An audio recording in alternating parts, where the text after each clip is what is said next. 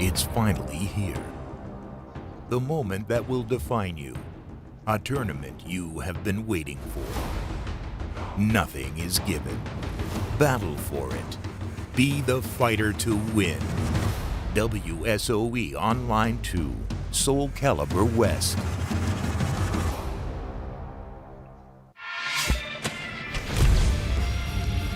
Hello everybody and welcome to WSOE Online II, Tekken and Soulcalibur.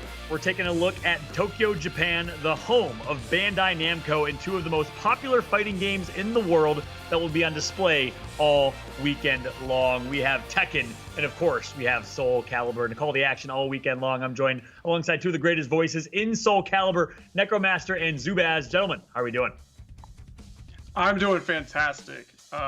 West Coast definitely has a lot to show off today, and it's up to a few players to get some good upsets today, so I'm excited to get it started. I'm also doing fantastic. I'm very happy to be a part of WSOE and bringing the people some awesome Soulcalibur VI action. It's going to be a very, very hype tournament today.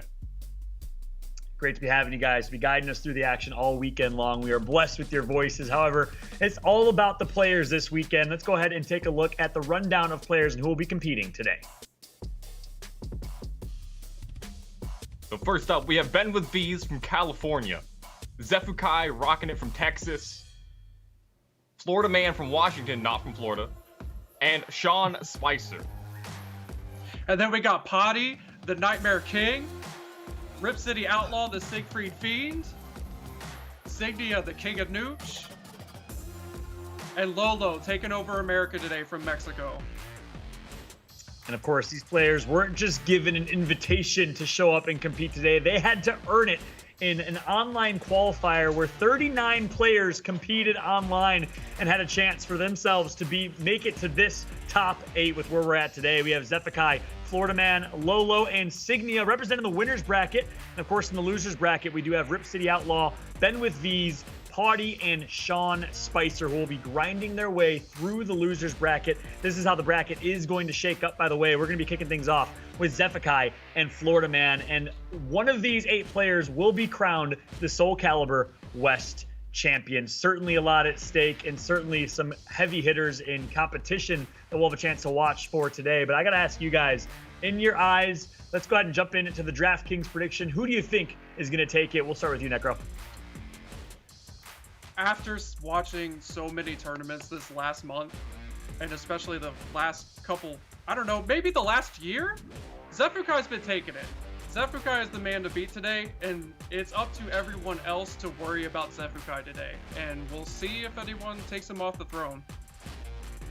I love it. Zubaz, how about yourself? I'm also going to have to go with Zephikai. He is an absolute demon when it comes to Soulcalibur and Soulcalibur VI. He's got to be the guy to beat in this tournament. He's just so solid, and he's been taking every single event he's been entering recently. So both of you guys got a lot of faith in the hands of Zephikai, rightfully so. He's been playing so incredibly well as of late. He's been competing and been doing it for so long and has such a deep character pool as well. So I'm excited to see what Zephikai can do it. But let's go ahead and take a look at what exactly Zephikai and the 7 others are competing for. It is a $2,500 total prize pool, $1,500 for first place. Not bad for a half day here of Soulcalibur, as we actually have $10,000 in total prize pool across both days and across our 4 regions and 2 titles with Tekken and with Soulcalibur. However, it's not just the prize pool, it's not just the cash money that these individuals are competing for. They are also competing for Razer Panthera Evo arcade sticks, customized courtesy of the one and only Gia Foley LV. Make sure to drop her a follow on Instagram. And a big shout out to Gia for designing each and every one of these arcade sticks. Each of them have a unique design specific to Tekken and Soulcalibur or to the region in which they're representing. They are all sick in their own right, but I gotta ask you guys, Zubaz, starting with you this time, which one's your favorite and why? The Tekken 7 East has got to be my favorite. It's got the Osaka Running Man. It's kind of like a Neo Tokyo kind of vibe with the neon. It just does everything for me. Necro, how about you? For me, like, you know, the Tekken 7 West, I know we're just picking Tekken sticks, but I'm a big fan of Godzilla and old school horror for sure. So for me, I don't know, if I wish to win one, that would definitely be it. the old school horror theme. But this is a Soulcalibur tournament. You're both gonna pick the Tekken custom sticks. I know you guys got a lot of love for Soulcalibur though, and you'll be showing that with your passion all day long. But look, you guys don't want to hear from us. You don't want to just see our ugly faces. You want to go ahead and jump into gameplay. And we're getting ready for gameplay. Looks like it's just about ready. We have Zephikai and Florida Man to kick things off. Obviously, I know who you guys are going to take to win this one, given your prediction. But do you think Florida Man has a chance? And if so, what does he need to do to win this one? Zubaz, again, we'll start with you. Yeah, Florida Man, he's a character specialist, rocking Hamaru, a new character, guest character from Samurai Showdown. So he's going to be bringing things to the table that not a lot of people have experience against, and he is definitely a master of Hamaru. So it's going to be a lot of new things to deal with. Just and like I was mentioning, like I was mentioning with Zephikai, he's been around a whole 10 years plus. You got to think of how many games he's probably played before as well, but he's absolutely dominant when it comes to Soulcalibur VI. Only losing one game for the entire tournament, and just look at this sick gameplay. And it's really all about the movement, not letting your opponent get off the ground ever. And honestly, Zubaz, I don't know who's gonna take his crown today. Yeah, it's going to be definitely tough. A lot of solid opponents, but Zephikai, as we said before, he's just so good. You're seeing on screen his movement, his reactions, his predictions. They're just all on point. Yeah, and that, of course, was some gameplay from last week's qualifiers where he absolutely dominated, only dropping, I believe, a game or two total throughout the entire weekend, the entire qualifier. So Zephikai been playing out of his mind the last couple of months in online tournaments, took first place in the Bud Light Beer League. I'm excited to see what he can do in this tournament as well. But it looks like game number one's just about to get underway. It's interesting in this matchup, though, just to kind of set the stage a little bit. Zephikai been competing for 10 plus years. Florida Man has only been competing for about 2 years, so it's almost like old versus new in this one. And while I like to give myself being a fan of the underdog story, you got to think experience here certainly is going to have the advantage here. Necro, would you agree with that? I definitely would. But we've seen a little bit lately, because these two actually do play consistently almost every week. Maybe not every tournament, but they play in the same thing called Wednesday Night Fights, where essentially Florida Man's actually been very, very close to taking the crown over Zephikai, and I'm wondering if he'll actually take it today. I love it. Well, looks like game number one, our first match of WSOE Online 2 is ready to go. Let's go ahead and throw it to the casters. We got Necromaster and we got Zubaz to call the action. All right, guys, let's get into this. We got Sophia versus Hamaru. It's just like we expected. Let's see what these two players bring to the table. I'm sorry. We got everyone's favorite stage as well. We got the Arctic stage. Very balanced stage. And we got the sauce. Sword and the sauce. But let's go into it. Round number one. Starting off with the taunts. Oh my goodness, the respect. That's the only thing you'll see in Soulcalibur. The only fighting game with real respect at the beginning. Ooh, nice whip punish from Zephikai, showing off that movement with the 2-2-B uppercut. Okay. Just trying to feel it out for a little bit. As I say that, Zephikai takes an amazing lead already. Yeah, he does. But instead of finishing the string, he finishes the entire string. Florida Man thought he wasn't going to complete it. Using that whip punish, Zephikai has the advantage against the wall, and that throw is going to take it. Zephikai with round number one. Already taking a swift round already. Let's see if Florida Man can adapt a little bit. Re-GI. Yeah, oh, calls him out that time with the heavy slash. That does cover multiple options there. Okay. Just poking out still. Florida Man just trying to figure out where Zephikai really wants to stick with a move. Oh, gets two of them! Yep, has that lethal hit ready to go. And finishes it off with the low kick. Gonna even it up. Very even on meter. Florida Man almost at that bar. And another heavy slash from downtown. I can't believe he just does it. I love this. Oh, nice side throw. Nice. Yeah, that's that sidestep side throw from Zephikai. Very, very unique strategy from him. Gonna get that throw down as well. Has the Oki here. The roll from Florida Man. Gonna get out of it. But Zephikai with that 2-2-B uppercut again, getting so much mileage out of it. It's a very evasive move. Okay. Florida Man with 2 bars right now. Can definitely mount a comeback. Definitely can. Nice tech on the chain grab.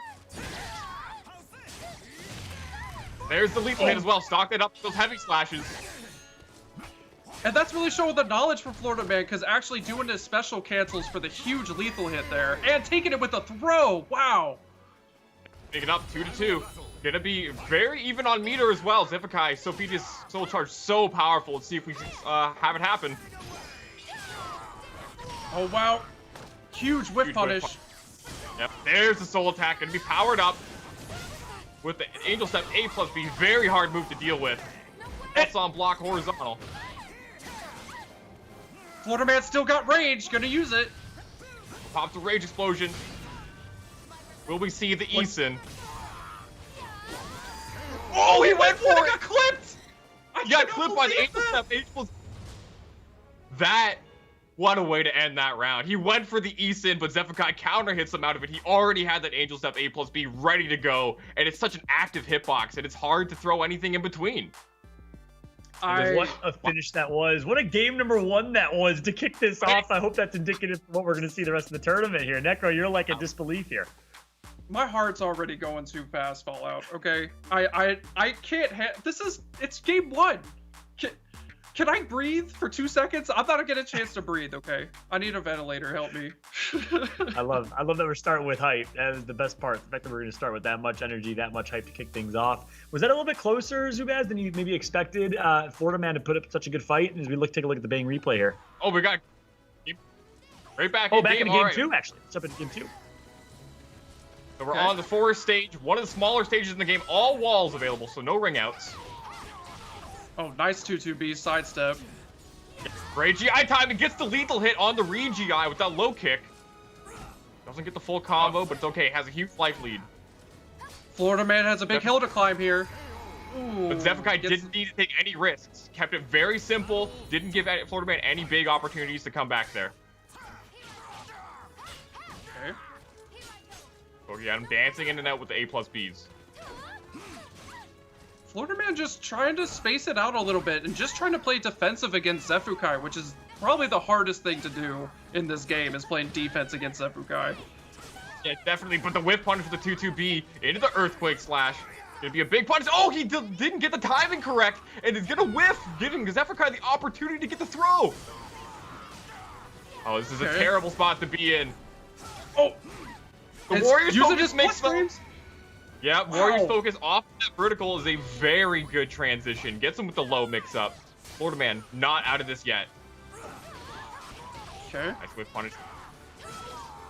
Oh, nice 6-6B. Just straight off the Oki, has to get off the ground. Yep, but that 6-6B is just going to be hitting him as he's rolling around. Pops Rage Explosion early. Whoa. Wants him to make a comeback. Oh, nice conversion. Crazy He's going to hurt. it. Went for the untackable throw. Does, but out of range. Zephikai powered up as well. The Easton! I-14 horizontal. It's going to hurt, but not going to be enough to kill. Oh, wow. Florida Man actually takes that round.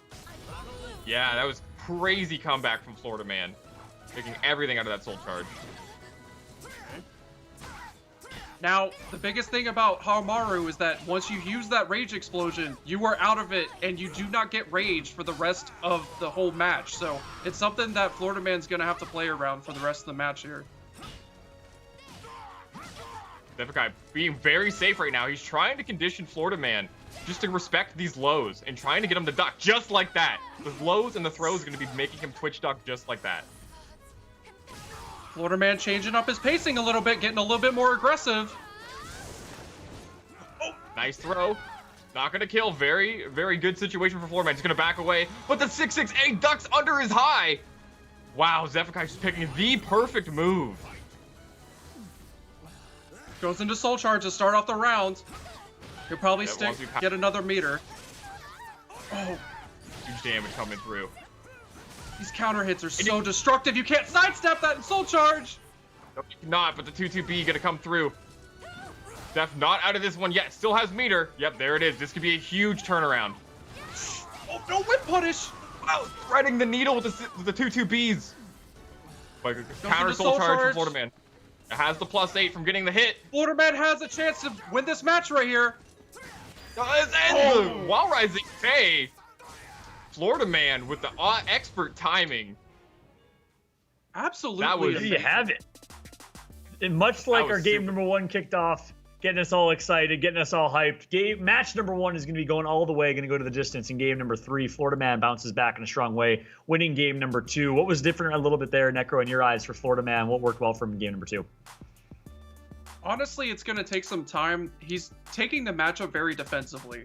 So instead of like matching Zephikai's pressure, he's really just trying to make sure he can get the defensive play in, and he adapted a lot in that in that game, right? And it's going to be up to Zephikai to kind of readapt. I love it. Looks like game number 3 is ready. Let's jump right back into it. Game number 3 here to decide our winner. Right, Zephikai gonna get the sidestep. Moving around, he is not deterred by the horizontals that Florida Man is throwing out. It will not stop him. Hitting him while he's down. Interesting, Zephikai's playing a little bit more of the passive game here, trying to match the defensiveness here. He is, Okay. but again, just doing so much work. Working on a perfect right now, and he's just backing away. He doesn't need to go in. He has a huge life lead. Doesn't need to take any risks. Okay. It's up to Florida Man to climb this hill here, but he does have the rage, so he gets extra extensions. He does, and great sidestep into the whiff punish from Florida Man. Oh, he didn't get the confirm.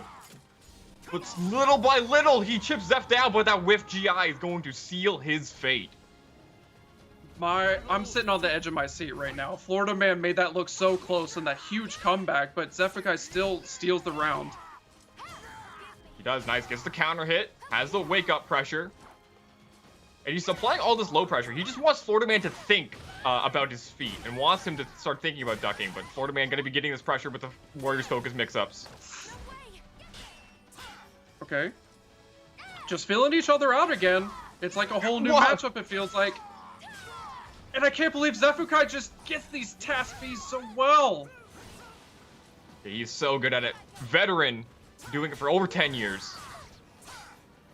A hard Good string mix-up mix-up with and Soul Soul Charge. Yep, but that's going to seal his fate. He banked Goes it for the big all on that call-out. lead. Yeah. Tries to go for the huge call out, kind of gets, called out himself on it. It's kind of up to Florida Man to figure out something. Zephikai's playing too defensive. Yeah, Zeph is getting so much work done. He's recognized that Florida Man's just not going to duck those lows, and he's just going to keep throwing them out. They're just dancing around, just doing poking back and forth, not trying to take any risks. So much on the line in this game. Okay. Okay, Duck Florida from Man. Florida Man. But this is going to be huge, Zephikai could just huge advantage. Zephikai could just steal it right here. Goes into Rage Explosion. Yeah, oh, and the huge hitbox on the Angel Step A plus B. We've been seeing that move all set long, and Zeph closes it out with it. You look like you can whiff punish it, but that second hit comes out, and it clips you. Zeph taking it in set number 1. Yep, there you have it. Big game from Zephikai going to come through, picking up where he left off in the qualifier where he absolutely dominated throughout the entirety. But I think we would all say, look, between these two players, we thought Zephikai was probably going to win the tournament as expected. He does get the win, but a little bit closer than maybe some of us would have expected. Zubaz, break down what we saw right there in games 1 through 3. Yeah, so you saw Zeph applying a lot of low pressure using Sophia's 1K. It's a pretty fast horizontal low, and he uses that move to try and condition you and gauge how you're going to react to it. In that final game, we saw him do it 3 to 4 times in a row because he recognized that Florida Man wasn't going to block it. So he did a substantial amount of damage in relatively safe low moves. So it's a lot of just conditioning and learning what his opponent's going to do, and he is so good at it. Necro, anything you'd add to that? No, I think Zubaz hit it right on the head. Like I said, for the second game, I guess Zephikai just saw that he was playing the defensive game and just said, I'm going to match that now, and I'm just going to out-neutral you at the end of the day. And then just a small poke here, small poke there. He was really getting in chips of damage over and over again and really just basically whittled his health bar away over the whole rounds.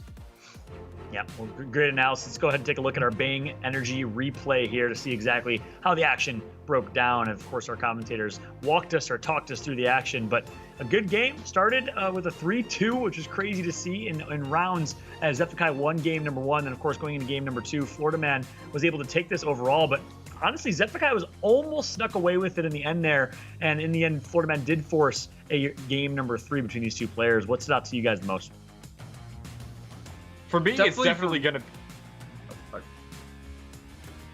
Go. For me, it's definitely going to be Zeph just being able to choose when he wants to be defensive and choosing his engagements. You see him constantly dancing in and out of when he's going to be moving, being defensive. He has a huge life lead. He's going to back away. Even in the round where he lost almost his entire health bar, he kept little tiny risk situations because he knew he had the life to win and waited for Florida Man to make a mistake. And he got it with just a pixel left.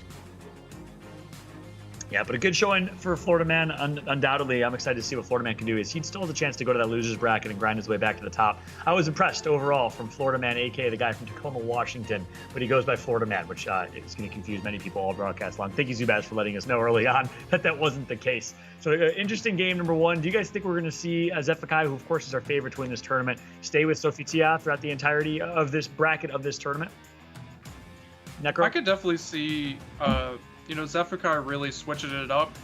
Ever since there was a very recent patch that actually kind of gave some love to his other character, which is Changhua, or X, as we will say multiple times. But hopefully we see that too. But Zubaz, what do you think? It's definitely a possibility. He has a lot of characters he can pull out. And Changhua, some of her bad matchups in the previous patch got worse. So she's a character that was pretty strong, other than a couple matchups, is even stronger because those matchups aren't bad anymore. I love that breakdown. And of course, as we're talking about that, the bracket pops up to see Zephikai advance through after a 2-1 win over Florida Man. He will go on to play the winner of Signia versus Lolo in the winner's bracket. Meanwhile, Florida Man moves down to the losers quarterfinals where he will play the winner of Rip City Outlaw and Ben with V. So I'm excited to see how the losers bracket continues and progresses. However, our next matchup will be Signia versus Lolo in our second game of the day, the other part of the winner's bracket semifinal. Another great matchup, and I want to jump into some predictions, some thoughts here. Necro, starting with you, who do you think is going to take it, and walk me through this matchup in your eyes? I actually don't see these players play enough to really nail it down, but if we're going by experience, I would probably say Signia. Signia, again, is another, kind of OG types, which you'll definitely see a lot in Soulcalibur, that will really show their knowledge over the courses of like years and years of experience to really show how good of a player they are. Zubaz, anything you'd add to that? I kind of disagree. I think Lolo's going to take this. He is just a finally, you guys disagree, by the way. Finally. Right. You can't dominate that guy. He is just so good. We've got Signia versus Sonic Fox. Exactly. Here we're taking a look at Signia versus Sonic Fox in 2018. Of course, you all know Sonic Fox, one of the legends of the fighting game community who plays across multiple titles. Well, in this time, it was actually Signia who got the upper hand over Sonic Fox in this matchup. By the way, I love the little throwback to 2018. You guys have probably had a chance to watch Sonic Fox a few times in Soulcalibur, and of course Signia a few times, given he's been playing for so long. But in the end, it was Signia that came out on top. So interesting thing. I love the breakdown on Signia as a player, his experience. I know they're both West Coast players. You guys both come from the Midwest and the East Coast, respectively, in Ohio and in Toronto. So you don't have a chance to watch these players so often. But what makes Signia so special in particular, Necro? For me, we call him the king of nooch for a reason. And nooch, I mean neutral. Essentially, he is just, you're not going to be able to condition him very well. You're not really going to just get in there like you want to. But, at the same time, Lolo's definitely going to kind of, really show some work too. Right, Zubaz? Yeah, definitely is a super solid player. He has a deep character pool, and both of these players main Yoshimitsu, so there's not going to be a lot of matchup shenanigans if they both go with that. So I imagine we may see some secondaries. Well, looks like the game is ready. No more talking from us. We got Signia versus Lolo coming from Dallas, Texas, live. Game number 1 ready to be casted by these two. We got Necromaster and Zubaz. Take it away, gentlemen. So Lolo immediately going in with Mina. He has been playing this character a lot, and he doesn't care about nerfs. He will still use these slow lows because he knows you can't react online. Yeah. And the biggest thing too is this is a really smart matchup for him to play Mina in, right? Because you can space out Yoshi, you're gonna have a better time with him. However, from the last patch, like you were mentioning, Yoshi got a ton of love and is arguably one of the best characters in this game. Both of them super solid, but Lolo gonna get that whiff punish. We see him just containing the movement with all these horizontals, and as soon as he starts backing away, he throws in those long-range attacks to keep him at bay. And trying to roll around. Yeah, Okay. catches him on the rolls. Nice on the GI. Oh, he actually hits him with the Soulcalibur unblockable and the 3 Cray! The 3 Cray! Wow, Signia, please. This is round 1. That is a Soulcalibur V setup. That's not really that real in this game, but it works when your opponent's not going to do anything about it. Hit him with the old stuff. Yeah, you said no shenanigans. I already saw some. And it's not the mirror match, so it's all right. We got shenanigans all ready to go. Okay. Nice whiff punish. Oh, with the air hit, not going to give him the full combo. Goes for the break attack just to keep up his pressure. All right. And now powered up in Soul Charge. Look at this damage off that low sweep. Both of them amazing low sweeps, but Lolo gonna take it out with the delayed low, trying to just mix up Signia's timing. It's very, very awkward from Lolo. And Lolo's just starting to pick up his game here with Mina. Just making sure you can never get off the ground, it feels like. Yeah. Definitely. Oh, the 9Gs? Oh, that was definitely not intentional. That was 100% a sidestep. It'd be difficult to do online sometimes with a good movement. It works against you. Okay. Big combo. Pushing out. Is this gonna whiff Pushes with punish? the CE. Oh my goodness. They said it was useless, but you get the full screen whip punish? It looks pretty good to me. Gonna get a little bit of life back with the Soul Steal. Signia might take it here. It's anybody's game. One more mix-up. Oh, there it catches the roll again. He is just saying, don't roll against me. I don't care. I'm just gonna keep going for the roll catch, and Signia has not adapted. Okay. It's up to Signia to kind of start taking over the game a little bit, but Lolo's just chipping him away. They're using that big range advantage that he has. Pop Soul Charge knocks away. You got in on me. I don't care. Go back. Try again. Okay. Okay. Just wait for the Soul Charge to almost just run out and just blocking. Does a Soul Charge of his own. Gets punishes for it.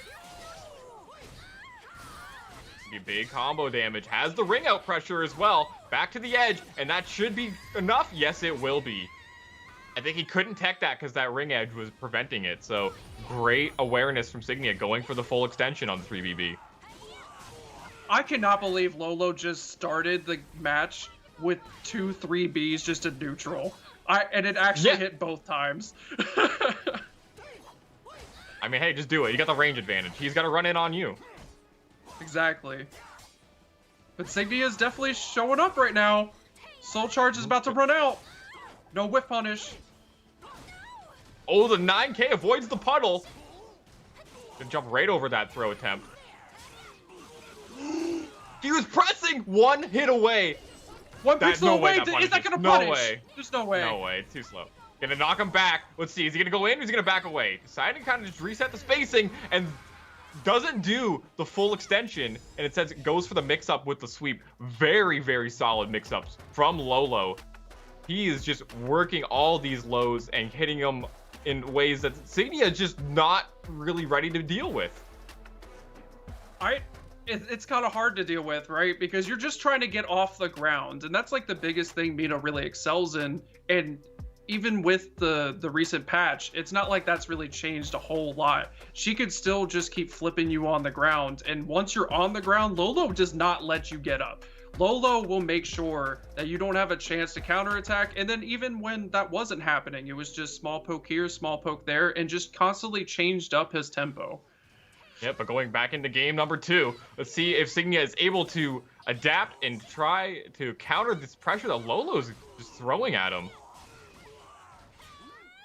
It's definitely up to Signia to kind of fight against like against the current basically with this, because look at that, he's just trying to get in and just dies completely. Yeah, hits him with a delayed throw as well. He walked up, did a micro step, and then threw him. Signia stood back up into it, expecting that low sweep to come, but it never came. Okay. Lolo just dancing on the pole here. 2-2B. Yeah. Ooh, gets the air hit, but makes the most out of it. Hits him on the ground again. Oh, nice. Signia's got a big hill to climb this round. He does. Nice techs out of the combo. Defending the bar again, gonna knock him away. On a good... Oh, soul charge back. Says, get off me too. Yeah, oh, but wow. the 6-6A gonna deny Signia's movement. Looks like he got a counter hit as well, so maybe trying to press a button. Okay. With the anti-air, but no block punish. Very rare from Signia to drop that.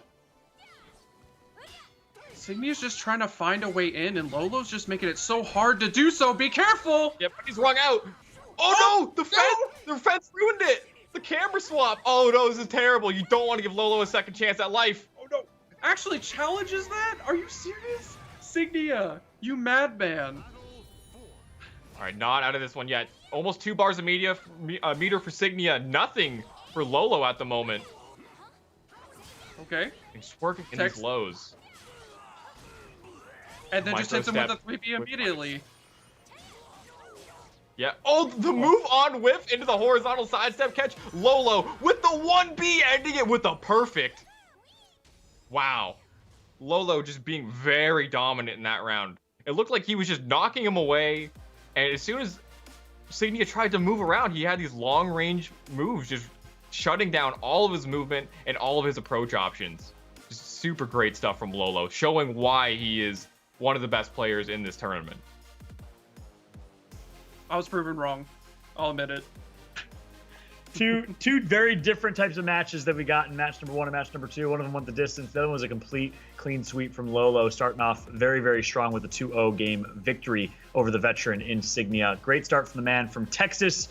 Necro, gonna ask your thoughts on that one. What worked so well from Lolo, and maybe what could Signia have done differently? That was just standard gameplay that I've seen before. The main thing that Yoshi has to do constantly is be something called range 0, which is basically here, okay? Right in my face. You got to be right there. And Mina's got a big stick. So she's actually just meant to push you away all game. And Lolo's such a pro at doing that to where you just don't ever have a chance to really get in. And we saw that a lot, especially the last game. Yeah, I think she did a really good job with Poke throughout the entirety. You saw her just chipping away throughout the entirety as we see Lolo advance in the winner's bracket. Speaking of the winner's bracket, let's go ahead and take a look at our updated bracket. Zephikai and Lolo will be playing against each other in the winner's bracket final. I'm excited to see that matchup. Of course, we also have our loser's bracket where Signia will await the victor of Potty and Sean Spicer. And actually, that leads us to where our next match is going to be. We are going to have Rip City Outlaw versus Ben with V's coming up soon. But of course, before we do that, we wanted to give you guys the updated bracket. The winner of that match will play up against Florida Man. We also have our Baying Energy replay from that last matchup that we have to take a look at as well, as it was all Lolo all day, completely dominating from the outset. But we did see a very, very close game 1 here, didn't we, Zubaz?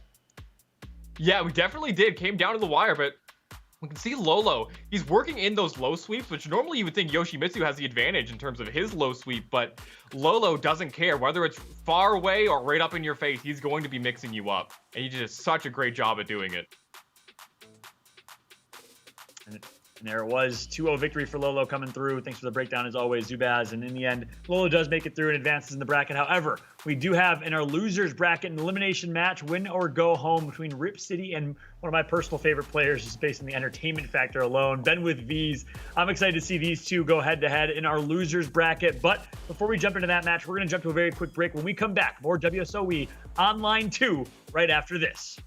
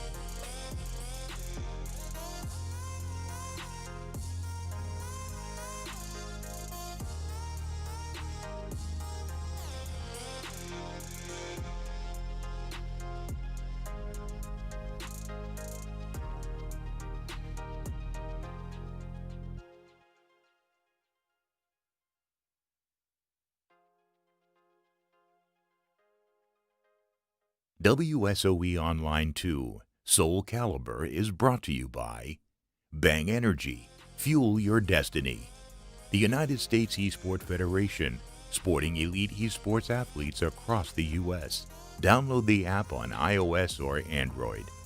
Razer, for gamers by gamers. And by DraftKings. Get a free $15 bonus with your first deposit when you register for DraftKings at DraftKings.com/WSOE.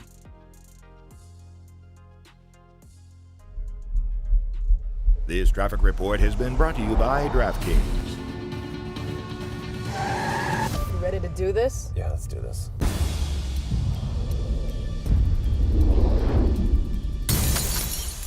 Everyone freeze! Nobody make a single move! This is a giveaway. I want you to go to DraftKings.com right now and sign up. Claim your $15 bonus to play with your first deposit. For new customers only. Eligibility restrictions apply. Minimum $5 deposit. Bonus in DK dollars, which must be used on DraftKings and have no cash value. See DraftKings.com for details.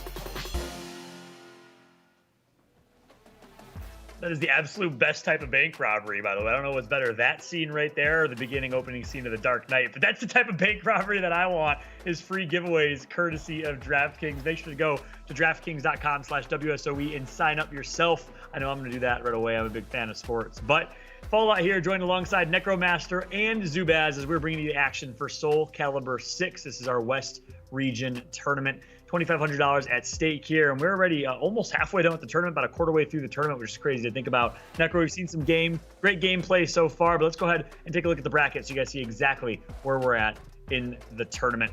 As mentioned, if you're just joining us, Zephikai and Lolo will be playing against each other in the winner's bracket final, as they both won their matches 2-1 and 2-0 respectively. Meanwhile, we do have our losers bracket. Rip City Outlaw and Ben with V's will be coming up next on stream, followed by Potty and Sean Spicer, who will be playing against Signia, the winner of, and of course the winner of Rip City Outlaw and Ben with V's will be playing against Florida Man. So I'm excited to get our first losers bracket matchup underway. But just because they're in the losers bracket does not mean they're any slouch of players. They, of course, had to work their way through a 35-plus player open bracket qualifier to get here. Necro, Rip City Outlaw, and Ben with V's are coming next. I want to hear your thoughts on this matchup. I know you've been watching Ben for a while. Yeah, Ben with V's is actually among the favorites, at the very least with personality, and plays Yoshi as well. So we're definitely going to see some good Yoshi play. And Rip City is amazing Siegfried. Definitely knows his frames, and we're going to see some aggression from him for sure. Zubaz, how about yourself? Definitely. I was talking with Ben last night, and he said that he's not really worried about Rip City Outlaw, because he beats him all the time, and he's not really thinking too much about it. But Rip City's a solid Siegfried player, very solid on his AGA lethal hit punishes, which is something that's pretty hard to do, and his spacing's also pretty solid, so he's not going to be, I don't think it's going to be as free as Ben's saying, but it's going to be close. Ooh, starting off with a missed AGA, actually. He's just trying to set up that pressure. It's kind of like a no-go zone, right? You have to deal with AGA. It's going to enforce A slide B from Siegfried. That move right there is such a good tool.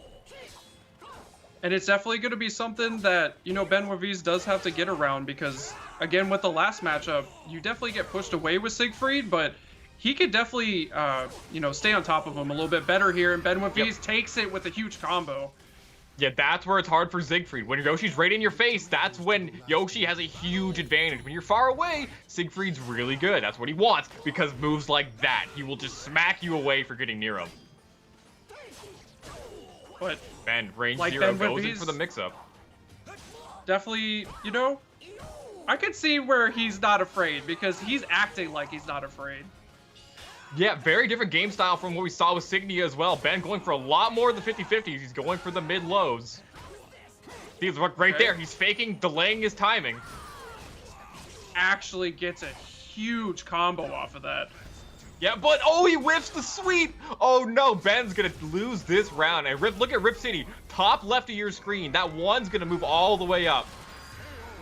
It's gonna be working towards his Dark Legacy. He got halfway there. If he lands another critical edge, he will get where he's glowing on fire. He'll get that potentially twice in one round.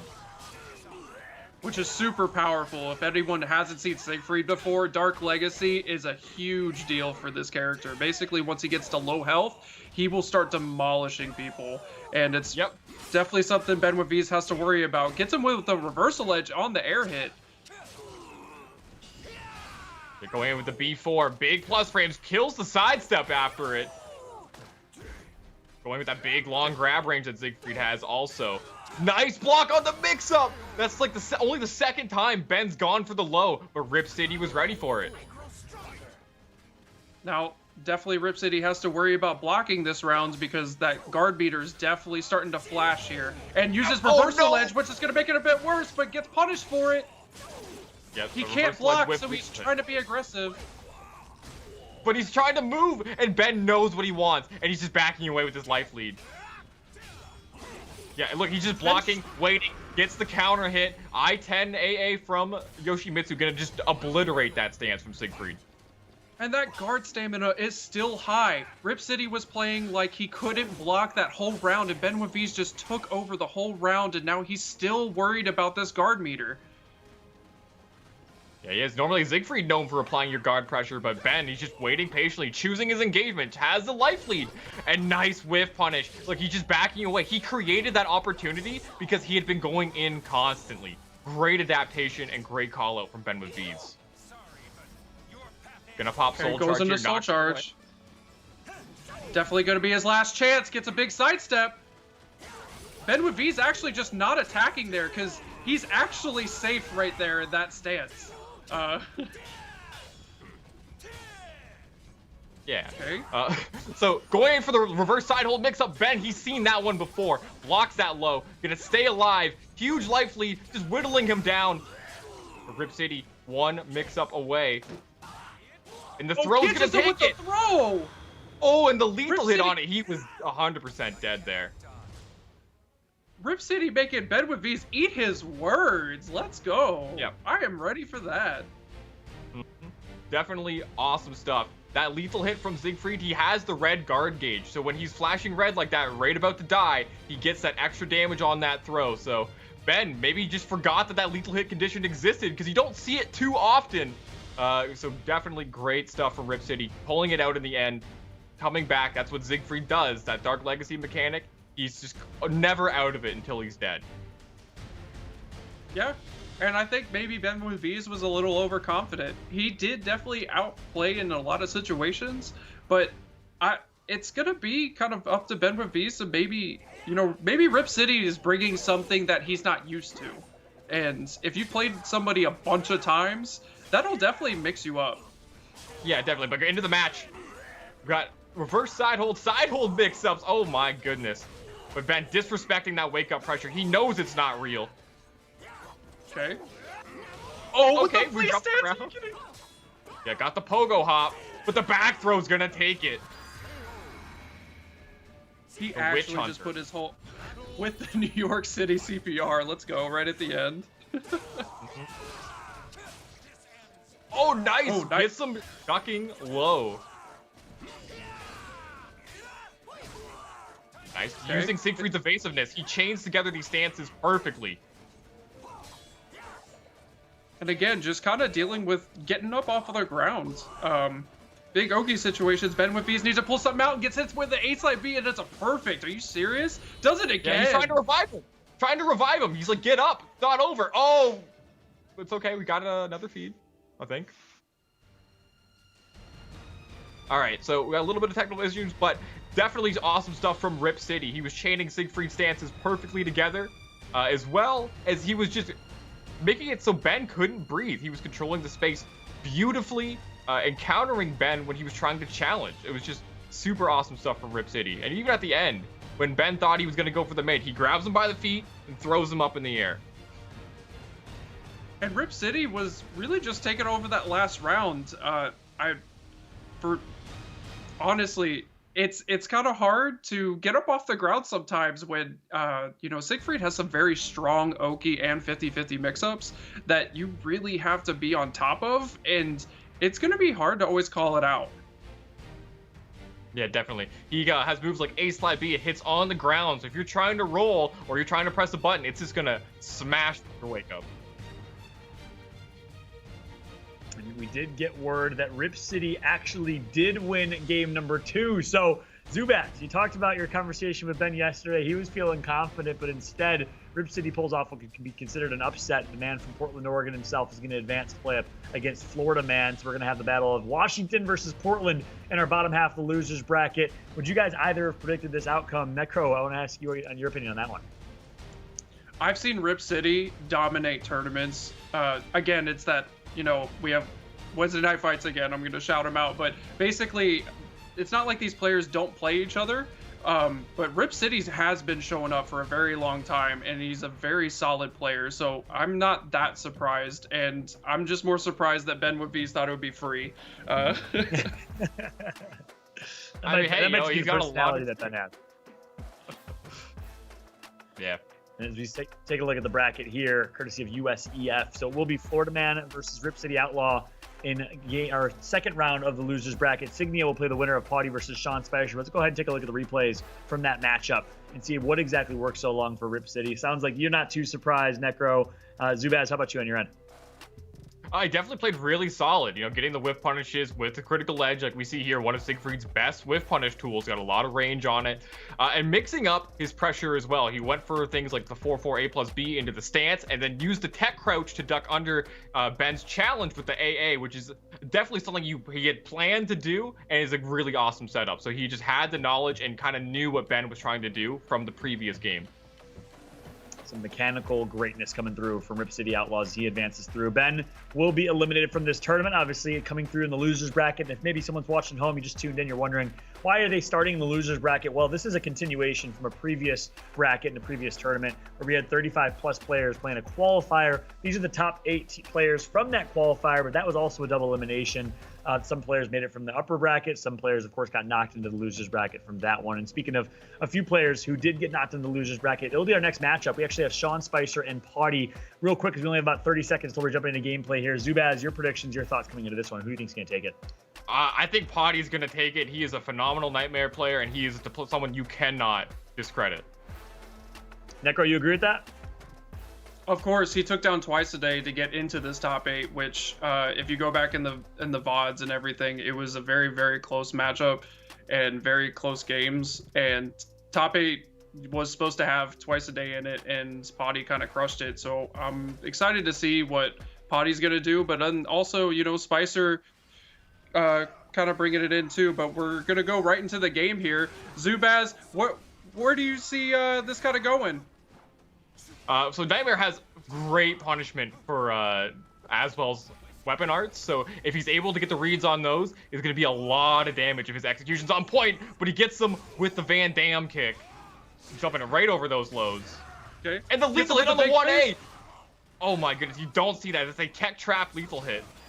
And the whiff punish from Nightmare going to hurt so much. Potty taking it really fast in the early game here. We saw so many matches today that it's been small buttons over and over, but this is not where we're going to see in this match. We're going to see big buttons, big hits, and big weapons the whole time through. Again, calling out these axe lows. Normally an amazing tool, but Potty doesn't care. He's like, I'm not going to take the mix-up. I'll take the air hit. Gonna get the terror charge off the 2A+B. Nightmare is at full strength right now. 2 bars of meter as well. This is exactly where you want to be. And the backstep, the drill, just going to obliterate him. Potty is looking so dominant, and that meter advantage is going to be huge. He had no weapon to even punish that low. Whoa! Okay. My God, look at this Get damage. the terror charge back. Yep, has to pop soul charge, wants to take any sort of advantage. But any second, Potty can just eliminate it. His soul charge is already done. He only gets 1 axe low out of it and a little bit of chip damage. Hits him with the classic muscle buster there. Actually making side Potty step second guess himself. Yep, online 1As. Okay, With big a counter hit. Yep, it hits him. Has the wake up pressure. No block punish from Sean Spicer. Okay. Oh, hits him with the muscle buster. This will get really close. Oh, nice delayed time. He catches the Twitch duck, hits him with the mid. Oh, just blocking out. You have meter. You don't have to deal with this. But the 3K again from Potty. He just holds it all together. He doesn't mind blocking. He was aware that Sean Spicer didn't really have anything because he was in sword to catch him with a low. So great awareness from Potty. He didn't even need the meter to close out that game. Honestly, he didn't. He didn't even go into soul charge. He never felt a reason that he was that much under pressure. Potty really just kind of handled that entire match pretty handily. There was a little bit of, you know, he had to go a little bit defensive, but after that, he just took over the game again.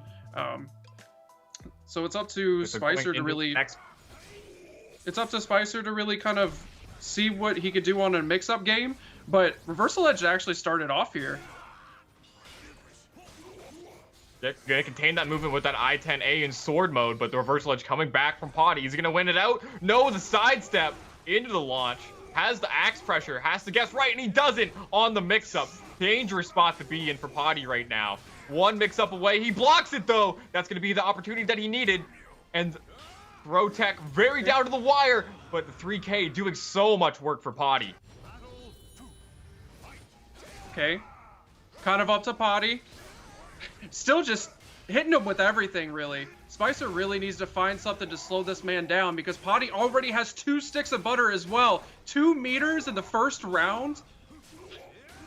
Oh, it gets him with the ring out. Wow.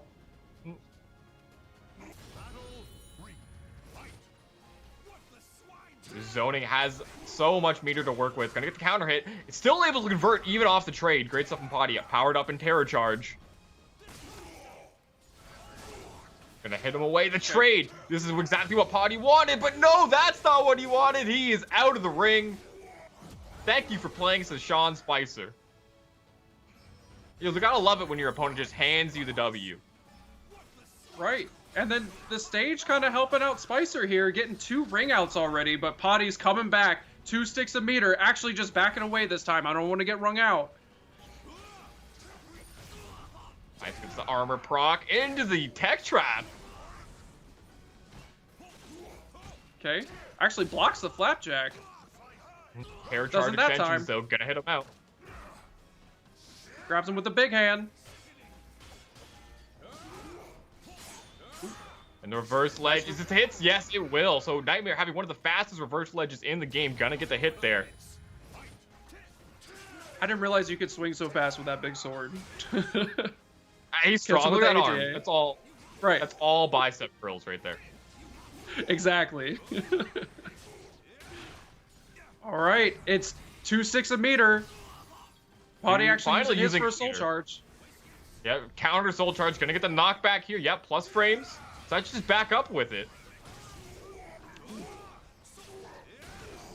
Spicer has a chance to take this game. What?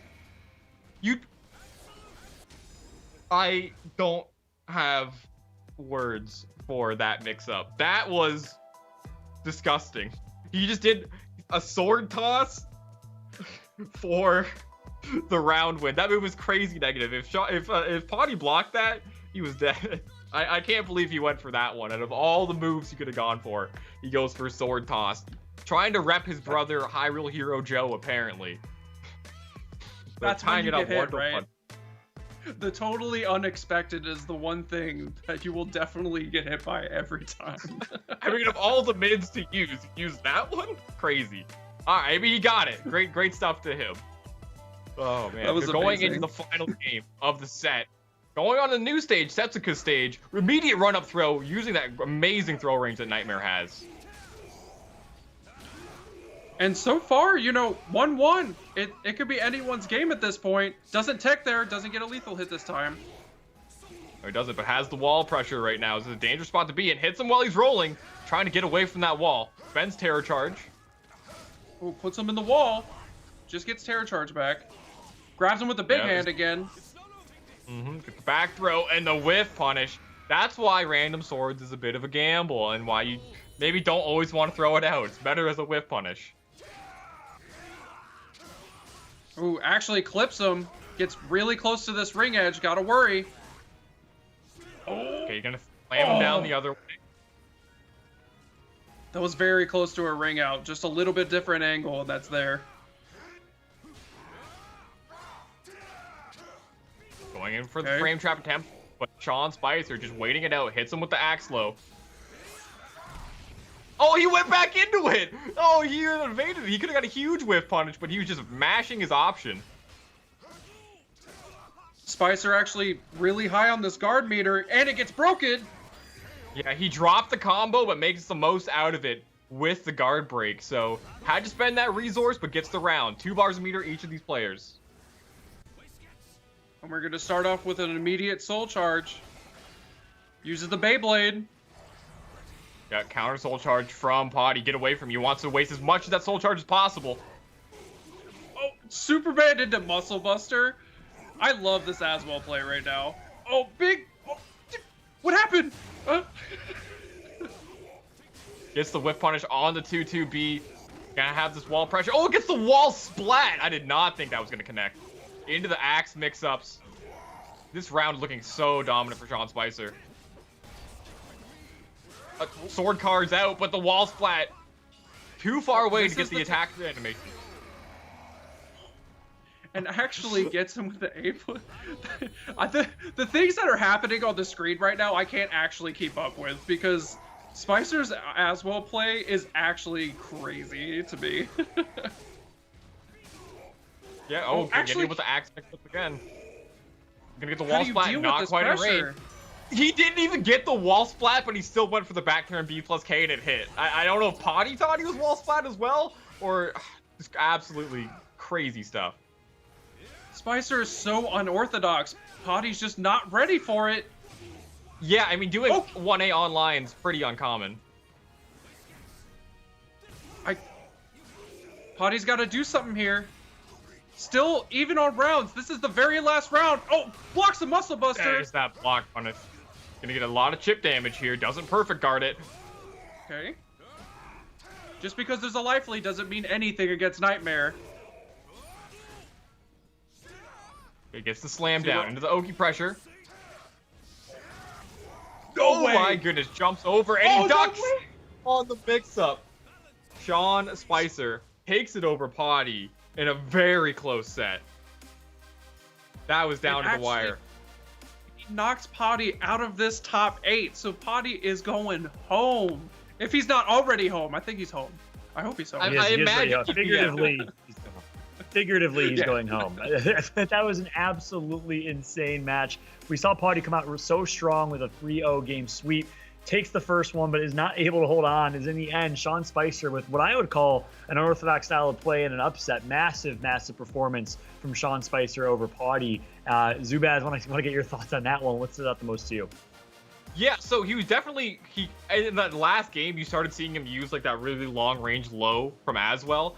Recognizing the environment he's in, the online environment, that move is very hard to react to and got a lot of mileage out of those slower lows. And we saw Potty not able to deal with them, as well as not ducking on some of the high strings that Sean Spicer was going for. So he was able to push the advantage that Potty wasn't going to be dealing with the moves he was throwing at him.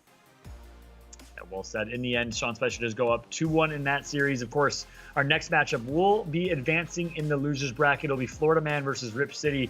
And again, despite the name Florida Man, he is coming from Washington. So we're going to have all the time in the world to break that one down. We're going to jump to a very quick break. When we come back, Florida Man going up live against Rip City. Don't go anywhere because trust me, you won't want to miss it.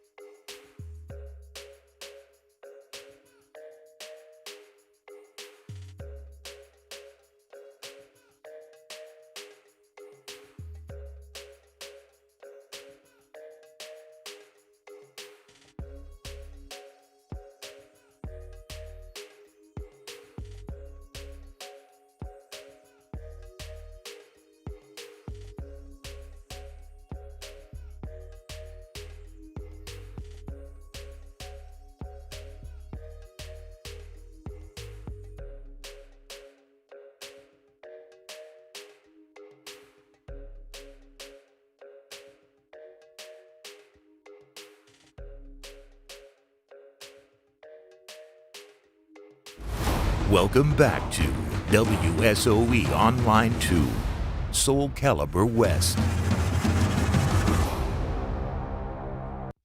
Who I'm most worried about to fight in top 8 is going to be Lolo. One thing about Lolo is you can never dominate that man. You can't dominate him in a set. I feel like I could beat him, but it's never safe. And he knows he's a killer. He knows he's really good. The person that is most for you would definitely be Potty. The fact that he's even in this tournament in the top 8 shocks me. He's just a nightmare player that no one is really afraid of. I'm really shocked that Twice isn't in here. Had it been another tournament, I would be afraid of Twice. But Potty, I don't know. I've never lost to him in tournament. There's just no reason to be afraid of him. No one should be afraid of him. I absolutely wish we would have gotten the Potty versus Ben matchup, as they both got taken out in this one. But you do see Zephikai versus Lolo in the winners final. You heard Zephikai kind of share. Lolo is the one person he's probably most afraid of because he's never dominatable, if you will. It's a new word we just made up here. Zubaz, I think you were gonna say something. Yeah, well, we'll add dominatable to the Oxford Dictionary, and then we'll get to my point. Ben talking so much smack to Potty. Now, both of them aren't even in the tournament. They don't even get to settle the beef. Maybe we'll settle that in a Thunderdome or something later on. But looking at the bracket, Zeph versus Lolo, the one guy he didn't want to fight, he's going to be his next opponent. And as you said, Lolo is he's just a force of nature. He doesn't care what you're gonna do. He's gonna rock his game plan, and he's gonna show you that you gotta respect what he's gonna bring to the table. Yeah, that's exactly right. I'm excited for that winners bracket final. Of course, before we have a chance to get to that winners bracket final, we got to figure out who is going to be in our losers bracket final, as we do have Rip City Outlaw versus Florida Man. We'll be live next. Real quick prediction from you, Necro. I want to get your thoughts on this one. Who do you think's going to take it between Rip City and Florida Man? So if Florida Man's only been playing Harumaru, he's definitely going to have a hard time with the Siegfried matchup. But Florida Man plays basically half this cast of this, amazing game that we play that is Soulcalibur VI. So I definitely see Florida Man taking it, but not cleanly. It's going to be a rough and tough battle. I love it. Sounds like it's going to be a good one. And guess what? To call the action, we got these two, Zubaz and Necro. Take it away. What do you think, Zubaz? So I think that Florida Man's going to take it. He's definitely got a lot of experience playing Siegfried, fighting Siegfried. In tournament sets I've played against him, we've gone back and forth in the Siegfried-Harumaru matchup, so it's not going to be something that he's going to be uncomfortable with.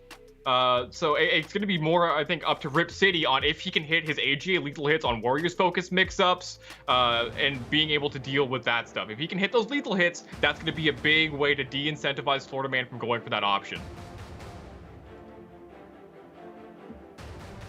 And we're going to be kind of getting thrown into here, and it is going to be Harumaru versus Siegfried. So Harumaru from Florida Man and Siegfried from Rip City Outlaw. Doesn't really surprise me, like you were saying, if he really does know this matchup. I just know initially, at least, a couple weeks ago, he was talking about how this matchup is definitely on the harder side of things, but definitely Florida Man is super confident in this matchup, it seems.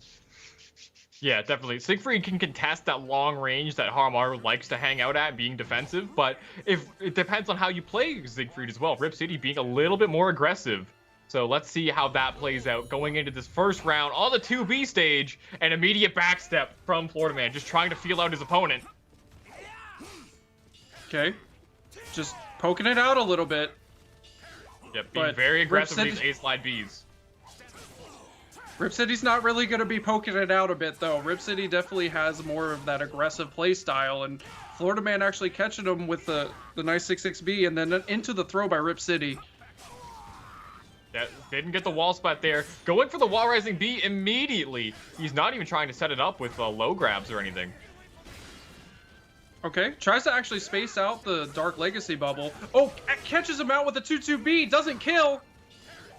Yeah, he whiffed his low poke at the end with the 2-2A. Gonna clean it up. Very long range horizontal from Harumaru. Similar range to like a Siegfried AGA, so definitely solid move. Right, and you'd be surprised how good the range really comes from Harumaru too. That but call out? Did you see that on the collie drop 4-4B over the low? Crazy call out from Rip City. I just went from 0 to 100 immediately because I cannot believe he actually hit with that. I just do it. It's so evasive. It jumps mids. He's going in for the mix-ups right now, trying to contain that movement. Oh, no. Oh, no. He doesn't know. In rage, Harumaru, you can't AGA that in when he's in rage mode. I just learned something today. Oh, catches him with the Dark Legacy bubble to finish off that round. Yeah, because Harumaru recovers low, he's not crouching, he recovers low. AGA just whips right over his head. Oh, catches him with a huge back throw. He's getting the heavy slash, working towards that lethal hit. Oh, he tried to parry it with my hands, but it's okay. He's still going to get the Dark Legacy stacks anyway. 3 out of 12. Okay. So you can see Florida Man really understands the matchup. He is countering the spins that Rip City's going for after A slide B with horizontals. He doesn't want to get lethal hit. Definitely playing the matchup really well here. Rip City actually just spacing out the whole soul charge and just takes the round. Yeah, he does. Very good patience. That AGA controlling space. And that, look at that. Just back steps and just launches that AGA just frame in. Okay, it's up to Florida Man to kind of show some aggression here. Actually hits him with the nice fireball. Yeah. Oh, he didn't get the duck on the string there. Maybe he thought he wasn't going to pull the trigger on it. Oh, good job containing his him movement. with a nice mix-up. Both with 2 sticks of meter on each side. See if how they want to use him. Catches it with the side throw. Yeah, into the 4-4 A+B, but he's just rolling around. Great counter to that stance pressure. Popping the rage explosion. Wants to end it here. Oh, but the forward grab is gonna do. Yeah, doesn't do enough damage there. It wasn't even the command grab. He just did the normal one. So if he had teched it, they were neutral. But Rip City, with the early life lead, or the early game lead, he is going to be in a favorable position going into the next match. I think he did a great job of kind of slowing down his game plan when he needed to. He realized that, like, in that one round, the aggression wasn't giving him everything. So that little bit of back movement into those AGAs really contained Florida Man. And that's what he needs to do in the matchup. So it seems like Rip City actually knows the matchup well enough, and it's something that we've mentioned before, that Florida Man really being one of the few Harumaru mains out there in Soulcalibur VI. It's kind of hard to know all this stuff because you don't see enough of them to get really good at the matchup, but it seems like Rip City knows what he's doing too. And like I said, it's kind of a tougher matchup for Florida Man to go through.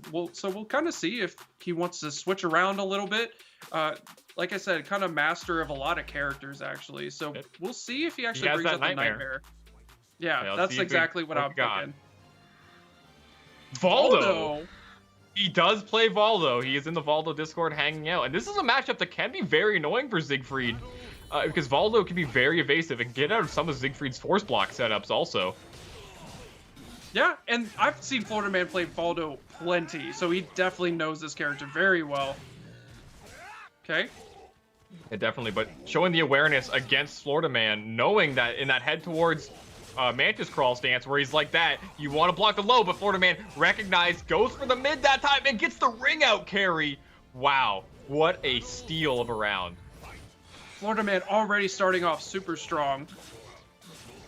Just kind of doing these little chip hits, and he can actually challenge Siegfried's range rather well. It's kind of surprising to see. Yeah, very, oh, wow. Gonna get the counter hit. Poking with that safe launcher and the CE. Valdo's CE is also extremely good in this matchup because it's very evasive. He dashes back and then goes forward, which can actually counter a lot of Siegfried stances. Okay. Oh, actually clips him with the low there. He does, and gets the block punish with the 2K. Was it optimal? No. Did it win the round? Yes.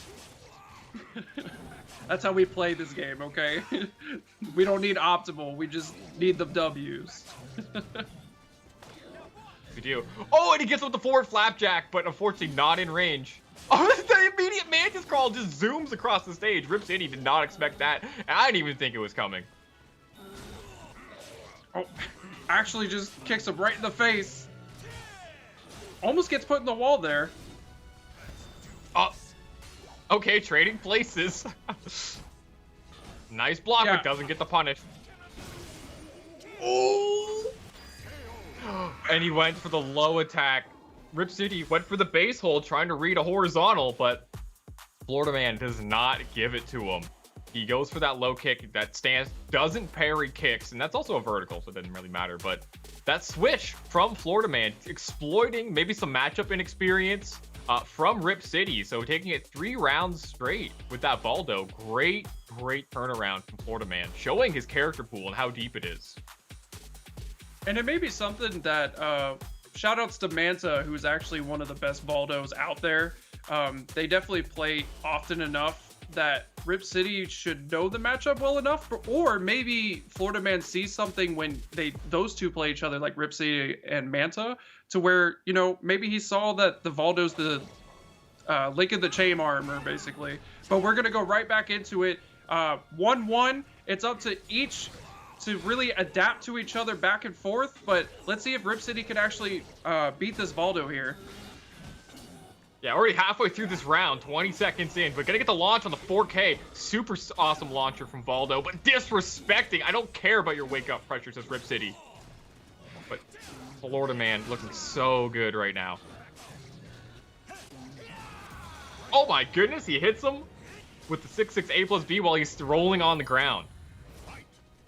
Interesting option for Rip City, but works out for him. Rip City taking an early lead already. Florida Man just kind of has to deal with that reversal edge.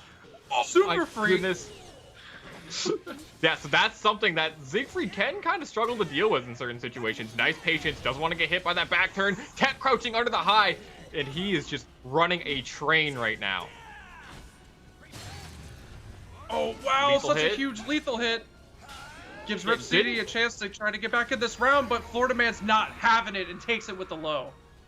Yeah, I don't think that he thought he was going to get the combo, because he got the cancel, but didn't get the proper ender off of it.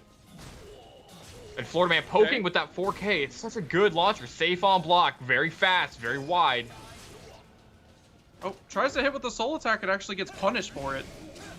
Yeah, Valdo, that Mantis Crawl, he can go so far across the stage. Nice conversion. Here's Siegfried wall damage. Be scared of it. Oh, big whip. He messed up the force block, but it doesn't work against Valdo.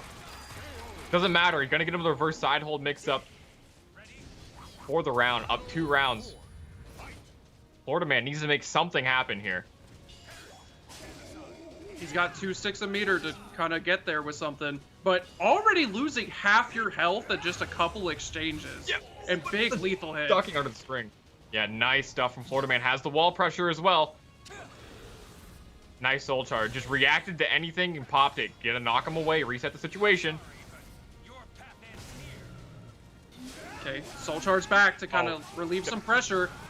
He's dead. Or just kill. Oh, no. Don't roll on me, says Rip City. Goes for the 4A+BB soul charge extension.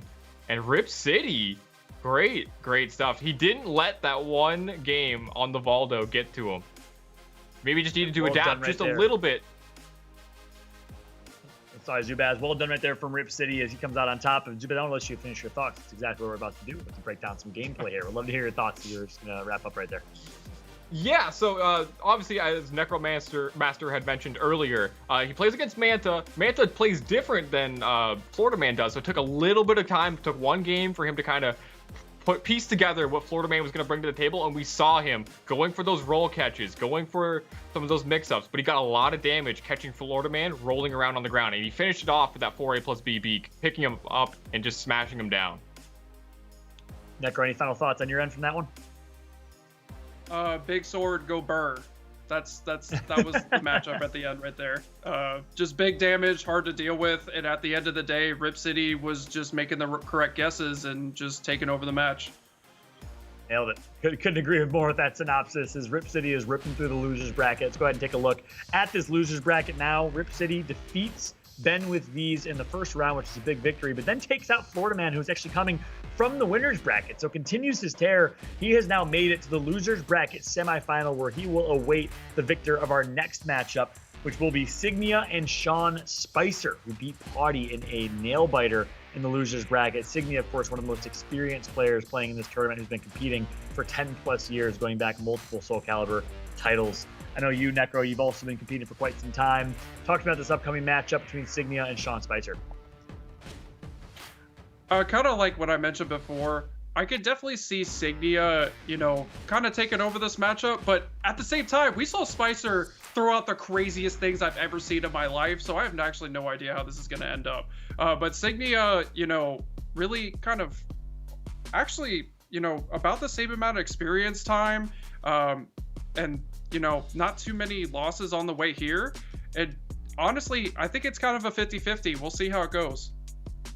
Yeah, well, Sean Spicer used to play Soulcalibur V as well, so he has experience under a different name. I believe he went by Bunny back then, but a lot of experience playing Soulcalibur. Maybe even some experience against Signia, but Signia, deep character pool.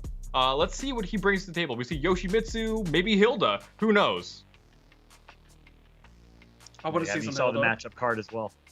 Yeah, you saw the matchup card as well. Signia with a top 8 finish in a major. He definitely has the experience, but looks like the game is ready. Sean Spicer versus Signia. Win or stay home, but go home. Let's go ahead and jump into our other losers quarterfinal. Necro and Zubaz, take it away. So we're going to go Very excited. right into this game here. Yes, we are. Let's see what we have for character selection. I believe Sean Spicer may also play Sophia. There's the Hilda. Let's go. I want to see the Hilda gameplay. We do not get to see this character near enough. Yep, for Rolf Krone. Gonna be flexing his new buffs. Hilda's kicks got a huge buff. Her 6K is now a phenomenal move. It really evens out her gameplay. Let's see how he's able to apply it. He got this wall pressure. Okay, nice GI. Into the launcher. Yeah, into the wall splat. Nice conversion. Oh no. Okay, He forward toss. Okay. I was half expecting a ring out somehow, some way. I was waiting for the tech. This isn't season 1. Oh, just containing this movement with a block from Signia. He's seen that axe mix up before. I'm gonna block it. Gets the punish. Great stuff from Signia. And good on Signia, seriously. Like, I'm already learning a lot about this matchup just watching him play. Yep, gets the knockdown elite. There's those 1As. He knows you can't react to them. This is the online era, baby. Okay, goes for the hell sweep, no punish. Nice block. Okay. That's the Oki situation. The side switch went for the back turn, but Soul Charge not going to have to deal with that mix-up at all. Ooh. Nice Gets poked by the second hit of the string right there. Goes for the Beyblade and actually RIs that option. Jump kick over the low. What is happening? So much spaghetti all over the place. Signia gets him with the string. He knew the low was coming. Right there. I cannot believe that's how that ended up. I really can't.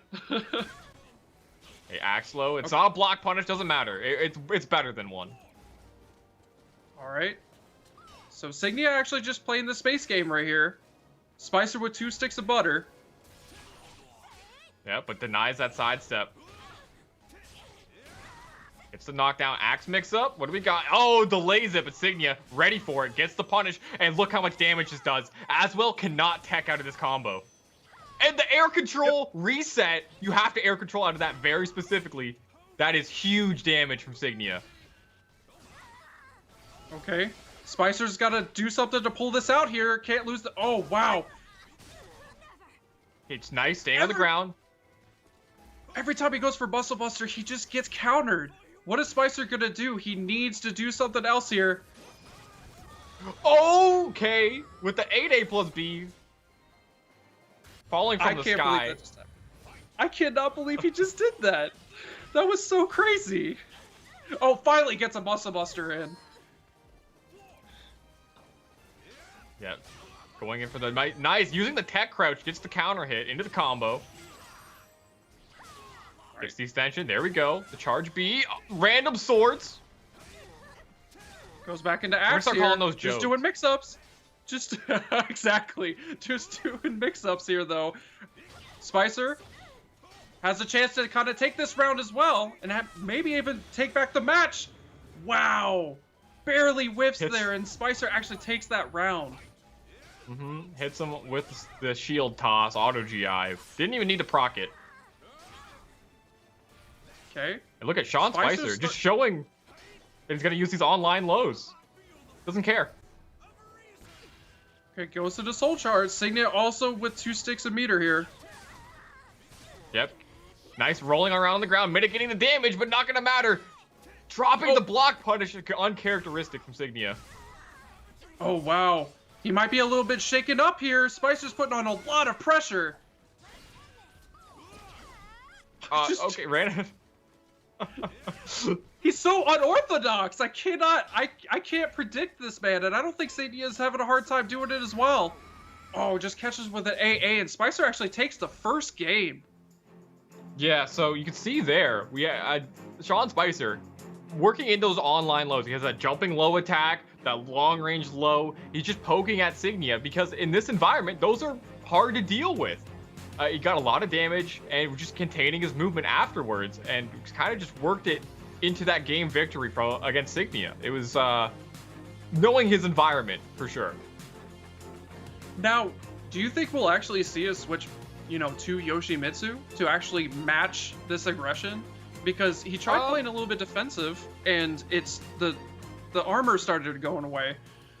No, we're not going to see it at all. We'll just throw that out the window. Spicer just starts off with a strong muscle buster. Yeah, going in, but Signia being very patient, gets the charge A, nice combo, into the back turn mix-up. There's no side switch mix-ups in this game. He just wanted the back turn B plus K. Yeah, Signia's playing 2D games out here, and actually completely dominating this round. And as I say that, Spicer hits him with a giant lethal hit right there. It drops the combo, though. The wall may have messed that up. Gonna get the block there. Yeah, 3K. Spends the regalia for the round. And Signia just playing it patient to end the round. Now. Nice. Containing this movement. Look at those kicks. Wow. Against the wall, too. Spicer just wants to get away. Uses Soul Charge to do it. Yeah. Oh, okay. Doesn't need a block punish. Gonna get the wall splat here. Yep. Is this the right angle for the optimal conversion? Oh, I didn't expect that wall splat. That ruined that combo. Oh, nice actually blocks punish. the Muscle Buster again. Fantastic by Signia so far. Nice. But get him the double low string. Oh. Oh, and the sweep. Very nice hell sweep. Really good with the hell sweep, trying to kind of finish it off there. Signia actually working to just try to get, 3 rounds straight, but this happened with the last game, so let's see if Signia can actually kind of close it out as he starts with a huge combo. Yeah, I wonder what he's charging right now. Hilda, obviously being a charge character. Oh, went for it, but the Axlo gonna counter hit him out of that. Has the Oki situation, decides to just back away. Baits the whiff out with the sword toss. That's how you're supposed to use it. Spicer just taking over this round here. Uses Soul Charge to make sure he takes this round because he cannot afford to lose this game right here. No, and he saw last time he got hit by that second hit of that soul attack string. Learned from that mistake. Okay. Now it's Insignia's court. Kind of creating the pressure. Spicer actually going a little bit defensive. Insignia poking through. Yeah, I think he thought he was in a different mode when he went for that weapon art. He probably thought he was in sword. Okay. Signia, please, no. Yeah, when Aswell's not in sword, he doesn't really have anything that fast. So just bullying him like that can be a solid option. And the low.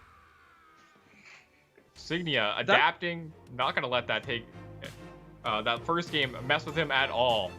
That was very great adaptation from Signia.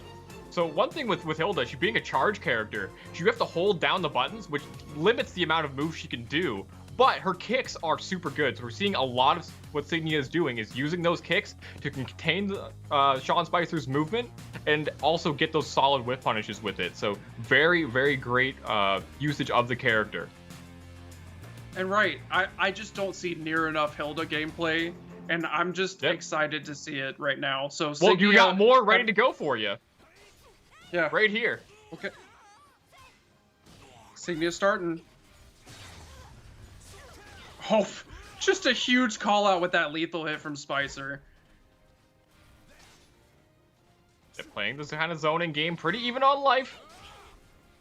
But there's the one ace. Go again. It's a frame trap online, I swear. Believe me. Okay. They're actually just spacing each other out. It's very interesting. It's almost like it's game one again. As I say that, Signia pulls out the big combos. Yeah, it gets the whiff punish with the charge B6. Okay. Going to soul charge. Trying to create first some round space. Yeah. Hey, we're getting it. He had a huge lethal hit earlier that probably added up to it, but already out of soul charge here. Signia with a life lead, just say, come to me. Yeah, oh, with the 3B! He had jumped over that Axlo so many times before, and Sean Spicer just hits him out of it with that vertical attack. Okay. Spicer frame trap. Mixing it up right now. Good block. Actually can punish really well. Nice 2A. Hits him out of the Axlo. Okay, we don't need Axlo. We'll just do 9A. Spicer's been getting called out on that move right there. It's pretty unsafe, and Signia's just not running into it. No, great defense from Signia. Okay. Nice. Getting really close. Patience. Yeah, he got him with the sidestep 2G, trying to mitigate as many options as possible. Gets the sidestep on the vertical, and that critical edge is going to do more than enough to take that round. And since he kills with that critical edge, he has a new lethal hit ready to go. Let's see if we see it in this next round. Oh, I'm excited to see that for sure. Okay. Trying to get spaced out a little bit, but Signia running into Spicer twice. Oh my goodness, this hurts so much. Oh, he missed the combo. I think he mistimed it.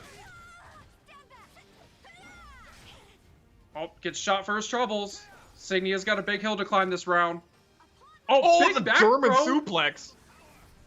Let's go. Perfect execution on that wrestling attack.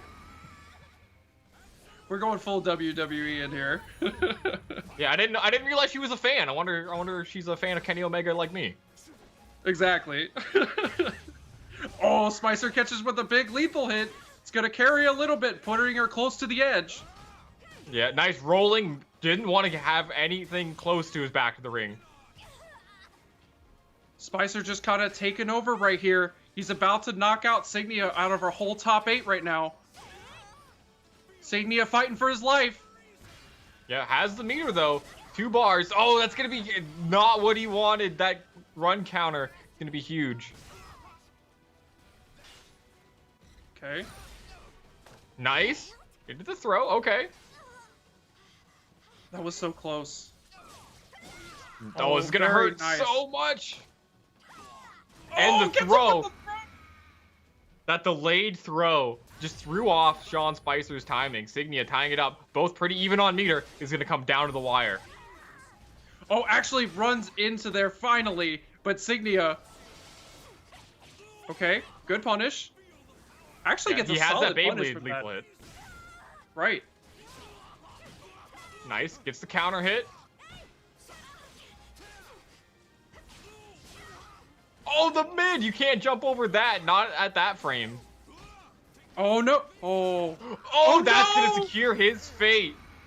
He tried to go for the Joe. And it didn't work out. That's so unfortunate. Gets the huge whiff and Signia takes it. Signia, the king of Nooch himself. That was awesome. Unbelievable matchup. What a crazy game that was between both of them. Hat goes off to both. Sean Spicer, who by the way has been grinding since losers bracket round 3, had to win 4 matches in the losers bracket to make it to this spot, and then to lose to Signia in an absolute nail biter.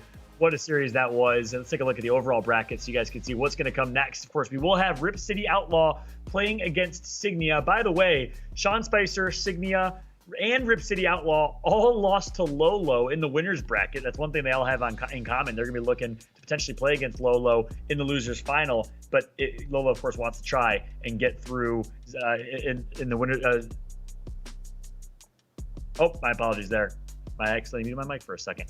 So crazy losers bracket showing, crazy finish with what we've had so far, as we do have our losers bracket matchup coming up next. We will have Rip City going up live against Signia, and what was an unbelievable finish right there. Gentlemen, your thought in this upcoming losers bracket semifinal between Signia and Rip City. Necro, I want to start with you.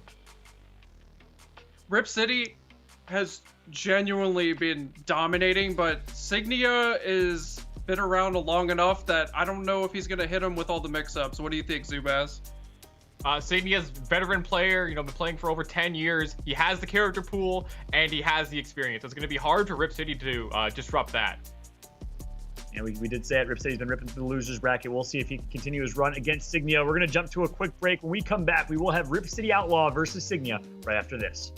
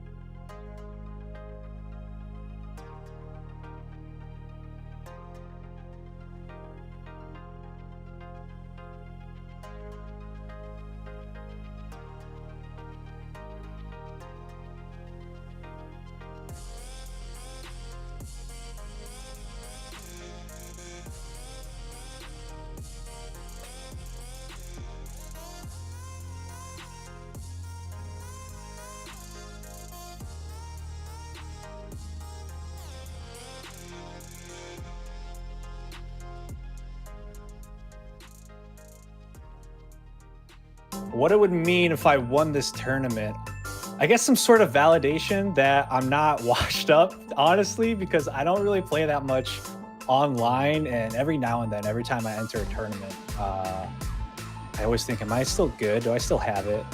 But the fact that I even made it here too just makes me feel good. When I get the prize money, I'm going to get a tattoo of Slan from Berserk. She's part of the God Hand, an anime.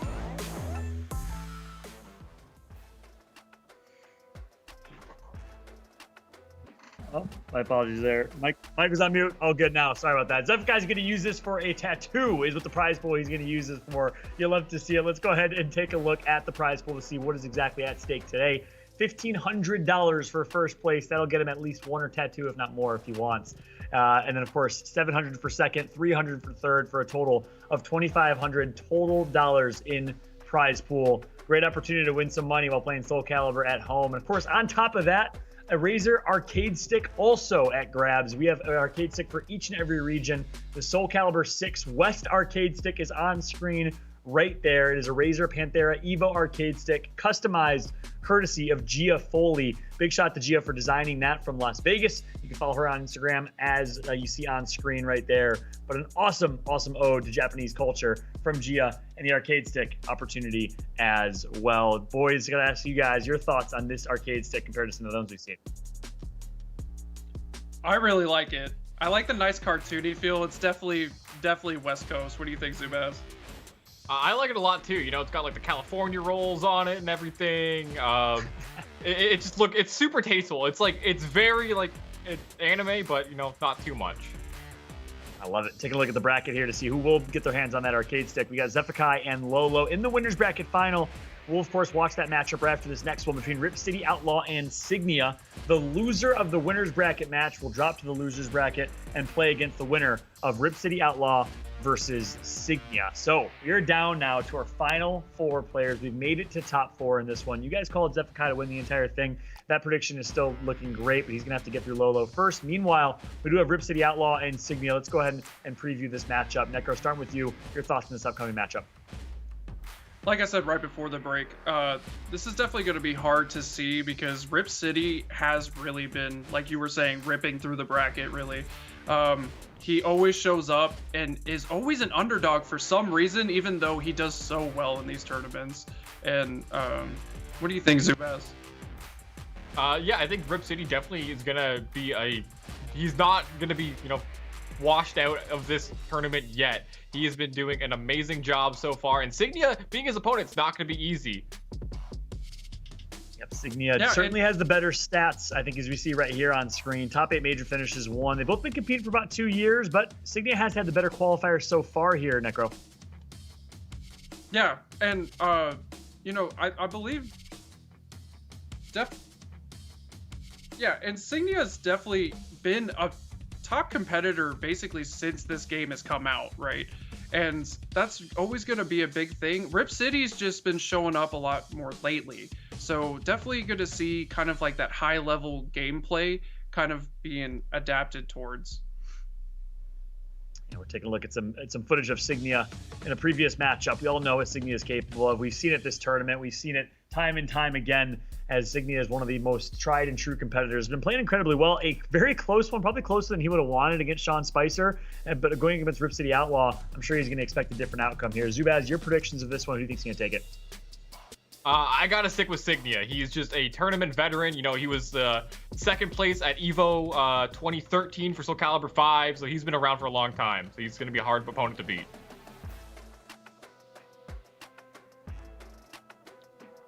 And you know what? I'm gonna say Rip City, just to argument with you, because I believe in Rip City. And the way he plays, I don't think Signia is going to be able to lock it down. Like, he's the king of neutral, but when you can't predict your opponent at all, that's something to say. Yeah, well, we'll see coming up in just a second. And there you have it. Looks like our loser semifinal is ready. We'll throw it to you guys to break down the action. Take it away, gentlemen. Awesome. Going with that AGA immediately from Rip City. He's just trying to set the spacing again. It's such a great tool at doing that. It's just free conditioning. Okay. Yoshimitsu is going to be hard. Once he's in his face like that, that's exactly where he wants to be. Okay. Oh my goodness. The Kali drop again. Rip City. He's just letting those things rip. I can't... See, if you told me the first time that was like a huge call out, I think he just does it. The move is very evasive. It gets the full crouch 3K hold. Spends the Dark Legacy. Yeah, so amazing Siegfried play can by spend Rip Dark City. Legacy. Yeah, he can spend it on the bubble, or he can spend it on that move there. 2 ways to use it. It's very solid. Okay. Oh, the new patch coming through. Yeah, way smaller hitbox. Okay. Solid, decent combo there. Putting Rip City into that danger zone, like we've been saying. Dark Legacy is really scary once he's in this mode. It is, but it's gonna get 2-2K into the 3B pressure. It's a stare down. Counter hit. He drops the combo. Oh no. Okay, he has a lot of life to work with. Nice counter hit. Disrespecting that pressure. Knows it's fake. Oh, this is gonna hurt. Optimal combo. Does he know how to tech out of it? He doesn't even bank it on the tech trap. And guesses right at the end, and Signia actually takes that round. That was very solid to hold his defense there. Yeah, Rip City needs to acknowledge that Signia knows that his reverse side hold pressure there is fake. And it was continuing to mash. He needs to adapt and do something else. Oh, but he needs to keep doing 4-4-B. It just works. AJ, don't sidestep on me. I can't believe he's hit 2 of them in just 2 rounds. He went to the Heaton School of 4-4B. Exactly. Okay. Right. Back to the edge, but it's okay. He's got a little bit of life. Dark Legacy, hard to catches the backstep with a 6-6K. Reverse side hold mix. Pops him up. Okay, spends the meter. This should kill. I like your hesitation there, because I would hope it scales off that. It scales off that, but it's not going to matter at that low life. So Rip City up 2 rounds to 1, making me look like a fool in my prediction. What did I say? How are you supposed to out-neutral something you can't even predict? Like, how many 4-4Bs are we going to see? I want to see at least one more. Nice delay on the mix-up. Step throw, great option, delays his timing. Goes into Soul Charge. It's time to put on some pressure. Hurt. Yeah, look at this damage coming through. Oh my goodness. Yo, gets the block. Why does he do so much damage? Wow, and just like that, the Soul Charge from Signia putting in so much work. Rip City got the block on the low, but he didn't get the launch. And just Early calls Dark him Legacy. out with the CE. Yep, look at that. Yeah. Yep, gonna have. Does he hold it down? Yes, he does. Oh, is that a different thing? He doesn't have to do the animation anymore? That's crazy. No, if you hold the CE, he automatically goes into it. Whoa, okay. Definitely seeing some new stuff today. Oh, no. Has it on the bubble. But it's okay, he used it just in time to get a second one. But it may not matter. Signia putting it all out, going for the mix-up. Just because he's Nice. got... Oh! As I say He that, had Signia just steals the round there. Yeah, he had the life to deal with that low situation, so he was kind of just okay with it, and let Rip City kind of just hang himself with that mid option, and block punished accordingly. Great stuff from Signia. And great on Signia to adapt back. Like, you were starting to doubt. You were starting to. A little, But, just a little bit. Yeah, but Rip City, you know, and that's something about this game too, is when you have that all-out aggression play style in, you know, a best of like tournament setting where you have to actually play a couple games and your opponent can actually adapt to you, it's going to be rather hard. But we're going to jump right back into here as, you know, they're going to space it out a little bit, and Signia already starting with the small pokes. They decided to negate spacing it out entirely and go range 0 right after you said it. Going in for the mix-ups, nice block, not optimal, but it's okay, has the plus frames. Oh no! Oh, my heart. 3A4. Please. Oh, he didn't get the combo. He's just picking him up. Oh no! Nice. Gets the counter hit confirmed. It can be a little hard to counter hit confirm that move, but gets it into the ring out. Rip City up the first round in game 2. Oh, actually, okay. 4-4B doesn't hit this time.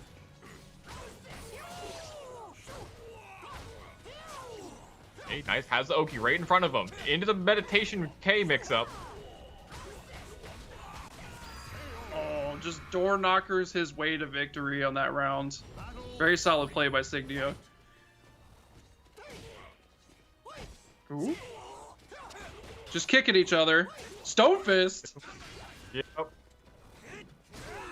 Ooh, the second hit horizontal when it wants to be.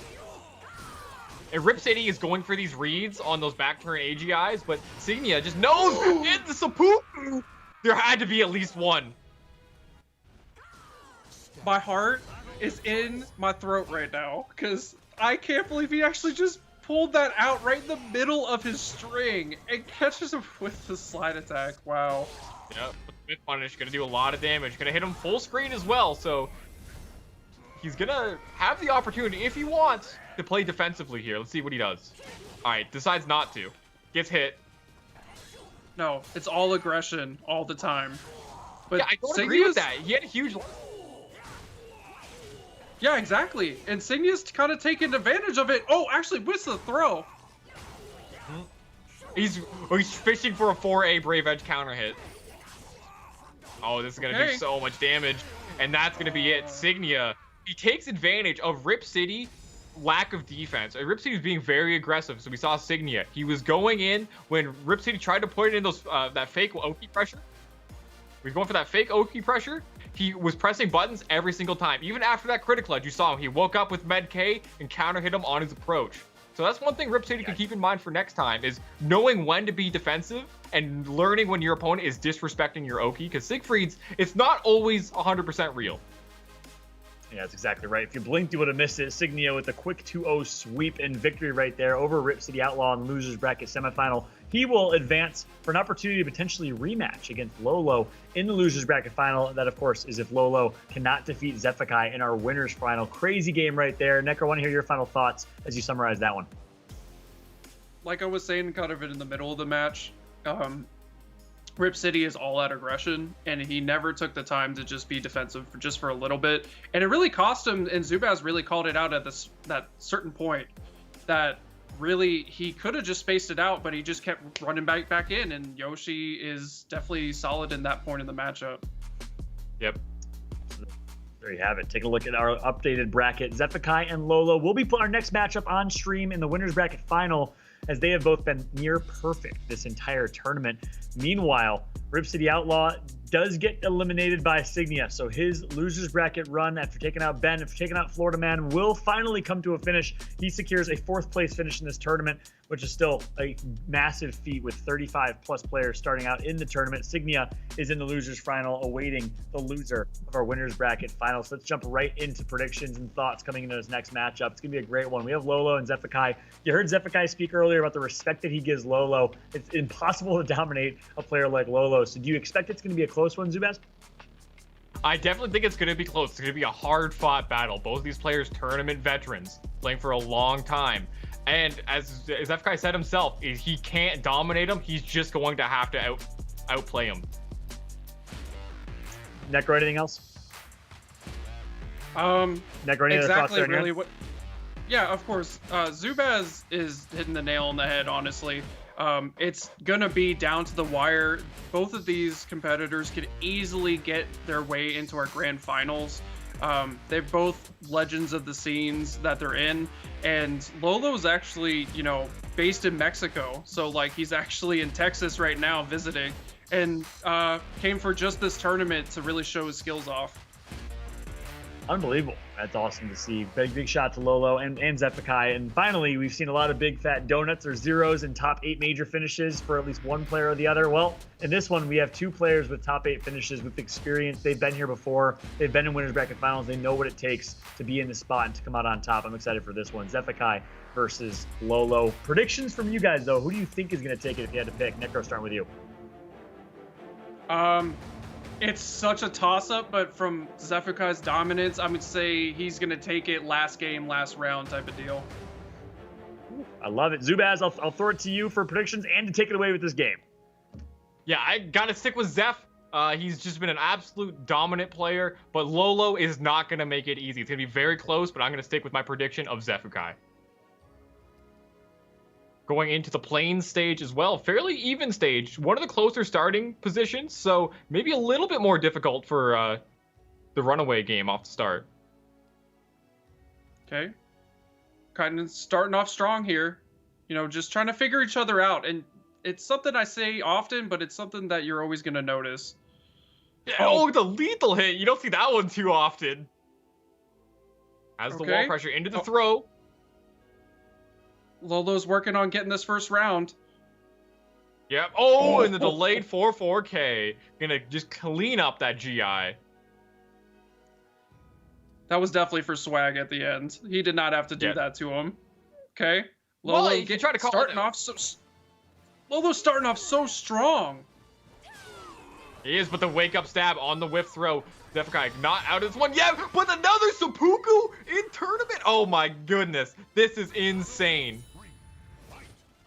I actually just jumped out of my chair for a little bit. I had to sit down.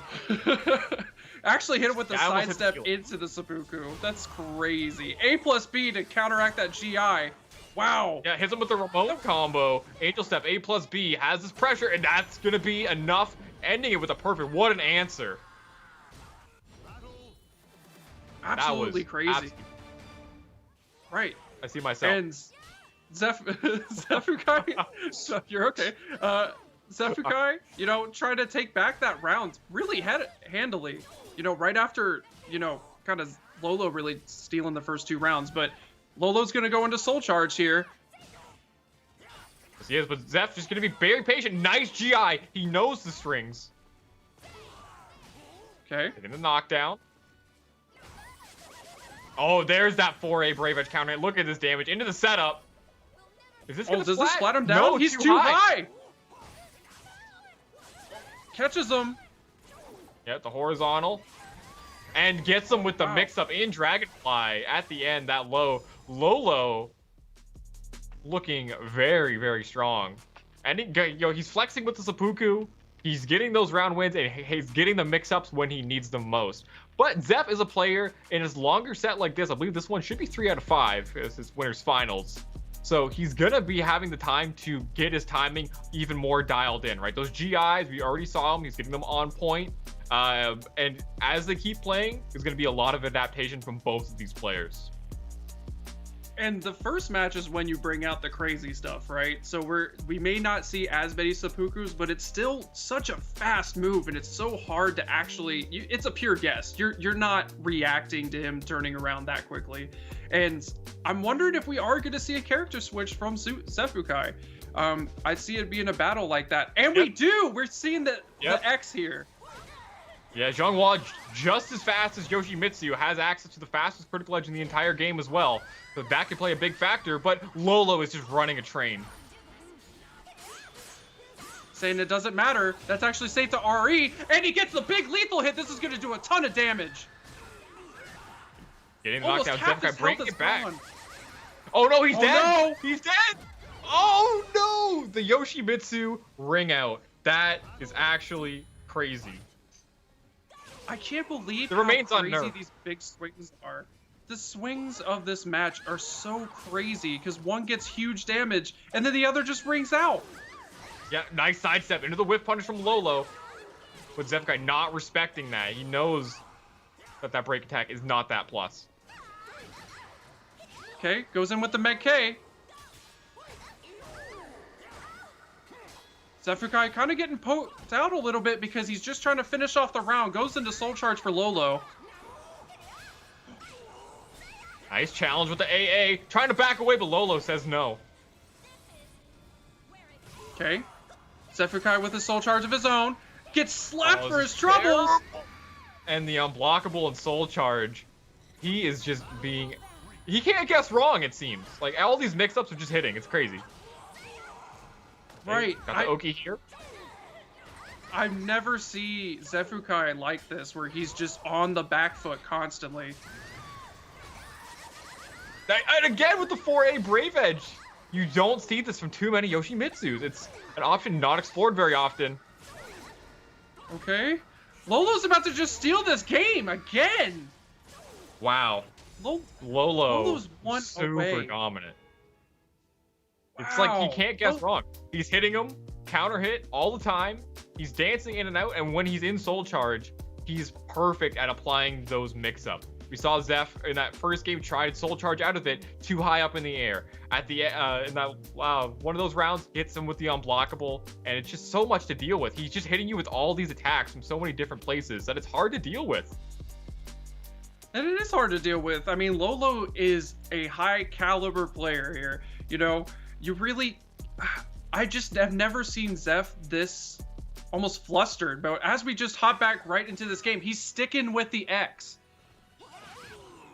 Yeah, he's feeling it. He'll be feeling it. Maybe he just needs a little time to adapt, and already showing off a little bit of knowledge here. Yeah, nice movement from Zephikai. Just backs right out of that pressure. His movement is some of the best in all of Soulcalibur. Okay. Lolo's trying to go back in here. Zephikai has a huge task ahead of him to kind of get through these rounds, and there's already the first one. He's got a lot of rounds to kind of make up for.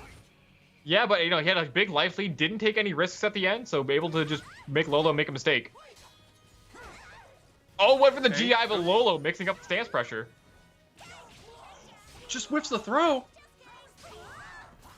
Ooh, nice side evasion there. Yep, and Zeph going in with these safe launchers that Zhanghua has. But counter hit, knife stuck on the string from Lolo. And nice adaptation on the combo. Knew he wasn't going to get the ring out, so he went for a little bit extra damage. That damage is going to stack up here. I cannot believe this. he got him with that. Wow, Lolo bringing out all the stops. The Flea 6-6, you never see that move. Showing true mastery of Yoshimitsu.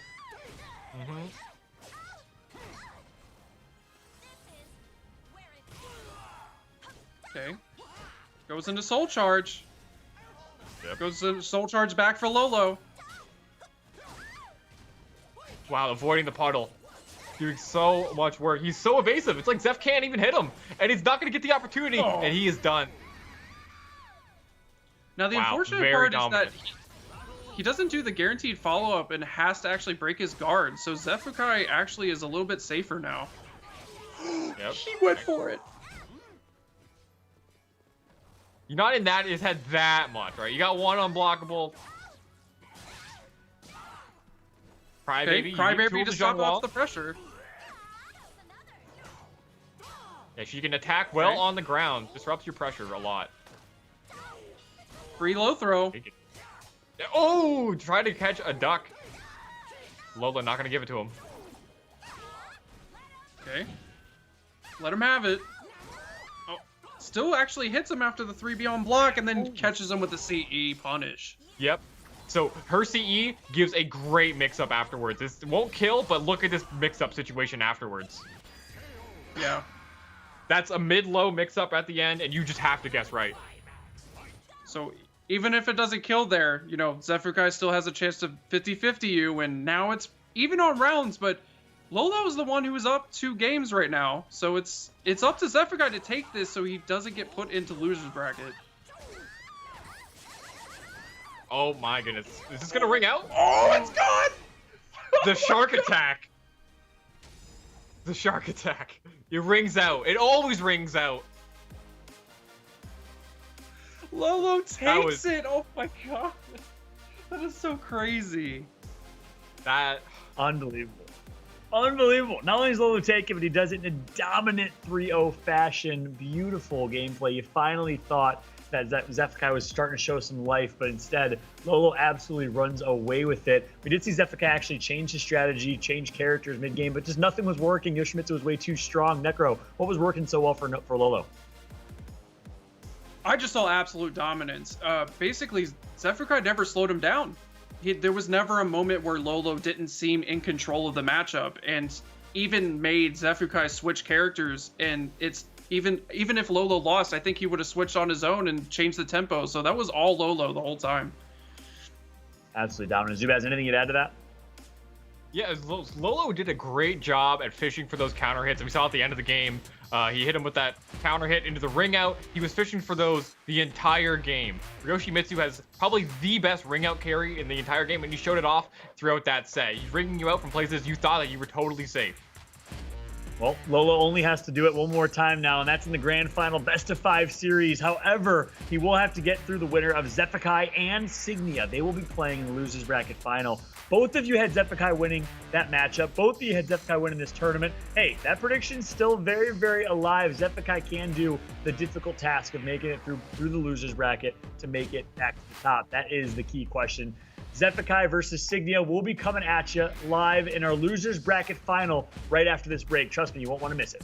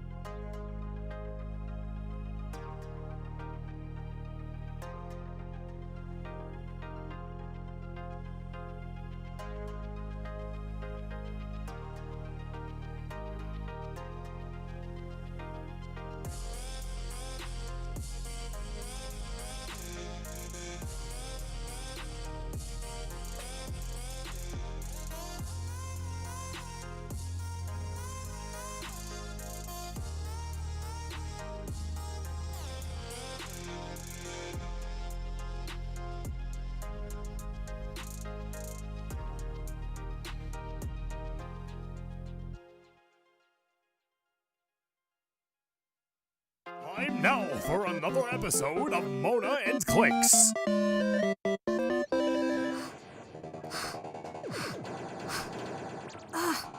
This game is so sweaty now. Hey, Mona. How about some water? What else do you have? Soda? Nah. Milk? You're trying to kill me. I'm lactose intolerant. I got some Bang energy?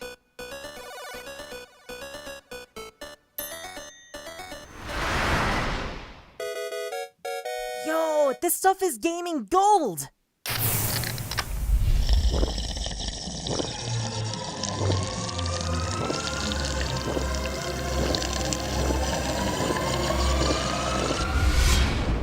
It's game time.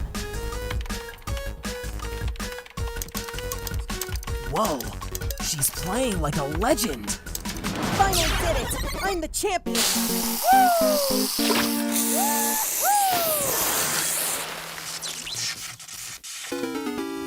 Oh well.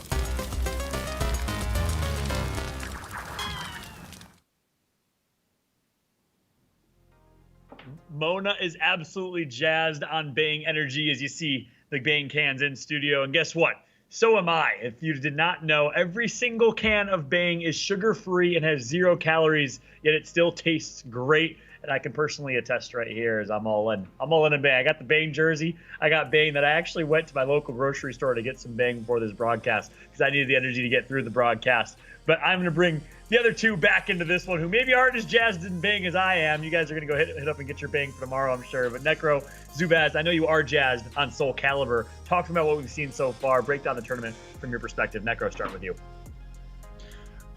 Definitely. We have seen some amazing matches and some big upsets already. And that's what I was hoping to see today is let's not just have the same old games, the same old matches. People showed up today and it really, really shows. Zubaz? Yeah, it's been a phenomenal tournament so far. People bringing everything, new setups, making the most out of combo drops. You see, they make it look so fluid, even though they didn't get what they wanted, that it almost looks like a real setup. And that's when it's just like the peak gameplay. It doesn't matter if you mess up, you're gonna keep it going on the offense.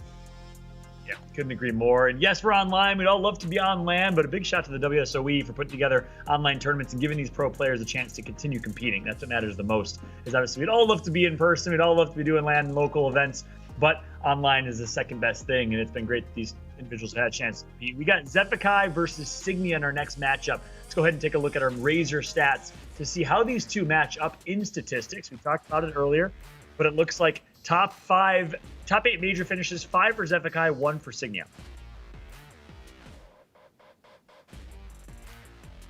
And yeah, that's definitely. very right. Yeah. Zephikai is definitely going to be... Zephikai is definitely going to be angry on his way back up to Lolo. So Signia is going to have to find a way to actually deal with that. What do you think, Zubaz? Yeah, it's going to be a lot of experience from both of these players as well. They've been competing since Soulcalibur V, so like 10 years they've been fighting against each other. So it's definitely a bit of a rivalry of sorts. And you remember at the Soulcalibur Invitational when Zephikai last year beat Signia, he hit him with his own King of Nooch, saying like, I got it now. I'm the real King of Nooch. So let's see what they bring to the table in this match. It's going to be very hype. It's going to be the big title fight, right? For sure. We got to right? get the title of King of Nooch. We got the title fight between the two heavyweights in Signia and in Zephikai. I like that analogy. Seems like Zephikai has gotten the best of Signia in the past, but definitely not to say Signia is not just as qualified and the chance to win this one. With that said, I want to get you guys' predictions. I know you originally called Zephikai to win the entire tournament. Are you going to stick to your guns, or will you be wise and maybe make a decision based on what you've seen so far? Zubaz, start with you. Who do you think's going to take it? I have learned to never count Zephikai out of it. In loser's bracket, he only gets stronger. So I'm going to stick with my prediction, and Zephikai is going to take it. Necro. And for me, same as Zubaz just said, I think Zephikai is going to play angry, and I don't want to deal with him when he's angry. I really don't. So Signia, I wish you the best of luck, but Zephikai is my pick for right here. An angry Zephikai is scary, but let's go ahead and jump right into gameplay. It looks like our losers bracket final is live. Zubaz, Necro, take it away. Hey, we got the I can't Hamaru believe from it. Signia. Signia's actually playing Hamaru. I'm so happy. Yeah. He was like one of the first ones to really show off the character, so I can't believe he's already starting with it. But Junghwa from Zephikai, gonna stick very fast character. You'll be able to punish Signia in ways that no other character really can. And he has this pressure right now up against the wall, throwing safe launchers. Yeah. And I really want to see what Signia can pull out with Hamaru, but as I say that, Zephikai with the big GI, it's a lethal hit. Oh no, the wall up. The wall messed it up. It changed the angle of the combo. That's so terrible for Zephikai. He was at a very favorable position taken away from him. That's so unfortunate. Signia capitalizing off of that right away. And this is our losers final, everyone, so this is going to be a best 3 out of 5. Nice ducking under that string.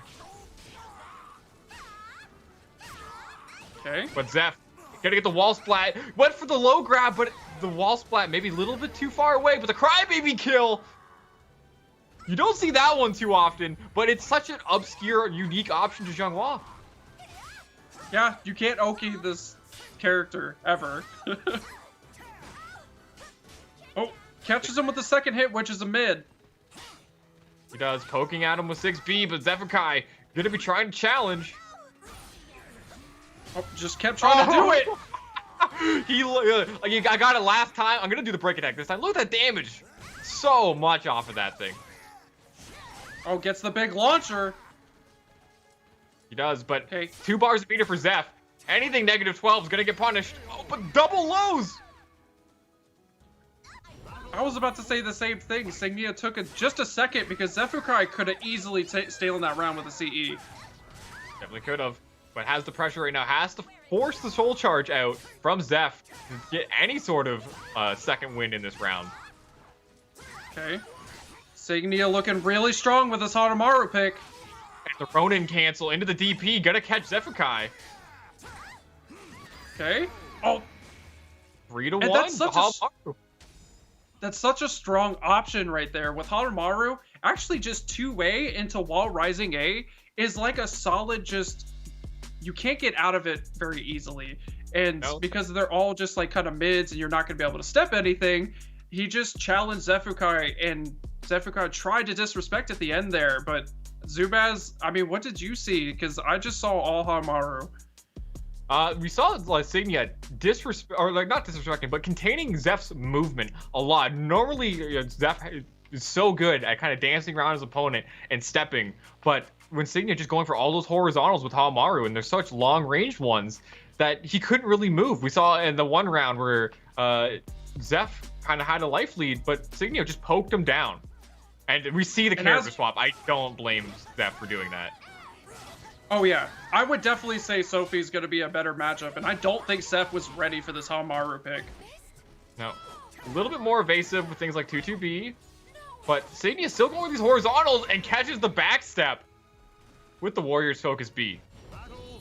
And that's just a mix-up, right? Because in that stance, you're just worried about a low or a mid, as Zephikai kind of takes it off with the Oki here. Yeah, but look at that, containing the movement, run counter, run counter. He's not letting Zeph move anywhere. Okay. Give him the thighs. 3A is just stopping every bit of movement right now. Into the extended from Rage. Oh, gets the extension.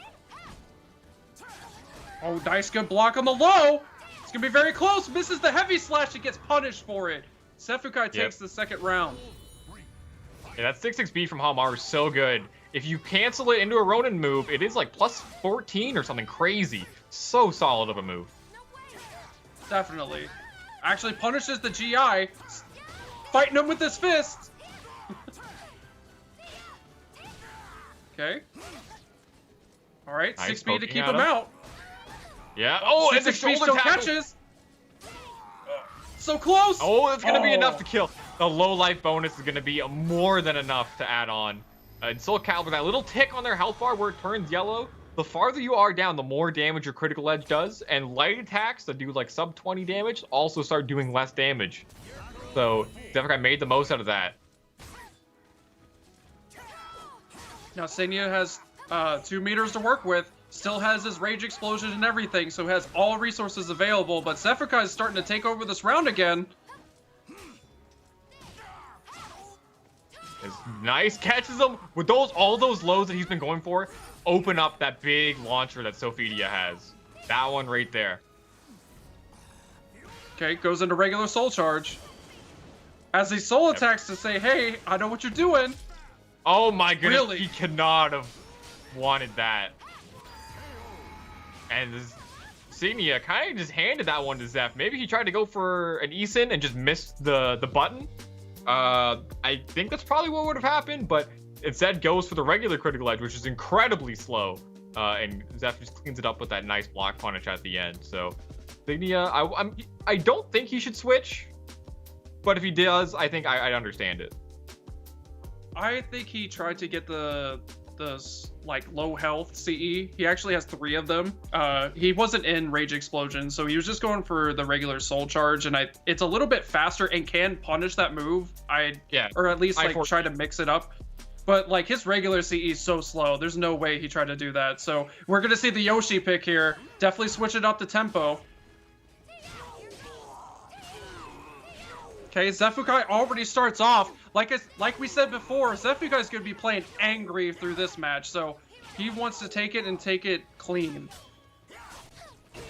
He does, but going in, mixing up with the mid-low mix-ups that Yoshimitsu has. Yeah, hit him with the mid, then mixes in the low. Okay. Nice block punish from Zephikai. Keeping it very solid. And Zeph already kind of, stealing the first round here. It's down 1-1, but it's kind of up to Signia to start maintaining the pressure a little bit, because Zephikai is kind of in the driver's seat. He has been containing this movement. He's still going for these horizontals. Just poking at each other back and forth. All these light pokes trying to open up a bigger hole in their opponent's defense. Just stares at each other. Okay, that back throw doesn't hurt too much. Gets a nice counter hit. He does, and containing that movement with the 6-6A. Not going to let Signia run away from him. Angel Step A+B. So good. Such a powerful move. Plus on block, horizontal effectively. And right now, Zephikai is actually up 2 rounds already. Signia actually using some meter here. He's going to have a lot to go through here. Yeah, is he going to finish the chain grab? No, opts to go for the Oki instead. Tags on that extra little damage for that 1K. Wall splat. Oh, is this going to hit in the wall? Lethal hit. This is going to hurt a lot. Oh. Oh my goodness. And just like that, that was very quick. Nice conversion off the wall splat and everything. Yeah, she's good, man. And you can see the comfort that he has against Signia, right? Probably because they play a decent amount. So yeah, great stuff from Zeph. Not gonna let that character switch get to him. And Signia, I wonder if he'll stick with Yoshimitsu after that game. I'm not really sure. With Sophie, I'm not sure if Hilda and Harumaru can deal with it as well as Yoshi can. So yeah, as we see that, he's gonna stick with it. Yeah, this is one of Yoshimitsu's best stages. That ring out we saw Lolo do against Zeph earlier, that rings out pretty much anywhere on this stage. This is one of his best stages for that reason. We like to call it Yoshi's Island for anyone just tuning in to Soulcalibur just now. But Zeph just poking at him, hitting him while he's rolling. Oh, but knocks on his door. No one's home apparently. They're laying. They're asleep. They're still in bed. Come back later. I mean, Signia needs to start putting Zeph to sleep because he's got a couple rounds and games that he needs to get through. But big punishes like that is why Zephikai's up 2-1 right now. Yes, it is. Has a big life advantage. He can kind of just take these mix-ups, but just as I say that, gets a few. Backing away. Oh no, he ready to try to hit a button. That's going to be it. Signia with 2 quick rounds. That slight delay that Signia did was enough to get that hit. And that's a huge hit to get, too. That's a big call out. You got to be really confident to press that button. Zephikai goes into Soul Charge. Get him the yaw. He is. Oh, he went for it, but the string. Watch this. Gets the block punish. Oh, nice orbital kick. Yep, hits him with the jump K. Decent option because you pretty much forced the air hit. Oh, big 2-2B call out. Yep, nice timing from Zephikai, delaying it slightly. Oh no, guard impact gonna hit, and that should. This is gonna be close. Not quite so enough. Close. Living on Pixel, Soul Charge. Oh, didn't have time. Hits him right in the toes with the low on Wake Up. He Zeph for that GI timing, and out of nowhere, Signia throws out that critical edge, which is it's a break attack, so it's gonna smash right through that GI that Zephikai went for. He thought he had the timing down, but Signia went for the craziest critical edge I've ever seen with Yoshimitsu. That's about as big a call out as you're really gonna get. You get like this move that's a solid whole second to deal with, but actually calls out the GI with it. That's really crazy. Probably also calling out RI, but as we kind of get into these next match here, it's actually 2-2, so it's down to the wire here. And Zephikai might actually be taken out as our #1 seed in the losers final. So let's see if Signia can actually start going here. Yep, but both players still trying to fill each other up, poking back and forth. Again, trying to bait these opportunities. Signia looking for these mix-up opportunities. Zeph trying to do these whip punish opportunities. And I don't know if it's on his mind, but Zephikai's smelling blood in the water to finish off that round. But this is essentially a fight for almost like $400, I believe, because the 3rd to 2nd place. This is the difference between a fully paid tattoo and half of one. Exactly. Yep. Ooh, nice from Zephikai. Didn't complete the entire uppercut string, but not going to get the punish on the reversal edge. Okay. Full crouch 3 Cray. 1K.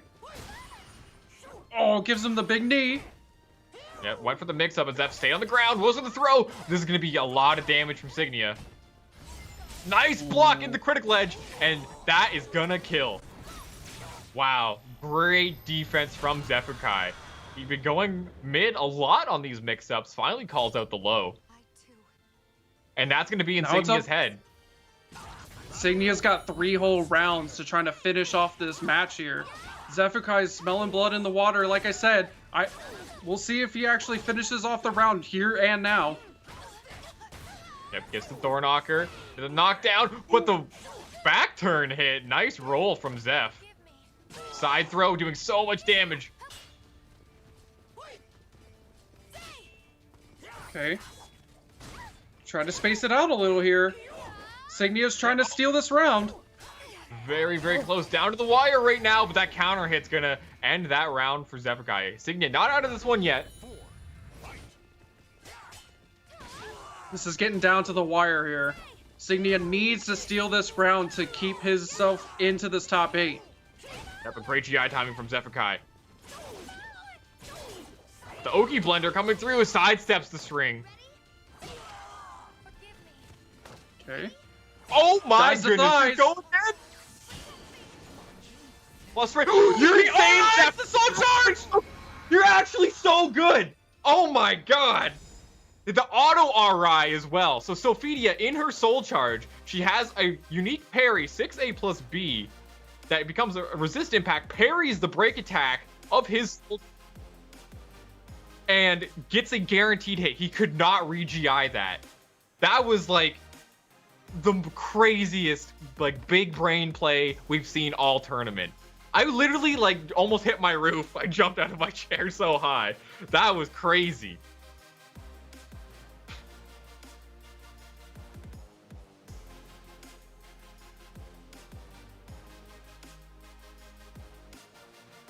Hey, we got him. We got him. We back? I think we're back. Yes. We're back. Yep. Sorry about You're that, there. guys. Nothing like an online broadcast where you never know if your mic is muted or not muted, especially when you can double mute yourself with your Blue Yeti and, of course, in the software as well. Sorry about that, everybody, but what a finish that was for Zephikai and showing his mastery, his mechanical skill, and his game knowledge, game sense, and game intelligence. Great way to finish it out. But Signia put up an amazing fight. I don't think we could have written a better losers bracket final where Signia forced a game number 5 in the end. It is the series win from Zephikai to close it out 3-1 in that very last set. And that's going to set us up for our grand final. It's going to be the rematch. Lolo 3-0'd Zephikai, which I don't think anyone here would have predicted in our winners bracket final. Well, guess what? Zephikai has a chance at revenge, but to do it, he's going to have to reset the bracket. He's going to have to win 2 best-of-5 series to be able to come out on top as a champion and walk home with that $1,500 first place prize. Do you guys... And with that said, with this grand final matchup, it's going to be a crazy, crazy finish. We have all the time in the world to break that down and to preview it, but we're going to jump to a very quick break. When we come back, we will have our grand finals. Don't go anywhere for WSOE Online 2.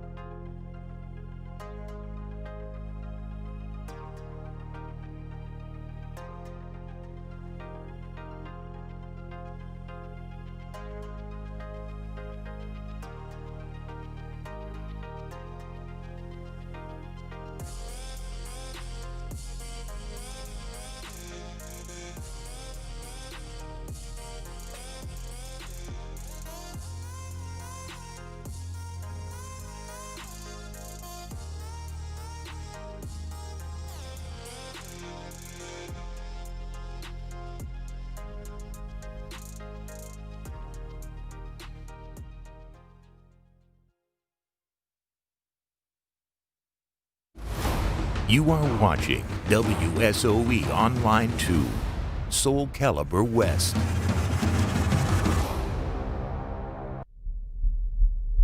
This traffic report has been brought to you by DraftKings. You ready to do this? Yeah, let's do this.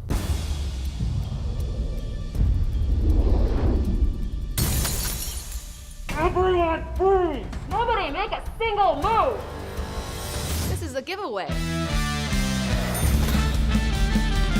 I want you to go to DraftKings.com right now and sign up. Claim your $15 bonus to play with your first deposit. For new customers only. Eligibility restrictions apply. Minimum $5 deposit. Bonus in DK dollars, which must be used on DraftKings and have no cash value. See DraftKings.com for details.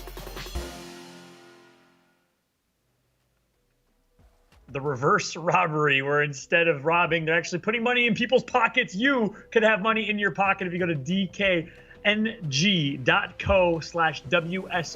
right now. Register for DraftKings. Put $5 in, get $15 in return. Football season's right around the corner. I know I'm going to do that as soon as I have a break or this broadcast is over. Fallout here, joined alongside Necromaster and Zubaz as we're getting ready, gearing up for our grand finals. It's been a crazy day of Soulcalibur VI action. We've seen 5-game sets. We've seen all types of crazy upsets. And in the end, we will have the two players that we probably expected to make it to this point. It'll be Lolo and Zephikai. Necro, preview this matchup for me. What do you think we're going to expect? Obviously, Zephikai got 3-0 last time around, and I know you guys both predicted Zephikai in your predictions to win this tournament. Are you sticking to your prediction here overall, or do you think Lolo's going to take it?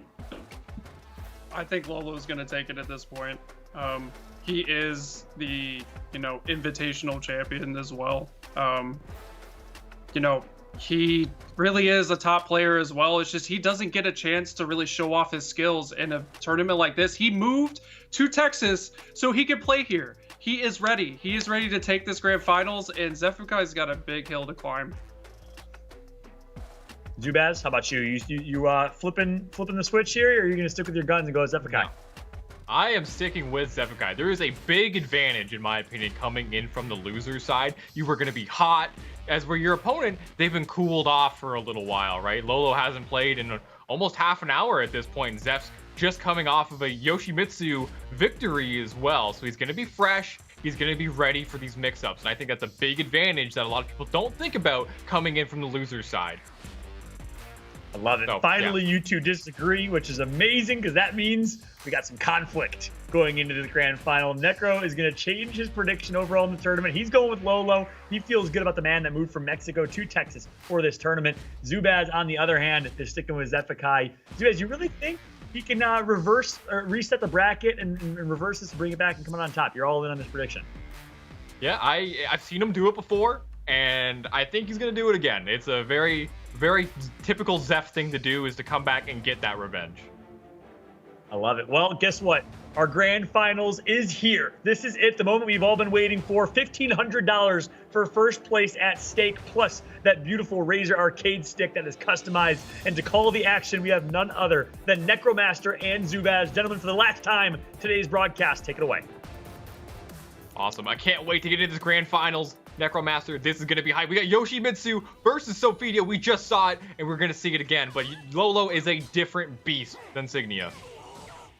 Oh, definitely. And we're going to see some adaptations from before, but I'm wondering if... so far, Lolo's just making it look clean again. Yep. Oh, wow. Working in.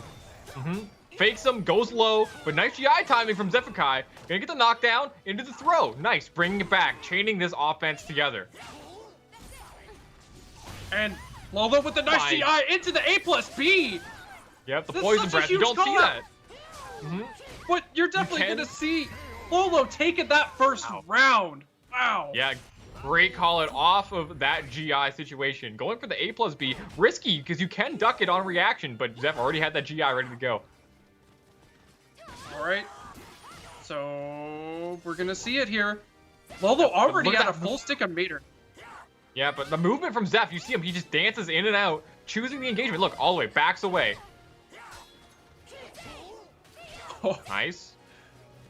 Lolo's little fake outs would get me every time. So Zephikai's actually not getting baited for it. Oh, no, he did it too early. He did it too early. That's terrible. Give him the yaw. Nice. Oh, nice duck on the high. He's going to hurt. Oh, nice GI. No, Ori doesn't work there. Oh, it's so close.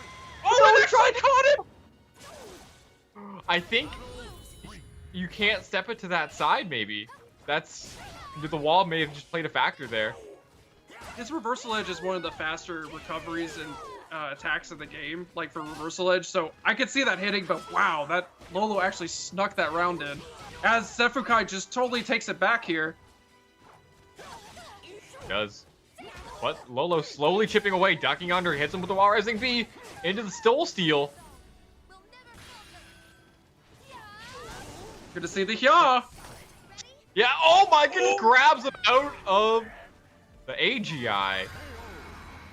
Gonna clean it up with that Angel Step A+B. That move, it's like the jack of all trades, master of most. But it definitely saw some changes last patch where you don't get to use it like 7 or 8 times, you only get a couple. So Zeph is actually just holding it off a little bit, and Lolo continuing with his pressure into Soul Charge. Oh, didn't complete the Soul Charge string, so Zeph, a little bit of a mental frame trap from Lolo. There's that duck out reaction, but he dropped the 236K whiff punish. That's going to be huge for Lolo. Lolo's looking to take this first match here. It would be a great start to his momentum. Not gonna let it happen. Oh, and the last hit calls down the lightning. Thank you, Hephaestus. Exactly. Sophia showing off that Greek goddess vibe, right? The paladin. Nice has the wall pressure right now. Gonna pop the soul charge to keep his advantage. Neutral frames here, and Nice hits him out of the stab. Oh no! Oh, And catches with the low and the Lolo. Wow. the perfect to end that first match. Is that really gonna be what we're gonna see for the rest of these matches? Is it gonna be another 3-0 Zubaz? Is it gonna be another one? Yeah, well, if you look at the rounds, right? Because even though that last round ended in a perfect, there was 2 pretty convincing rounds for Lolo, but then Zeph brought it back 2 rounds into that last round. So that's not gonna, for being that close in that first game, I don't think that's gonna be a huge decider in terms of the entire set. But Lolo having that first game advantage is important. Oh, for sure. It's a huge momentum shift, and like you were saying before, you're coming in hot as Zephikai, and you're maybe a little bit cold with Lolo, but I guess that just doesn't matter. And of all people to take down Zephikai, Lolo was in the back of my mind this whole time, and not seeing any switches or anything, we're just going to keep going into it. No, X didn't work last time. Nice, gets the whiff punish, Zephikai, showing off this amazing movement. Let's see what Lolo is going to do. Oh, there's that whip punish we wanted earlier. Over the wall? Yes, there we go.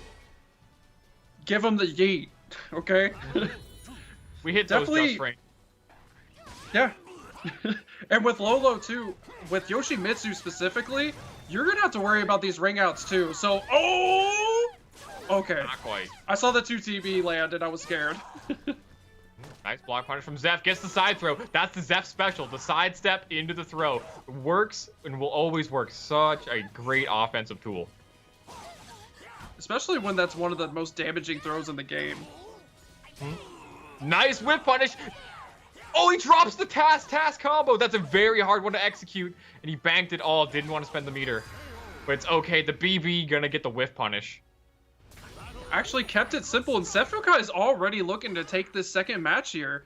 You know, it does not want to get 3-0'd once again, saying, hey, I am the #1 seed, I'm going to start taking it here.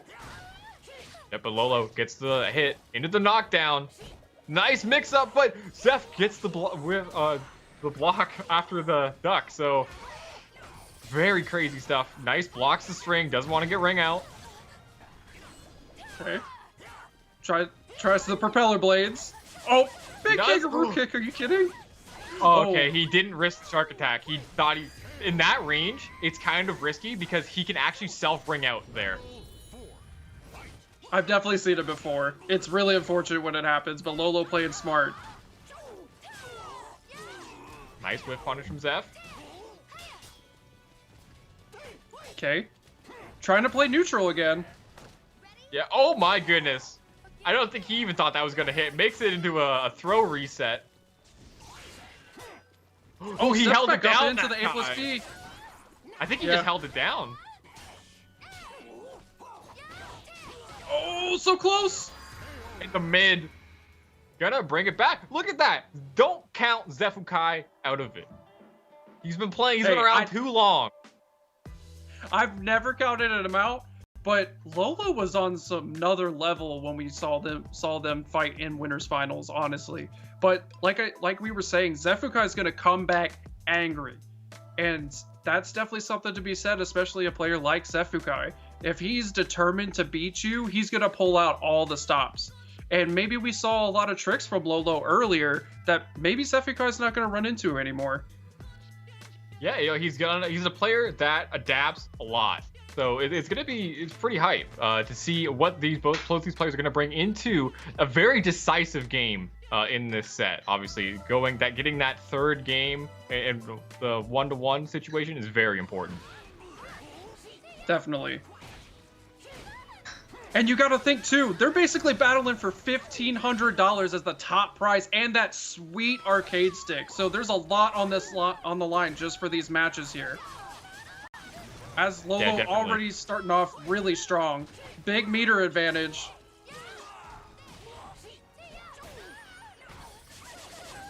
Oh, it's gonna do a lot of damage, and gonna take the round number 1 in this third game. Lolo wants to end this set as fast as possible. Doesn't want to reset. Okay. Tapping out.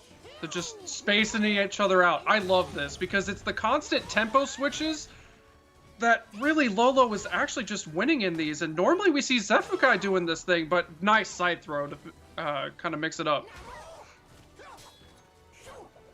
Definitely going with the stance pressure. Nice block from Zephikai. Gets the punish. Look at him containing this movement. Oh my wow, goodness. VGI!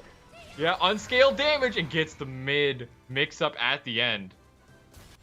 I was wondering how many we were going to see for a second because we saw like at least 4, right? That was crazy. Okay. Ooh, clips him. Okay. So Lolo with a good combo here.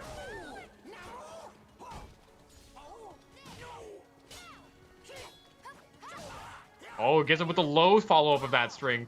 And Zeph is just mixing up these strings, not completing the Shoryuken, popping the soul charge here. Okay. So, gets hit with a Task B.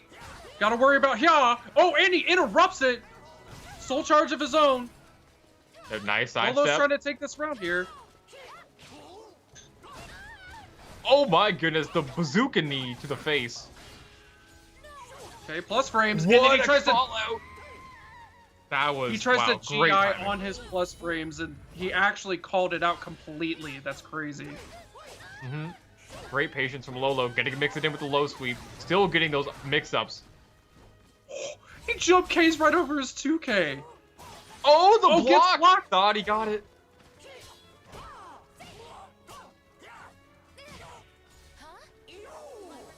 Nice soul charge from Zephikai. Gonna take his turn back. Doesn't want his guard to get broken. Oh no. Zephikai getting a lot of these whiff GIs. His guard meter's looking bad. Yes, it is, and he tries to go for something, maybe a GI. But Lolo just had so much working in his favor. Huge life advantage, had that red guard gauge, and Zeph was kind of just forced to make a high-risk decision to avoid a guaranteed loss. If he had blocked something, it would have got his guard broken. He had to avoid getting hit by anything. He couldn't really move that much, and Lolo just kind of weans out any sort of life in that round from Zephikai. And you're very right, especially at the very end there. What do you do in that situation? Yoshi can just AA, and that move was going to guard break. So it was either you try to do something and die for it, or you were just going to get guard broken and die anyway. But we're just going to go right into this fourth match here. And Lolo has 2 up, and if he finishes off this match right here, that's the rest of our grand finals, and Lolo walks away with $1,500. Yep, but Zeph's not going to be out of this one yet. Nice, gets the punish.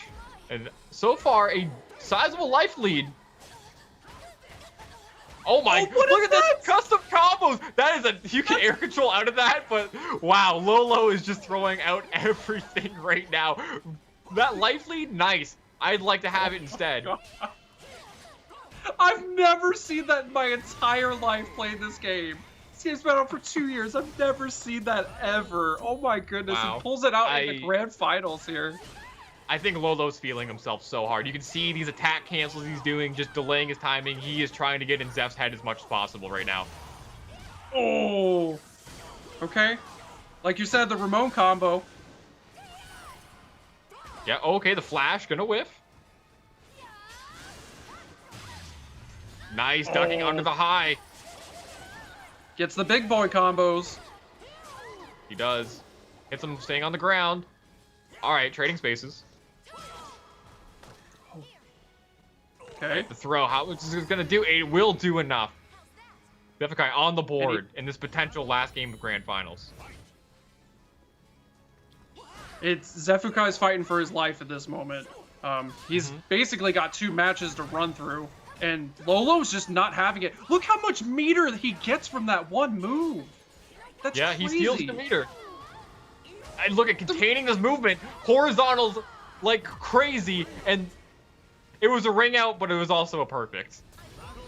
All right, Lolo's looking so close to finishing off his ground finals. It's up to Zephikai to start mixing it up a little bit differently. Lolo's totally feeling himself, but Zephikai gets him with that big lethal hit. Yeah, feeling himself a little too hard, maybe. Going for those just random A slide Bs, maybe a drop B slide A potentially. Okay, Lolo faking it out. Trying to do some neutral here. Two meters basically for each character. Will we see the meter use? Rainbow drop, let's go. Lolo getting really close.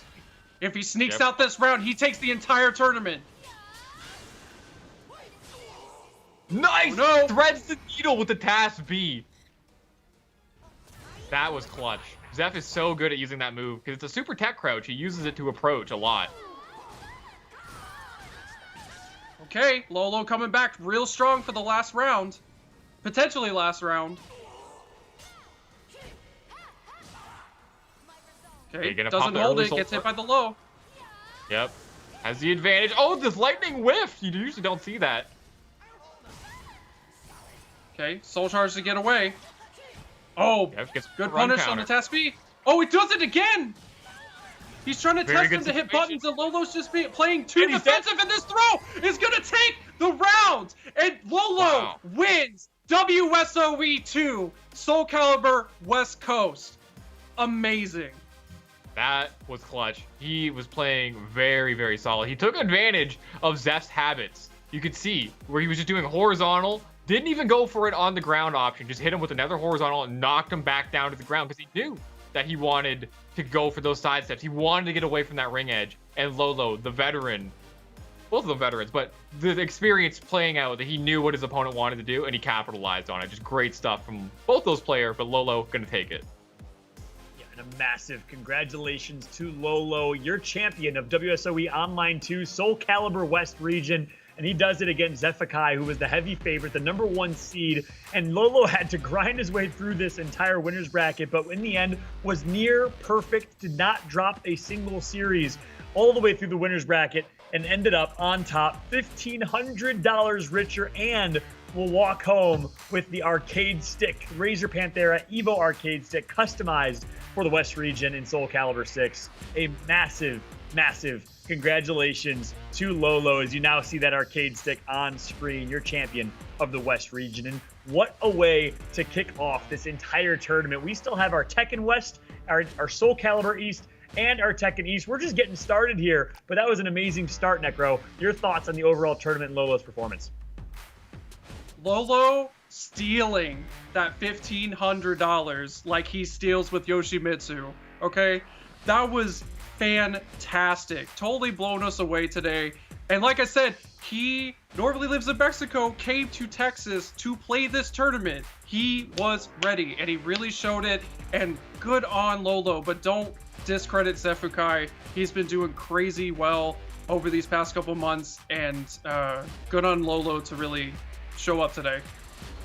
Agreed. Yeah, he still took home $700, Zephikai. And of course, we have to give congratulations to Signia, taking home $300 in third place. Zubaz, your overall and final thoughts for the way we started this tournament? There was a lot of upsets, and it was just a lot of hype. Rip City, I think, is one of the highlights of this tournament. A lot of people, even myself included, didn't think he was going to make it as far as he did. So shout outs to him, rocking Siegfried, making it all the way up. And I think he got, what, 4th place? That was just absolutely fantastic. I want to highlight him, and he's been on the up and up, but obviously Lolo, your champion. And Zeph, even at 2nd place, I think that's going to be more than enough to afford a tattoo. Yeah, he'll still get a tattoo. It might not be a full sleeve. You know, I'm sure if it's going to cover him for the full sleeve, but nonetheless, he will get his dream of using that prize pool for a tattoo. Congratulations to Zephikai for 2nd place, but ultimately to Lolo from Mexico, playing out of Dallas, Texas in this tournament. We're taking home the 1st place finish in $1,500 along with that arcade stick. A great start to what is going to be a great day. What a tournament it was on Soulcalibur West region. We still have Soulcalibur East region tomorrow, but more importantly, we also still have some gameplay for you today. We will have Tekken next at 1:30 Pacific time. Don't go anywhere, as Tekken West region tournament will be live after this. Congratulations again to Lolo MX, your champion of the West region Soulcalibur VI tournament. See you in 45 minutes.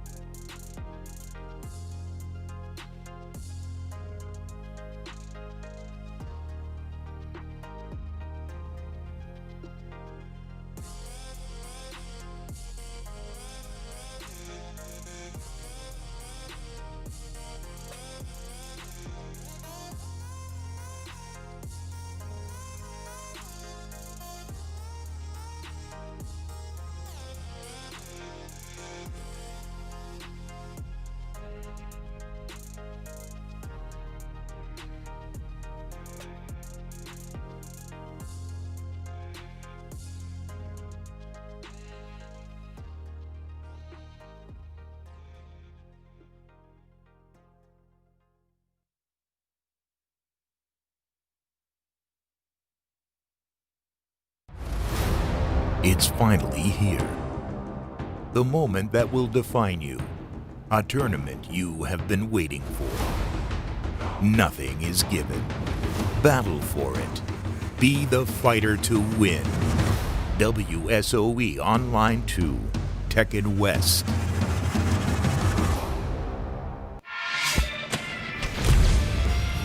Welcome back, fighting game family, to WSOE Online II, Soulcalibur and Tekken. It is now morning time in Tokyo, Japan, the birthplace of Bandai Namco and their two globally recognized franchises, Soulcalibur and Tekken, to be on display all weekend long. Alongside these beautiful gentlemen to my left, legends in the fighting game scene, we got Rip and Markman. Gentlemen, how are you doing today, and how hyped are we for this day? Oh, dude, I am feeling great. Of course, we got so many kills in the tournament. I can't wait to see what happens. Bin Chang, Wei Gamble, they're going to run it back. Probably grand finals. Can't wait. Yeah, have a good mix of players and, just a nice, fine Labor Day weekend for some Tekken action. I'm excited to see how it's going to all play out. I love that I tee you guys up for intros and you make it all about the players, because that's what it's all about at the end of the day. We got a great lineup. Let's go ahead and take a look at the player list to see who will be competing in this tournament. And out of the Pacific Northwest, looks like Bin Chang and FDX, two players that are very, very strong. And Accu Major from Korea originally, and of course, Hayes out of Texas. Right, we also have Mondo Savage out of San Diego, California. We got Wei Gamble from Las Vegas, Nevada. We've got Jumanji from Washington. He's been great with his Yoshimitsu. And Weapon X from Southern California, Los Angeles. The legend himself, Weapon X, continues to compete. In total, we have 75 years of combined playing experience amongst these players. But guess what? It wasn't just these 8. 95 players competed in an open qualifier tournament to make it to today. The top 8 players will continue. From the winner's bracket, we have Bin Chang, FDX, Mondo Savage, and Wei Gamble. And of course, we also have our losers bracket, players that made it from the previous tournament. Accu Major, Weapon X, Jumanji, and Hayes. Listen, don't sleep on Hayes, much like we heard from Taunt Jet Upper. Don't sleep on Hayes in this tournament. He's been grinding through the losers bracket, but that leads us to this overall bracket and the matchups we will see. We're going to be kicking things off with Bin Chang versus FDX, and ultimately we will crown a Tekken West champion. Who's it going to be amongst this player list? It is insane how much talent, how many years of experience we have with all 8 of these players. But I got to ask you guys, as part of our DraftKings predictions, who do you think is going to take the tournament? Rip, starting with you. For me, I got to go with the man from Korea, Bin Chang. He's been living in Canada and the U.S. for a while now, but he has been unstoppable the last few weeks. Wei Gamble did stop him. I shouldn't say he's unstoppable, but he's been so dominant the last few weeks. So I got my money on Bin Chang. Oh, and Rip with the smart bet. I'm going to bet with my heart here because, I'm a man from San Diego, so I'm going to go with the San Diego boy. Also, the King player, my favorite character, I'm going to go with Mondo Savage. I love it. You're holding it down for the hometown, Mark. I respect that. Rip, you're using your brain. Mark's using his heart. We'll see, mind or heart, which one will prevail. But guess what? These players are competing for quite a bit of prize pool here. $1,500 for first place. And not only that, but we also have Razer arcade sticks customized for each region and each game. The Soulcalibur West stick you see on screen right now has already been won, but we still have 3 more sticks to be given to our champions of our other 3 tournaments, Tekken East and Tekken West, as well as Soulcalibur East tomorrow. That is the Tekken West stick on display. The beautiful Razer Panthera Evo arcade sticks, which, Markman, I know you had a hand in actually designing the sticks themselves alongside Gia Foley designing the designs. Which one of these sticks are your favorites, guys? Markman, starting with you. I mean, I'm a Tekken guy, but those Soulcalibur sticks really, really make me miss Japan. I don't know. What do you think, Rip? Yeah, dude, I totally miss Japan. For me personally, though, it's the Tekken 7 West stick. I wish I was in this tournament. The artwork on that was my favorite by far. Tekken 7 West has been the favorite. I think so far, Tekken's been taking the, even with the Soulcalibur casters, they've been taking Tekken. But take a look at the prize pool now. $1,500 for first, which I mentioned earlier. We also have $700 for second, and in third place, $300. So if you make it to top 3, you're going home with at least $300. Not bad for playing a Tekken tournament out of your living room or your basement.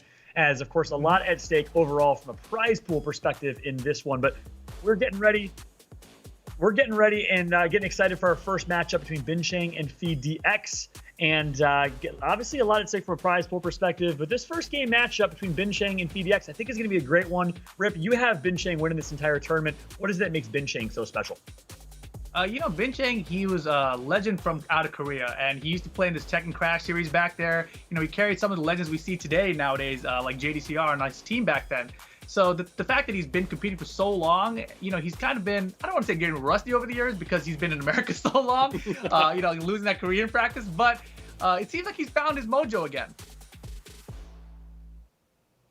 And here's a beautiful replay that we had from last week.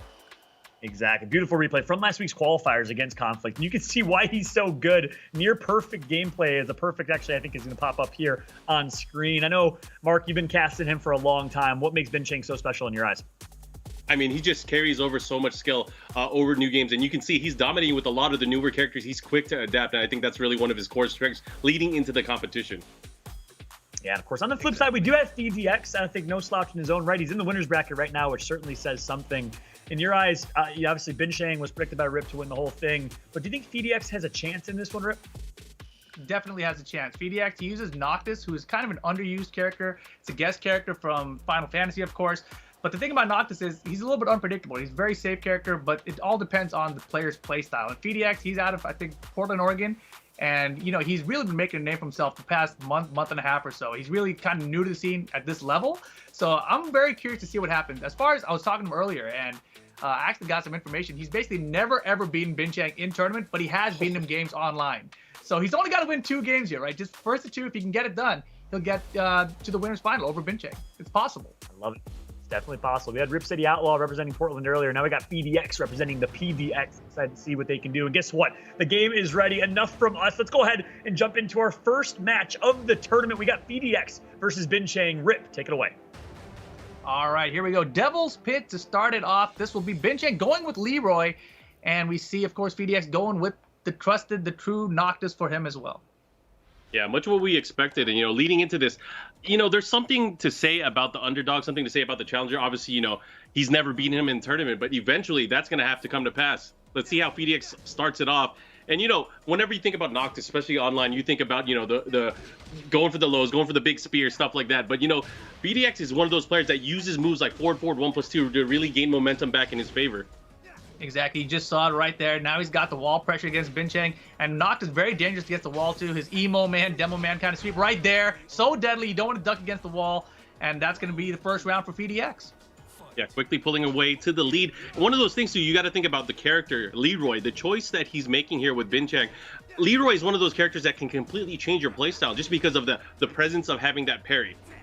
Exactly. That parry specifically against Noctis is so useful because Noctis has all these swords that most characters in the game cannot parry, cannot get out with counters, etc. But Leroy, he's able to parry all of those. But look at FDX running through Bin Chang's Leroy right now.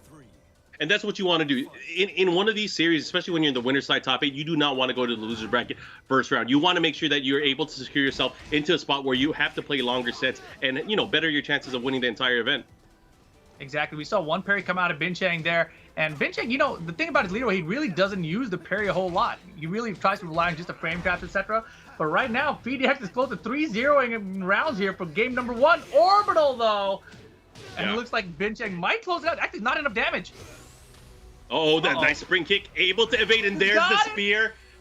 He was able to turn on online and offline modes on the fly, and he was able to pull out that first victory. FDX with the quick win for the PDX. That's a very impressive first match. 3-0 on rounds.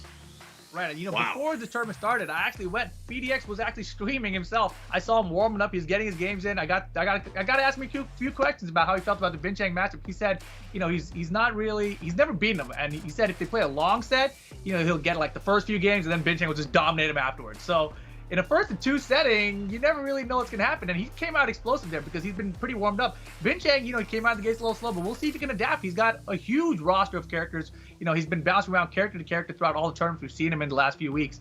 So he may not stick with the Leroy here. He may actually bring out the Falconron because I believe in the prior matchup, in the previous, what is that event? I don't remember. But he used Falconron against him and got the W. Yeah, I think it was the Tekken Online Challenge pre-event, probably. Probably, yeah. I think that's the one. So they actually did meet there, and Bin Chang did beat him with Falconron. And I know that, you know, FDX is a little bit concerned about that matchup. So we may see a swap here. The Leroy should have worked out, but man, it really looked like Bin Chang wasn't awake yet or something. It's early. Yeah. Well, the thing is, he has no more games to play around with. One more loss could mean elimination into the loser's bracket or sending him to the loser's bracket. So let's see what kind of adjustments are going to be made. And it looks like he is going to his old main character with Claudio. Yeah, this is the one that we've seen out of Bin Chang the most in Tekken 7. This was considered his main throughout most of last year and all the online tournaments we saw him in there.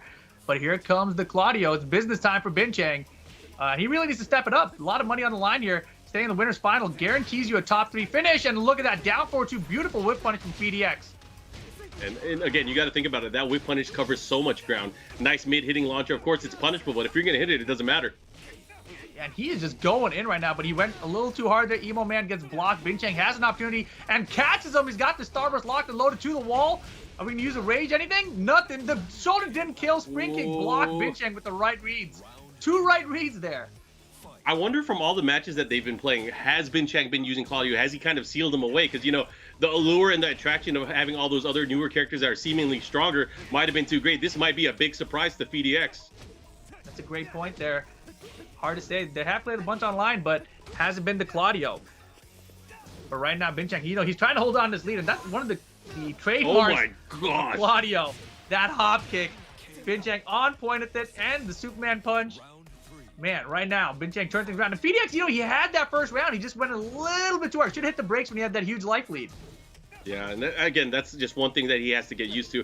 Bin Chang trying to return the favor, of course, going working on a 3-0 round as well. He is not falling for any of the attacks here. Gets a nice counter hit, pushing towards the wall as well. This is going to look really good for Bin Chang. What's the mix-up, though?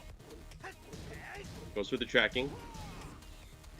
Man, he's just on top of things. I mean, I don't know why he couldn't have done this with Leroy. This is crazy. Yeah, exactly. Man, the pressure now running 1+2. Forward 1+2 counter hits him. Here we go to the wall.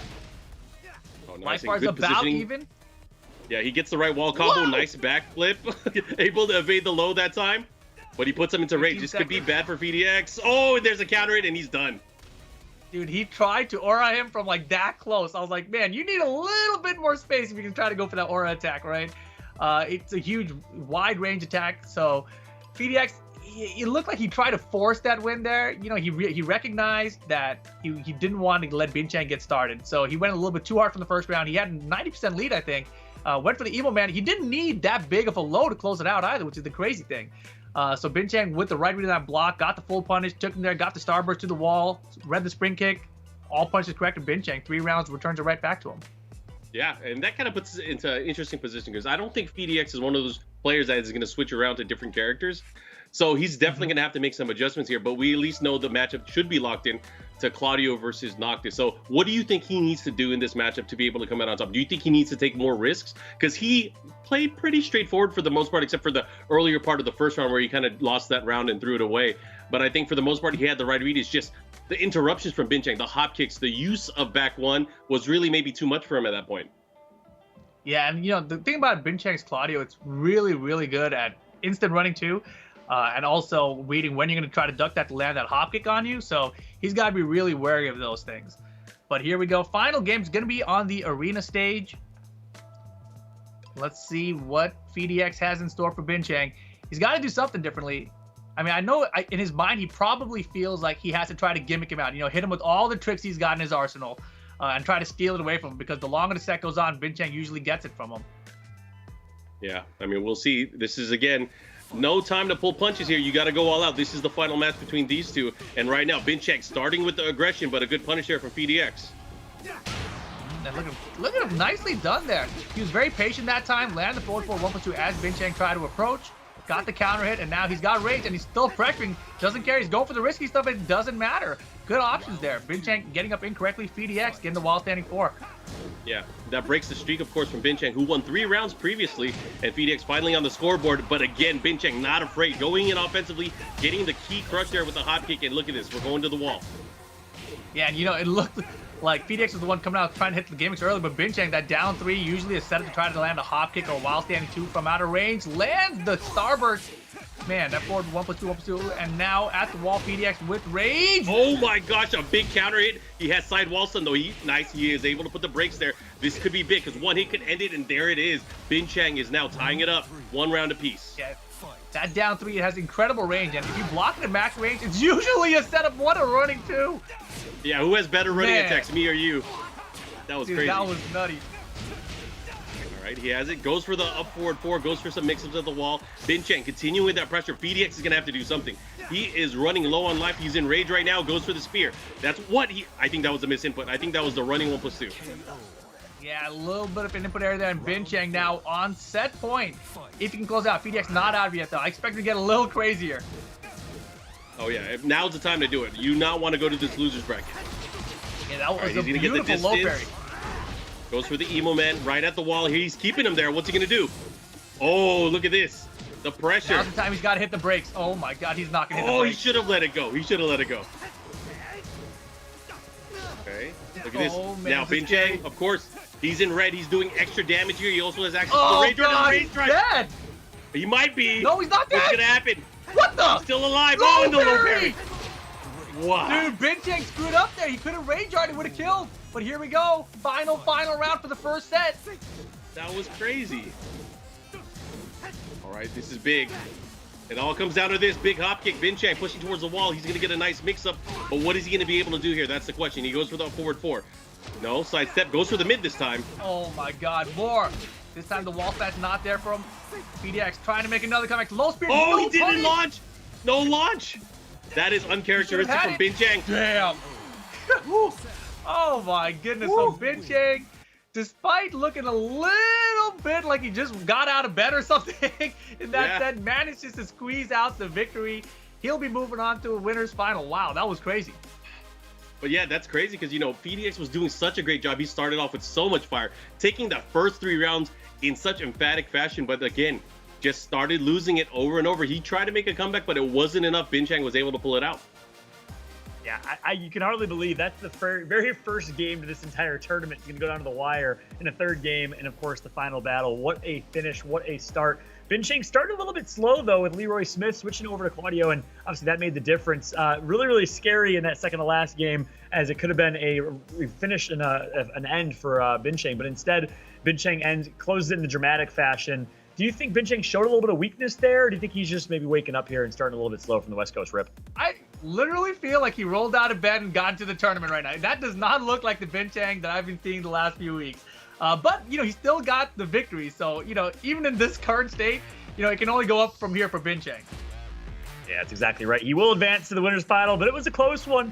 Nice job by Bin Chang and the victory over FeedDX. We will now be jumping to our winner's bracket other matchup with Mondo Savage, the boy you got to win the entire tournament, Markman. Of course, in our losers bracket, FeedDX drops, and we'll play the winner of Accu Major versus the legend himself, Weapon X. Of course, we also have Jumanji versus the up-and-comer, Hayes. Don't sleep on Hayes is the story of this tournament so far. I'm on the Hayes bandwagon. Excited to see what he can do in the losers bracket, but we got a lot of great Tekken to come.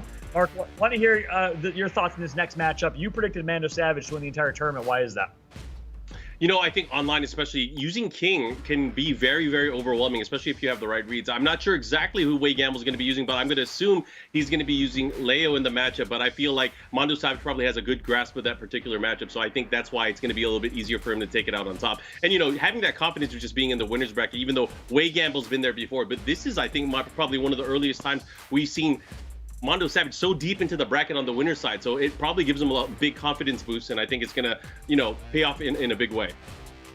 I love it. So you're sticking with Mondo Savage to win this one. Rip, I want to hear it from your perspective. Wei Gamble's playing as Daddy Gamble in Smash GG. That's his username. Do you think Daddy Gamble's going to show up on top here, or do you think Mondo Savage is going to win it? This is an interesting one, right? Because the thing about Wei Gamble is he's been playing a lot of other characters recently, right? So we saw him with Fang for a while, we saw him with Josie for a while, but now he's actually switched over and he's gone back to his main Leo. And the last 2 weeks, Wei Gamble has really come back, right? He beat Bin Chang this past Wednesday at the Wednesday Night Fights local tournament, and now, you know, he's in winner's side position here. Mondo Savage, though, he's a killer. He is a huge underdog that seems to get the job done. And like Mark said, this is the best we've seen Mondo Savage do on the winner's side of the bracket in a long time.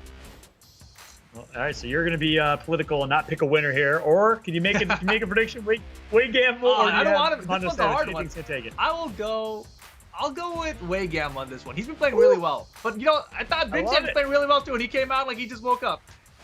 I guess that's a good call. Let's take a look at the Razor stats and see exactly how the matchup looks from a statistics perspective. As you see here, top 8 major finishes. Wade Gamble has the slight upper hand, but Mondo Savage certainly not a slouch by any means. They both dominated through the qualifiers, obviously, to make it to the winner's bracket. Very close in terms of overall years competing. They're very close in overall experience. Mark, you've been casting over these two for quite some time. What makes the two of them special, and then really, what's some additional insight outside of the statistics here?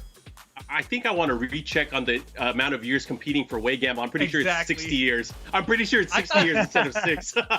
There's no way I think both of these players are obviously very, very sound players. It's just going to come down to who's been, who wants it more. Oh, yeah, exactly. And, between the two, Mondo Savage, he's a very creative King player. There's a lot of King players out there. And they all seem to have their own stamp on the character. Mondo Savage, he's a scary one. And if he gets a stage like the Geese Howard stage with multiple walls, I think we're going to see some crazy combos out of him.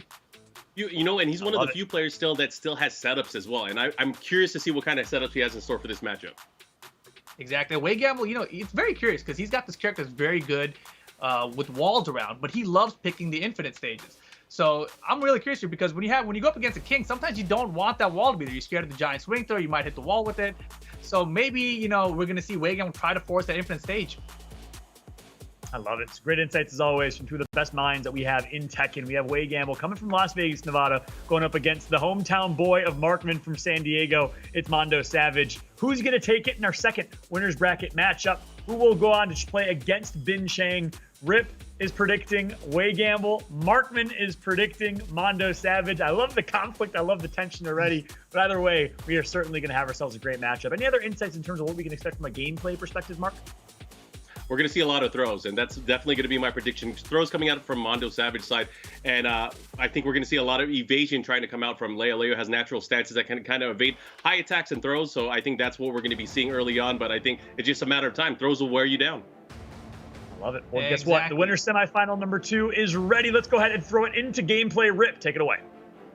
We got Forgotten Realm for game number 1 here. This is a stage that King is hella going to prefer. One of the best characters on this stage because of the multi-floor breaks.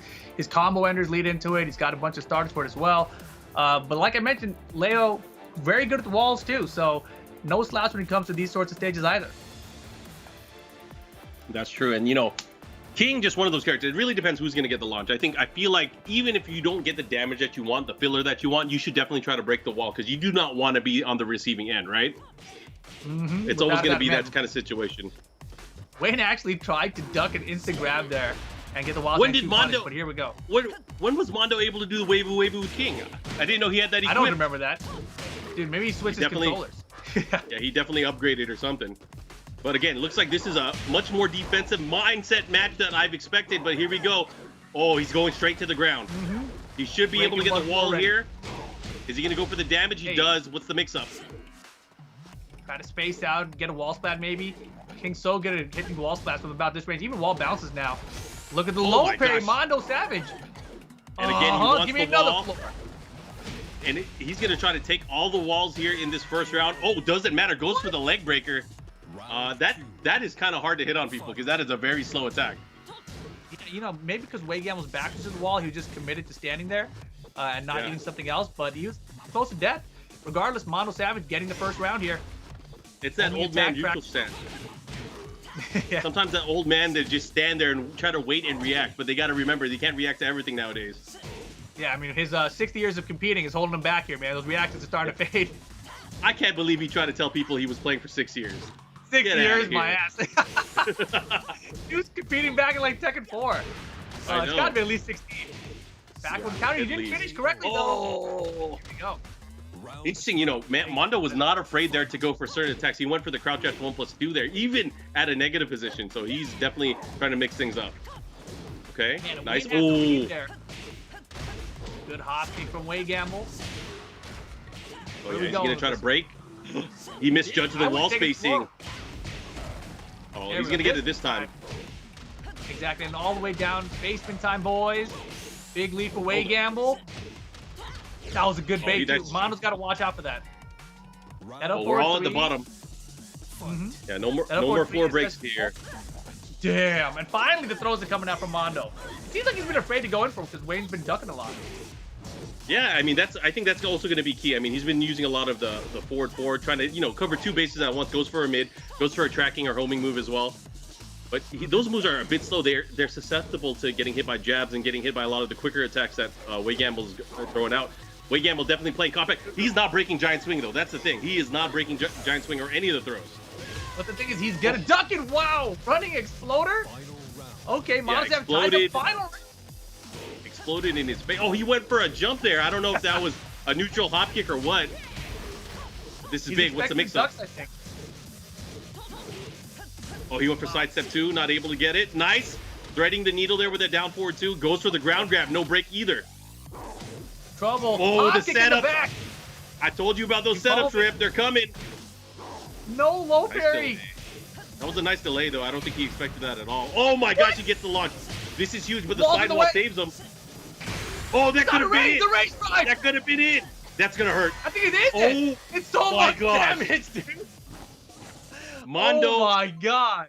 Mondo with the savage damage there. He was able to do just raw rage drive right into the spin to the throw, and that was just enough damage to destroy his chances there. I mean, man, that was crazy. The combo thing that they've changed in Tekken 7, right, where you can just do these short combos where you just launch and do 1 hit, it really only benefits like King and Paul. Yep, exactly. Like in that situation, outspace the get-up kick, land the rage drive, he's up in the air, it's like, I can do a combo, but the wall's right in the way, I'll just do a running throw ender, 1 hit, boom. And so Mondo Savage gets the first game, but that was very close, right? Back and forth the whole way through. I think Mondo Savage got the first round. Wei Gamble answered back the next 2. Mondo had to bring it back. And at the end, Wei Gamble had it. I feel like the sidewall situation screwed him up. And then Mondo Savage, was able to get away from the wall, get away from the get-up kick, and landed the rage drive. I think, the key in the matchup so far has been just landing those throws. And he's landed those throws quite a bit, whether it was the ground throw, the giant swing, or what. Not just that post throw, the Oki that he's been going for. He landed the setup with the hop knee on the back turn throw. And those things are going to wail into you because you'd have to imagine if he gets put in that situation again the next time, is he going to go for the ground grab? Is he going to go for another setup where he sidesteps? There's a lot of things to start thinking about when you fight against King, and you just don't want to be in those situations. I think Wei Gamble, in my opinion, should not pick Leo in the matchup. I don't know about you. Ooh, I think he's okay with Leo. I think Wei Gamble is also very good at adapting. The problem is what you mentioned, that setup if he gets the ground grab again. Because Wei Gamble's going to try to do the opposite, right? I don't think he's going to fall for the hop kick again, but that Mondo's going to know that, and he's going to read the situation correct, and he's going to get a mix-up on the ground afterwards. So Wei Gamble, as I expected, switching it up here to an infinite stage, Arctic Snowfall, this is what he prefers. Let's see if he can get it done with no walls this time. Yeah, and this definitely seems like a classic tactic here, especially for the older Tekken players. They feel like they may have been outplayed in the wall stage. They'll go to an infinite stage where they have more room to move and less reward on the risks that they're throwing out there. And again, Mondo starting up the homing attack that time. Wei Gamble, he does like the sidestep, forcing Wei Gamble to play a little bit more linear. Lands the Shining Wizard, and these throws are right. Oh my God! And he's going for raw damage here. He went for the neutral hop kick right into the standing 4 and the follow-up screw, and that's dead. That is dead. Yeah, I definitely said woo too. That was crazy. Mondo is not missing a beat here. He is definitely going in. And poor Wei Gamble having to deal with this extra added boost of confidence from Mondo Savage. Yeah, this is going to be rough now, right? Because so many different types of throws have landed that Wei Gamble himself started doubting his throw breaking, went for the duck. Mondo Savage had the read. Got the blade hop kick. This time I countered back 1 for him.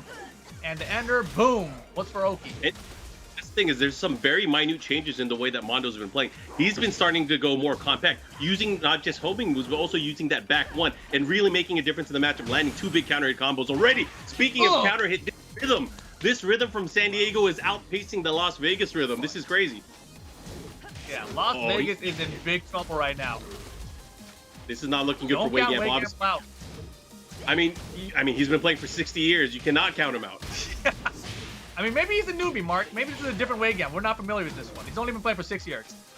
Yeah, that could be a difference. 6 years in Tekken is very much a rookie. Mm-hmm. Oh, he had the duck and the block, but let it go.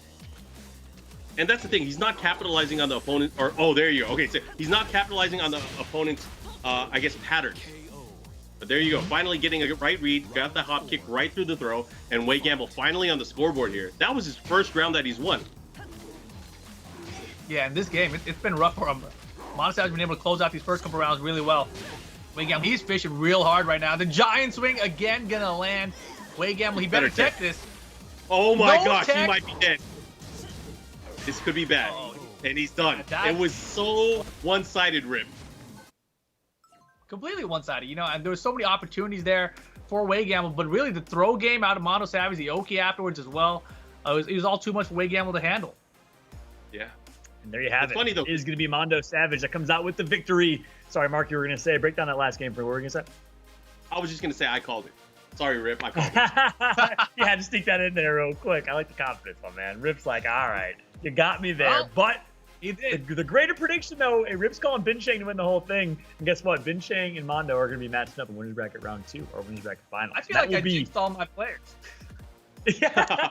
Rip's like, I just got a bad luck. I got the cash. Both these guys, you know, they came out here. They've been so strong in the past few weeks, but now they're both like waking up. They don't know what they're doing. They're not playing like themselves. You know, there's a lot on the line here. The pressure's adding up, and good stuff to Mondo Savage. He makes it out to the winners final. That's exactly right. As you see on screen, it will be Bin Chang versus Mondo Savage in our Winners Bracket Final. Whoever wins that one advances to the Grand Final. Whoever loses will be knocked down to the Losers Bracket. And speaking of the Losers Bracket, we still have quite a bit of ways to go. Accu Major versus Weapon X, and then Jumanji versus Hayes will be our next Losers Bracket matchups. They, of course, will go on to play against FeedDX and the boy you predicted, Wade Gamble, who's going to be in the Losers Bracket. However, we got quite a bit of time, quite a bit of action to go. We're going to jump to a very quick break. When we come back, we'll be jumping to our Losers Bracket right after this.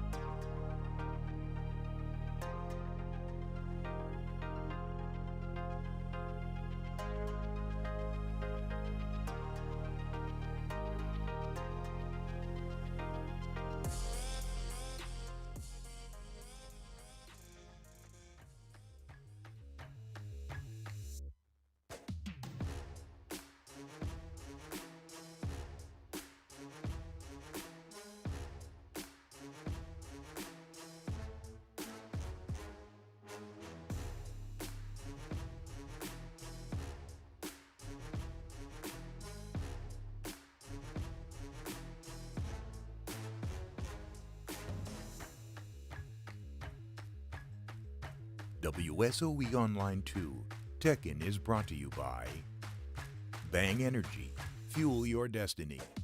The United States Esports Federation, sporting elite esports athletes across the U.S. Download the app on iOS or Android. Racer, for gamers by gamers. And by DraftKings. Get a free $15 bonus with your first deposit when you register for DraftKings at dkng.co/WSOE.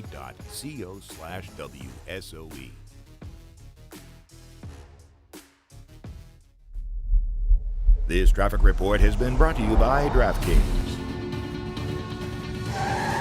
You ready to do this? Yeah, let's do this.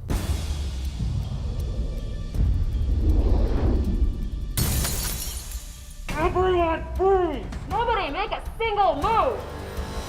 This is a giveaway.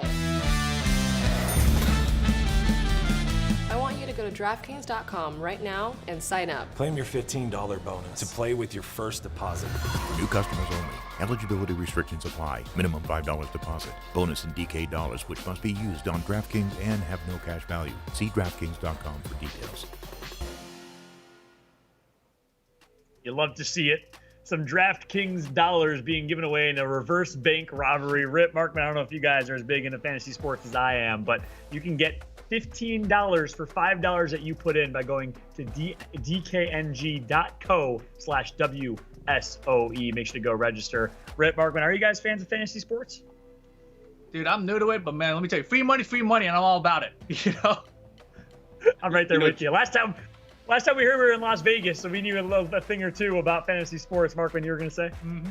Oh, yeah, I'm super into it. I mean, obviously, just especially this time, I mean, you were at home, there's nothing else to do except, just take in on what's going on, whether it's online gaming or sports. There's always some fun times to be had just to kind of predict who's going to be able to win.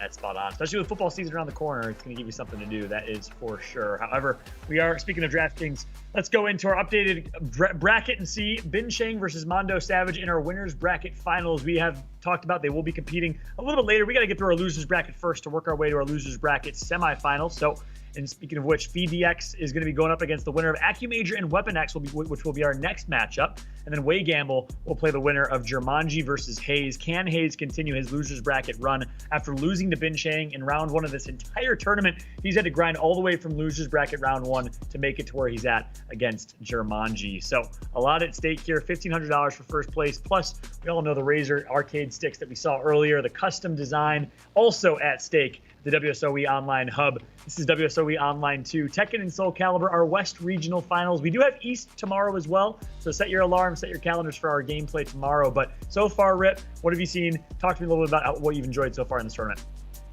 I mean, so far, the first sets were pretty close. Chang versus VDX, that match was down to the wire, final round situation. VDX had a lot of opportunities. He came out of the gate so fast.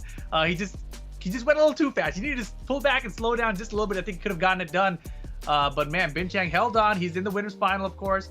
And then we moved on to the next match. It was Way Gamble, Mondo Savage. And Way Gamble, he looked like he was playing okay, but Mondo Savage, Markman called it. He had the setups. His throw game was too strong. He read the mix-ups when Way Gamble was afraid of the throws. He got those big hop kicks. So all in all, the match has been great so far. And Mondo Savage and Chang, that's going to be our winners final later. That's going to be good. Exactly right. However, we're getting ready for Accu Major versus Weapon X. Markman, walk me through the stats you see on screen right now. Walk me through these two players. I mean, both of these players, they have been playing for quite a while. I mean, look at Accu Major. I don't know if that stat is accurate as well, but I know that he's a very well-traveled player out of Northern California, originally from Korea. Very, very strong Brian play. But looking at Weapon X is a very old-school player. He started playing the game around the same time that I did. So really, really nice to see him still playing the game and still, doing well in tournaments. Exactly. I remember playing Weapon X way back in the Tekken 4 days at the arcade. So he's been around for a very long time, competing much longer than myself even. But Weapon X in this tournament actually lost to Jackie Tran, who didn't actually make it to the top 8, right? So Weapon X here, everyone else in the tournament, he hasn't lost to, so he's in a pretty good position to lose a bracket. Meanwhile, Accu Major lost to Jumanji, and Jumanji's still in this top 8 on the other side of losers. All right, but here we go. Accu Major with Brian. Mm-hmm. Interesting. I did not know Weapon X. Yeah, I did not know he made the trip over to the Zephikai army. Oh yeah, he's got a Zephikai and a Geese Howard now. He's been one of those players who's rotated through a lot of the Tekken 7 cast. When the game first came out, he was like a Katarina main for a long time. Prior, like in Tekken 4, he's the T4 Jin player. Tekken 5, he had a Nina, so he's all over the character roster. Well, he's definitely been one of those players. Oh my gosh. And I forgot Accu Major has those equipped. So we've seen him play against, some of the best players in the US, and he's always been able to pull off some of those crazy Brian strategies and tactics in matchups. Yeah, he had, oh my goodness, wait. Oh, what a duck. That was good. Damn, Weapon X holding on that first round. Accu Major, he actually blocked a big low from Zephikai a second ago, but he didn't launch it, so he could have had that first round. There's the low again. Gotta launch if he does block it again. I wonder, it could be unfamiliarity maybe with the matchup. I mean, Zephikai, obviously one of the stronger characters in the game, and you hear that from a lot of the players that are currently competing. She just has insane movement, her evasiveness as well, and her ability just to get under and kind of change the game plan, just kind of like how Leroy does with his parry, but just her movement and her stances alone kind of has to force players to change their strategy going into the matchup. Without a doubt. Tiny pixel left here for Accu Major. Not enough to matter. Weapon X going with the risky low instead. But he's off to a great start here. You mentioned the backdash, the movement out of Zephikai. Her side step's also very good. Her evasiveness of just her attacks. You know, that down 3 and just the general evasiveness of the character from her stances has really been effective so far against Brian. Oh, yeah. Oh, and he gets a nice counter hit at the wall to mix up. And this is where she's really scary. Is like, what are you going to do? How are you going to deal with the stances? Is she actually going to go for the low or the mid? And her options for most of the stances are very, very scary. Dude, it's scary. And look at this dominant performance. Weapon X 3-0 over Accu Major. I don't think that a lot of people would have actually thought this was going to go down this way. I don't think so either. And, you know, Weapon X, I did not even know he used Zephikai prior to this. So thinking about it, you know, Weapon X has always been one of those players that would learn a new character or a perceived strong character from the outset and just try to maximize their options. You mentioned that how he started off with T4 Jin back in the Tekken days, and that should have just said enough there. He is playing to win. He's playing with a strong option, and obviously working out here, he's able to get that first victory. Yeah, the crazy thing was the very first thing that happened in this game, you know, Accu Major came out with the orbital heal from Brian, and Zephikai went with down 3 and it went right over. Didn't launch her. She was sitting right underneath it. That kind of set the tone for the rest of the game there. Just Zephinka's evasiveness really destroying Accu Major that time around. But he's a veteran, right? He is a veteran, but you have to think about it. Like, did you see the orbital since then? He didn't really go for it after. It kind of sealed it away, maybe mentally in the matchup.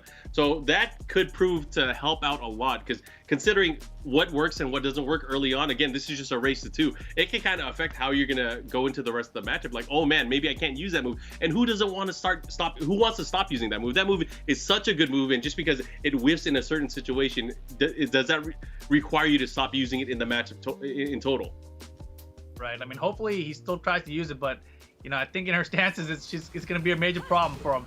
Let's see what happens. Game number 2, going to Mishima Building this time. Another small stage. Arena was a little bit smaller. Accu Major maybe prefers this stage. So here's the wall carry. Not quite to the wall. Pressure, nice. Oh, man, he wants it. He wants that jet upper. Weapon X had an old nickname back in the day, back in the Tekken 4 days. They called him Weapon X Copy, because he was really good at taking a strat that he saw from either another player or online and implementing it into his gameplay. So definitely, he's going through the motions now. He's using a lot of moves with second, third, even fourth hits, and really testing his opponent. Uh-oh, here we go. Time, land the raise drive. Oh, he missed it. The back 1+2 did not get the just frame input, but still able to get the kill. First round of Weapon X. Man, this is 4 rounds straight for him against Accu Major. Yeah, he's doing really well, proving that he's not afraid of the Brian matchup. Oh, there's a big launch. Oh, he misses the combo. Not good. Yeah, definitely not looking like Accu Major. This is a crazy day in general. Man, sidestep into jet upper. Opportunity here for Accu Major. To the wall. Yeah, Accu Major is definitely one of those players, too. He's definitely one of those players that if he can do something big and get some momentum, it'll help him in a long way. Just sometimes all it takes is one taunt jet upper, and he's a nut. He'll go for this online. Yeah, he goes for double frame perfect sequences. Yeah, and attacks immediately out of sidestep, definitely something he prefers, right?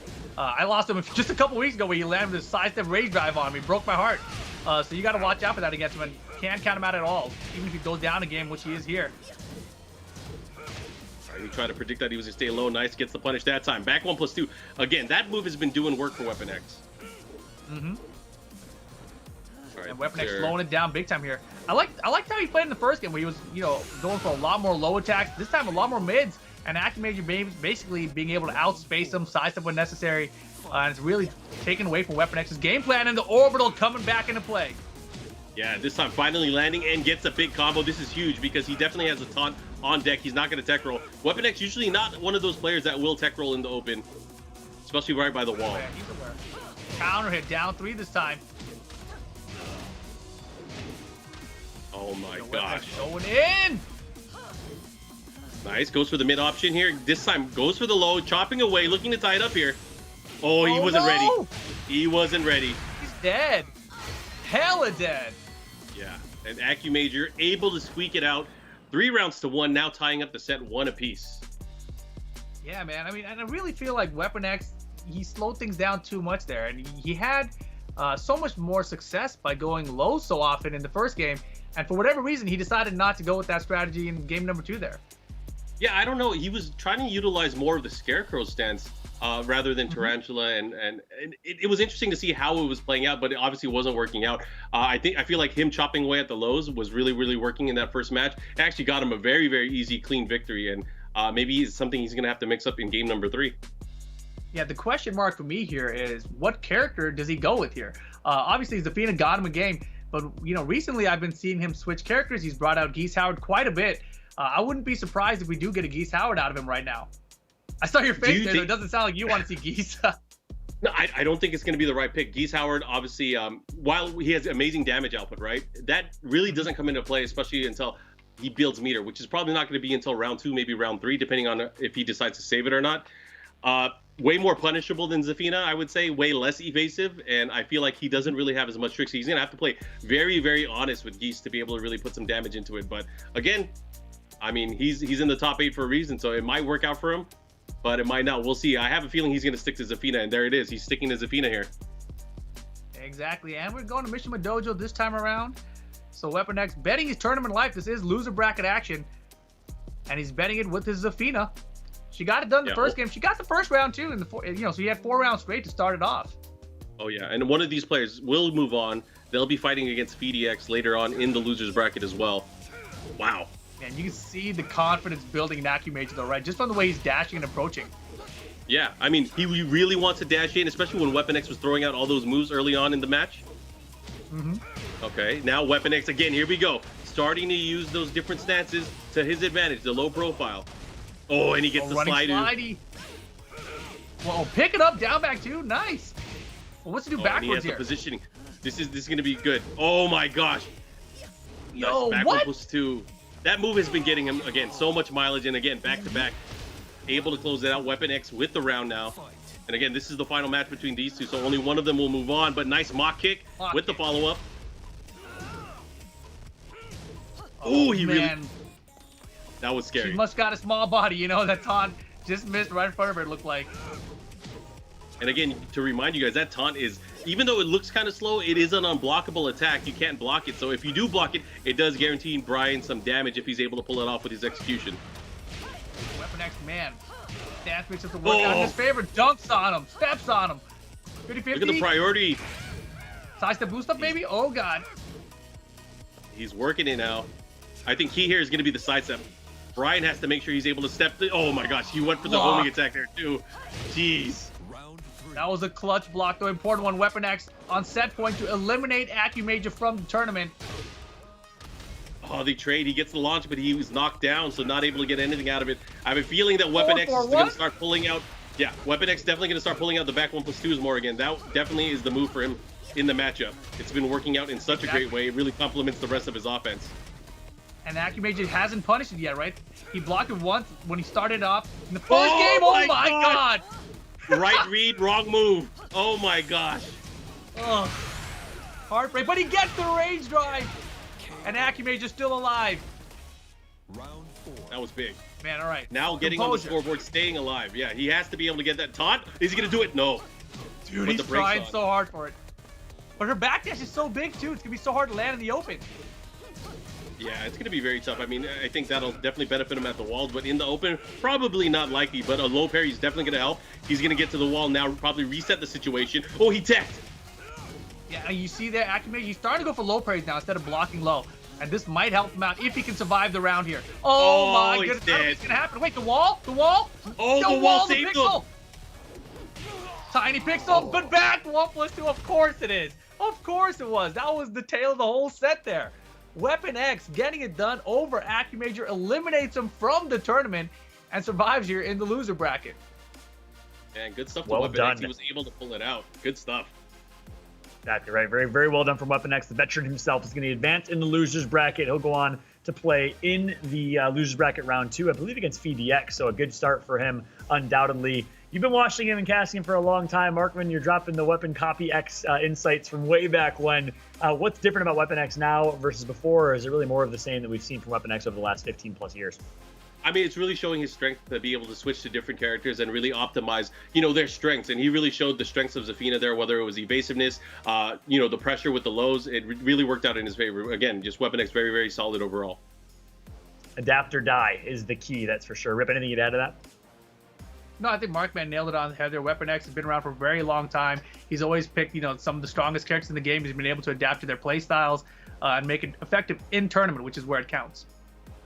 Yeah, it's impressive. Big shot and kudos to Weapon X. And we actually now also have an updated bracket for you in the losers quarterfinals. So, yep, I was correct. It's FDX going up against Weapon X, battle of the X's in our losers quarterfinals. And, of course, Way Gamble is going to wait to see the winner of Jumanji versus Hayes. The winner of FDX versus Weapon X will make it to the losers semifinal and then play either Way Gamble, Jumanji, or Hayes. So we have all our losers bracket players vying and battling their way through the losers bracket as a chance to make it back to the grand final. Can Hayes do the unthinkable in making it all the way from losers bracket round 1 to a losers bracket final? Tough to do, and you obviously have to get through some titans in FDX, in Weapon X, and so many other players. But let's go ahead and preview this next matchup between Jumanji and Hayes. Mark, when starting with you, who do you think is going to take it and why? Actually, I'm not too familiar with Hayes. He's definitely one of the newer players that I'm just not familiar with. But Jumanji, correct me if I'm wrong, Rip, he is a Yoshimitsu player, right? Correct. He is the Yoshimitsu player that's been going to Wednesday night fights and been terrorizing everybody. So I think Yoshimitsu is also always kind of like an eye-appealing character to watch, especially because he's riddled with setups. He's riddled with tricks. And I think unless a player knows how to fight against that kind of stuff, it's going to prove to be a very, very difficult matchup. So at least going from the outset, it's hard for me to pick who's going to win just because I'm not familiar with Hayes. But if Jumanji brings his A game and his setups and all his tricks, he's definitely going to have a really tough time. Exactly. And, the thing about Jumanji, like you mentioned, he's been doing very well, right? But Yoshimitsu is one of these characters where he spends so much time with so many different stances and options that sometimes the player gets lost in it, So it's a matter of whether Jumanji can stay focused, right? Hayes, though, he lost second round of this tournament to Chang, and then to get here, he actually went through Sukin and Run a Black to qualify here into the top 8 loose side. So he's definitely a very strong player. And I believe he's a Master Raven player. So we're going to see Yoshimitsu versus Master Raven battle the ninjas here. It's a matchup we rarely get to see between the characters. So this should be a lot of fun. Who knew that we would see the Great Ninja War? All right, I'm ready. The Great Ninja War starts here, or restarts here, I suppose. But Jumanji was sent down here by Mondo Savage, it looks like, in the bracket. So Mondo Savage, you saw earlier against Way Gamble. He's playing fantastic. And Jumanji, the Yoshimitsu, the strength that I've seen from his Yoshimitsu in particular, much less on the tricky side and much more on the Okazemi side. So if he gets you up against the wall and he gets to run the Okazemi mix-up on you, it is deadly. Yeah, we did see a lot of Yoshimitsu in Soulcalibur, so good to see some consistency carrying over to Tekken. Didn't think I'd see Yoshimitsu here on the Tekken side, but Hayes is going to hopefully prove us wrong here, as we do have some stats between the two of them. Top 8 major finishes, well, it's none. It's a goose egg from both. So 2 players that are vying to solidify themselves as top players in Tekken are going to be playing against each other right now. And look how many qualifier games Hayes had to win. 14 games to make it to this point. He had to grind his way after losing to Chang early on. And it looks like they're both relatively new to the Tekken scene as well. Mark, anything stand out to you? I mean, it's interesting that both of these players seemingly starting from around the Tag 2 era, so it's nice to see this young blood still persevering on to Tekken 7, and it's going to be nice to see this young blood. I mean, I say 8 years, 8 years of competing is young blood, but it really is in the grand scheme of things when it comes to Tekken. So excited to see who's going to come out on top. Yeah, especially in the Tekken world, all the way back to the 90s. I know, Mark, when you've been playing for quite some time. What was the first Tekken you played, my friend? I'm going to put you on the spot, maybe reveal your age a little bit here, if that's okay. I mean, competing-wise, I would say the first time I really got serious into it was Tekken 3, and what was that, around 97 time frame? So around Tekken 3 time frame. That's so you've awesome. been playing Rip, as how long about you, as man? Way I'm Gamble. asking the same thing. No, I mean, I've been playing, like Mark, we both started with like the first game, right? Like way back when, but competitively for me, it wasn't until Tekken 5, which was around 2005. So a little bit newer to the competitive scene. I mean, I say relatively newer. It's like 8 years after Markman, and here we are 15 years after that, right? So Tekken's one of those games, it takes you a while to get started and get grounded. Jumanji and Hayes, you're both 8 years of experience going into this. So Markman, as you mentioned, that puts them back in kind of the Tag 2 era, right? They started learning the game there. Tekken Tag Tournament 2, one of the games where you see a lot of the players from that generation stepping up now and making names for themselves here in Tekken 7. Oh yeah, and I mean, it makes sense. It was the last game that, a lot of people were playing and competing in, but it was also one of the games that many would consider probably one of the more demanding games as far as knowledge and trying to learn. So I think people that came from the Tag 2 area technically have a very, very good grasp of what Tekken 7 is. Obviously, moving into Tekken 7, especially when it started off, movement was not the same, but I feel like the game has changed enough. It really, really kind of changed how people were able to learn and adapt, especially when learning other characters. Because there's much more of a difference, I guess, in movement when it comes to the different characters in Tekken 7 versus what you would see in Tag 2. right? As you mentioned, the Tekken Tag 2, there's so much knowledge required, right? Like you had to play against 2 characters all the time, or you had to actually play 2 characters yourself. You could go solo, but realistically, you had to learn this like huge roster of characters just to compete. So all those guys, all that knowledge building paid off for them. Oh yeah, definitely.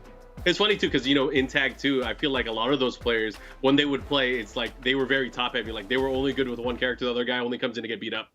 It was one of those situations. Okay. Yeah, Gotcha. I forgot. I got lucky, right? My character, I had 2 of them, so I was like law and law. All right, perfect. I don't have to learn anyone else. Fantastic.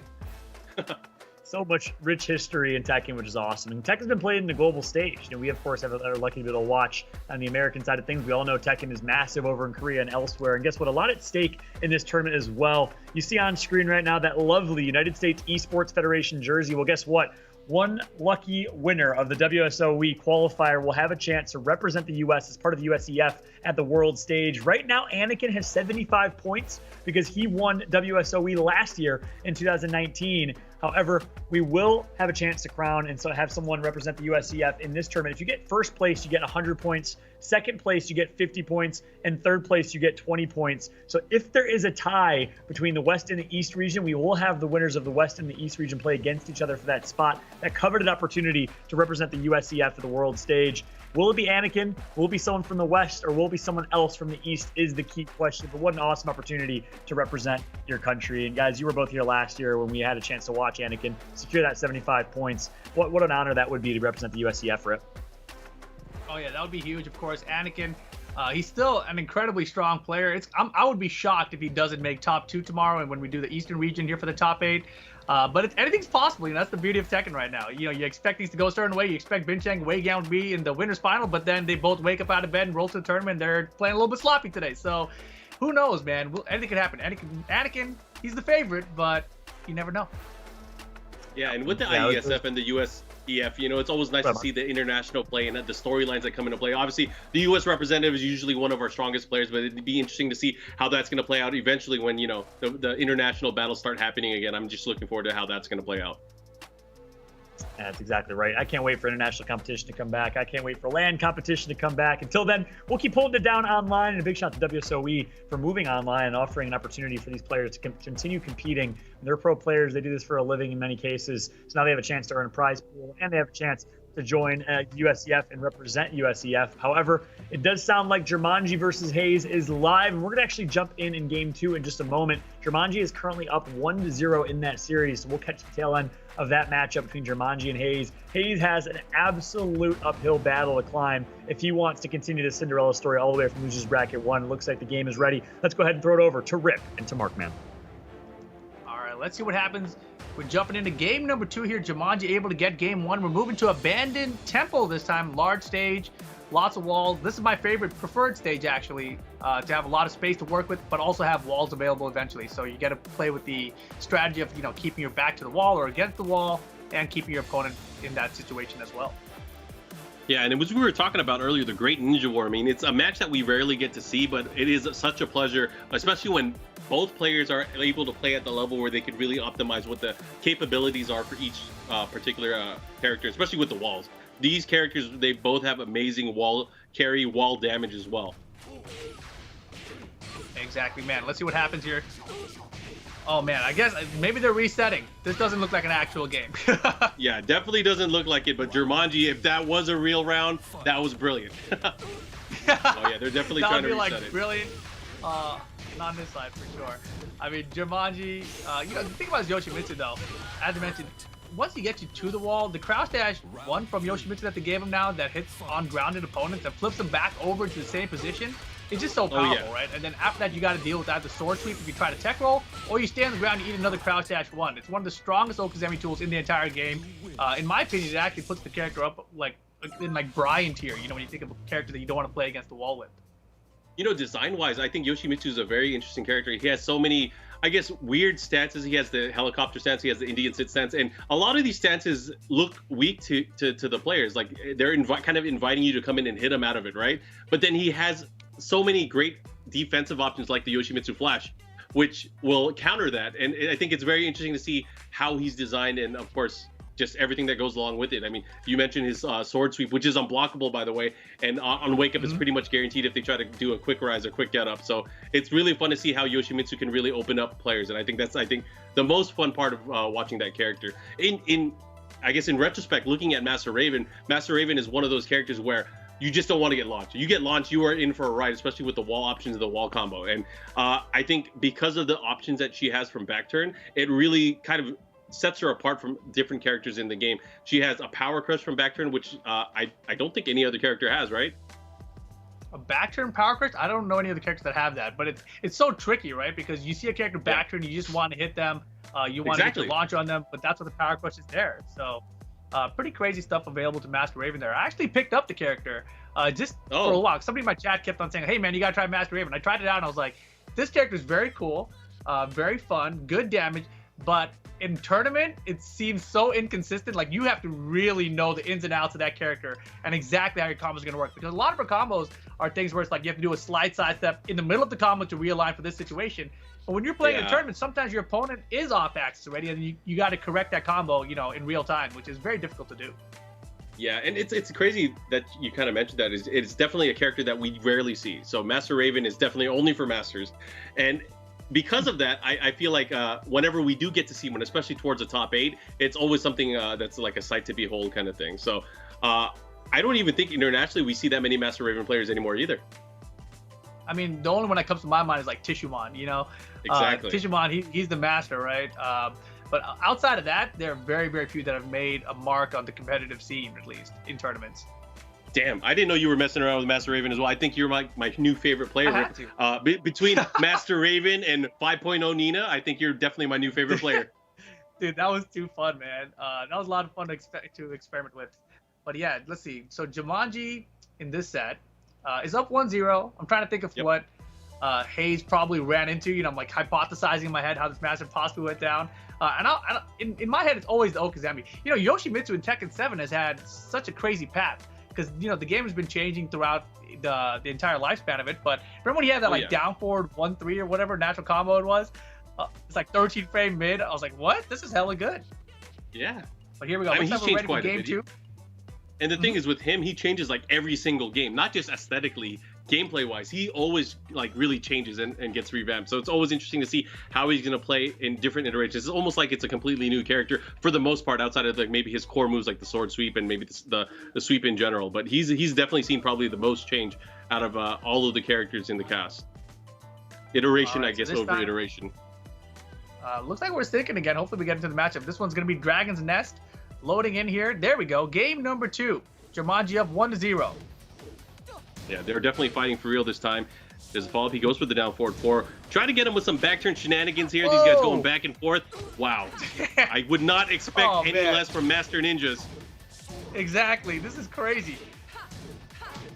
Backer for the down back 2s.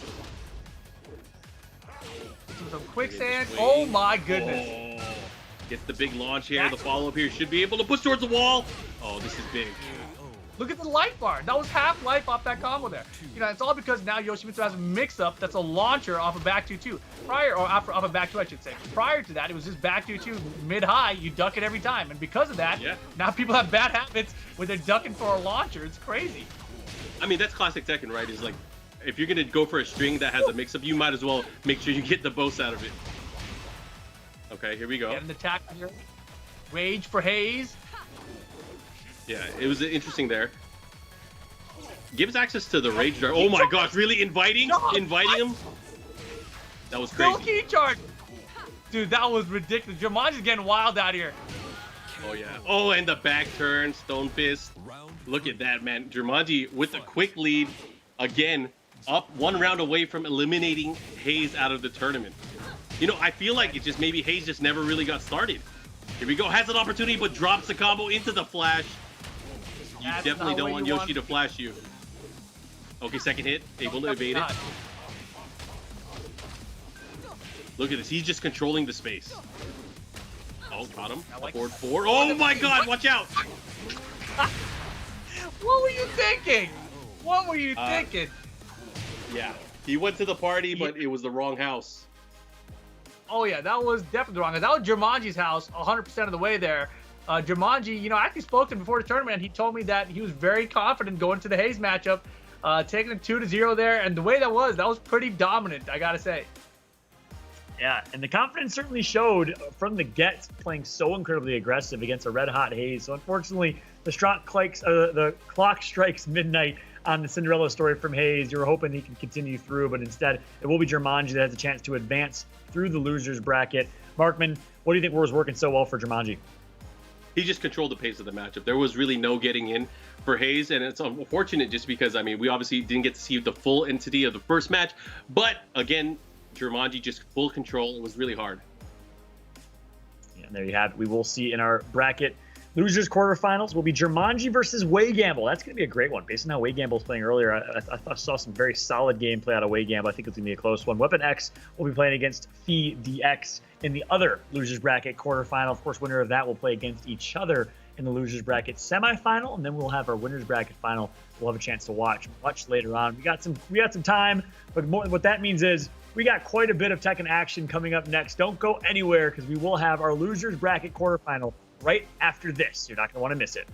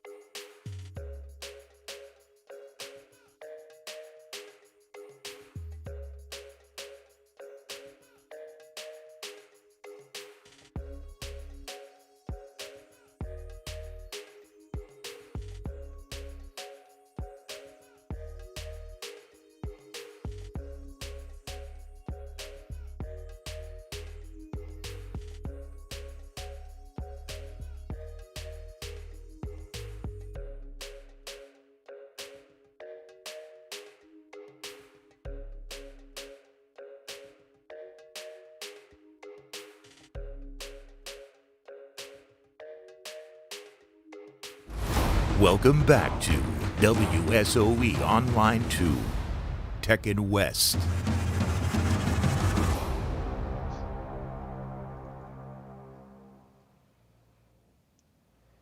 We have our winners bracket on screen right now between our two winners, Chang and Mondo Savage. They'll be playing in the winners bracket final later on in the show. However, we got to get through our losers bracket first because we got some great players in losers quarterfinals. Way Gamble will be playing against Weapon X, and Phi DX will be playing against Jumanji. So that will be our upcoming matchups. Way Gamble and Weapon X first, Phi DX and Jumanji to follow. So we got a lot of great Tekken to come. We've seen a lot of great things out of these four players. Of course, 6 players remain as we've dwindled down to our top 6 in this tournament. All out here joined alongside the 2 legends in the Tekken and fighting game community. We got Rip and Markman. Rip, I want to start with you. Your thoughts overall so far in this tournament? Oh, so far everything's been fantastic, of course. I wish we got to watch the first game of that last matchup because those ninjas going crazy at each other, that's always a lot of fun to watch. But, going forward here, we have some interesting matchups. I'm really excited because we get the old school guys battling each other, we get the new school guys battling each other to see who makes it into the top 4. And then, of course, on the winners final, we get old school versus new school there. So, as far as Tekken goes, I love seeing those sort of rivalries, right? Because these are the players that are coming up, and these guys who have been established for so long. Yeah, amazing stories. Just kind of in tune with all the stuff there. Yeah, this just character variety, and the character variety that we've seen throughout the top 8 so far has just been really nice to see. And we've seen characters like, Master Raven, Yoshimitsu, stuff like that. It's really nice to see compared to just seeing a bunch of the same characters over and over. I mean, technically with Tekken, a lot of people tend to go to the stronger characters. I mean, but I think because people are spending more time in the lab playing at home, they're really trying to develop what they have with other characters in the game, and it's nice to see that. Yeah, I love that. And Mark, you talked about earlier, we were saying how long you've been playing Tekken, how historic has been your Tekken career. Same with you, Rip. How does the overall character meta, how healthy is it now compared to previous Tekkens? Right now, there's a lot of people who favor the DLC characters. They think that those are the stronger ones currently. But, Tekken's a game that's always changing. So I think a lot of the players are recognizing that sticking to those are definitely not going to be the ones that, stay at the top after all these patches come through. It's crazy too, Rip, if you think about it, because there's always the matter of popular opinion, and sometimes that popular opinion is wrong, which is crazy if you think about it, because even some of the strongest players in the world, they'll write off their character. They'll be like, oh, Shaheen is dead. Oh, Kazumi's not good anymore. But we know that is not true at all, right? But it really, time and time again, really depends. The vocal minority, the vocal majority, it can change over time. And, there was a longest time where everyone thought Akuma was not the best character. But, last year that was different, right? Exactly. So things change, but here we have Weapon X versus Way Gamble underway. This is our losers quarterfinals, first of 2 again. Weapon X sticking it out with the Zafina, Way Gamble with his Leo. Yeah, I didn't think we would see a retirement match this early. This is awesome. All right. Going into it right now, Weapon X. Dang, Weapon X with the advantage again. And I feel like, especially on the West Coast, I don't feel like there's enough Zafina players. I don't know how you feel about that. You see a lot of Wednesday night fights. You see a lot of these guys playing pretty often, but I don't see enough Zafina play. No, definitely not. It's definitely a character that we're lacking West Coast experience. Weapon X now is our premier Zafina player. He just came out of nowhere because he picked up the character. MYK did try for a little bit, but he hasn't been competing much.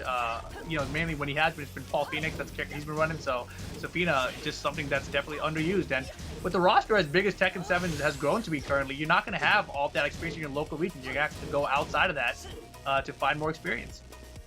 And I know you kind of mentioned earlier with the character meta, like the DLC characters or the characters that are attributed to the different seasons. They've been, among the stronger characters in the cast, and I definitely think that's to be the case. I mean, one of the selling points for a lot of these characters is not only are they fan favorites, but they're also very, very, very strong. And I think we saw that probably the most with Leroy, right? Oh yeah, without a doubt, Leroy. And I gotta say, just with Leroy and Pokemon, I just love that Tekken is back to traditional martial arts for characters, right? Tekken 6 times we had Elisa, who's like a robot with chainsaws and a head flying off. And now it's back to like what made Tekken fun for me. Going back to Tekken 3 where you saw Harang doing Taekwondo for the first time. Yeah. Just seeing that traditional martial arts come back. So, eventually I feel like we're gonna get to a good place where these characters are gonna be considered like one of their favorites in Tekken. It's interesting you mentioned that too, is because we are going back to kind of like the traditional martial arts, which is great to see. Because I remember back in the old days, kind of describing the characters by their martial arts versus their names or their likenesses, right? Right. I mean, like when you look at Noctis in this game or Negan, you're not saying like, oh yeah, I love that style of martial arts, So I mean, they're fun characters regardless. But personally, I prefer to see some Wing Chun. That's all I'm saying. And it's cool to see with both Bakuram and Leroy, they're original Tekken characters. They're not guest characters. They're not guests from other games, and so it's really cool to see that. Man, Weapon X. I was just talking about geeking out about martial arts, thinking about my favorite movies, and out of nowhere, he takes that first match. What a dominant early performance here from Weapon X. Yeah, I mean, he's just been on point today. It just seems to be the story of the day. The guys that I pick are getting wrecked, and the guys that I'm overlooking are doing fantastic. I don't know what to tell you.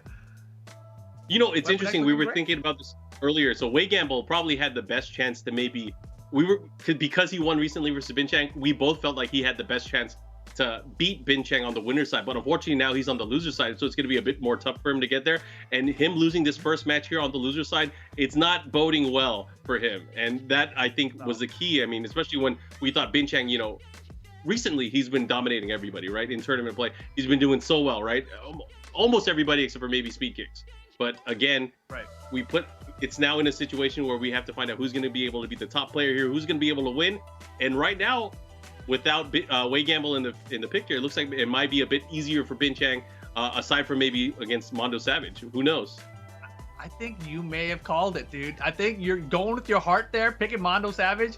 I think you might have been onto something, dude. You know, Ben Chang, he's not, let's be honest, he's not looking like the Ben Chang that was so dominant the past few weeks. Wei Gamble is not looking like the Wei Gamble that just beat Ben Chang last week. So, you know, these guys, although they're so good, and Ben Chang's staying on the winning side of things, it's a great opportunity. And Mondo Savage looked very good, you know, so we'll see what happens when we get there. But right now, Weapon X has the advantage over Wei Gamble. He's up 1-0. Jungle Outpost is the stage that we're going to for Game 2. That's very unusual. You know, Wei Gamble, like I mentioned earlier, likes to go to the infinite stages. Usually it's Arctic Snowfall. You know, he prefers that stage. He picks the White Output Leo, but this time, Jungle Outpost, number 1. All right, here we go again, opening him up with the back 1+2, the follow-up here, and this time Wei Gamble getting some damage here. Nice, gets the spike in the follow-up. Oh, he was able to thread that down forward too, and that was really good. He should be able to get the wall. Bop, bop, bop. Weapon X, relentless as usual. Go on the other side. Get it out of here. He's ready for that low parry. Wall splash this time. Wow, good stuff there. Man, I thought he was throwing it away. It was crazy because Weapon X, especially Wei Gamble getting the right reads, getting that down forward 2 punish early on, but he was still able to hold it down and take that first round. Here's the rush down. Wei Gamble going in, but a nice power crush. Yeah, it is just not Wei Gamble's day right now, dude. Nothing is going his way. Yeah, maybe weekends are not his time. Oh. Yeah, he's definitely a Wednesday night kind of guy.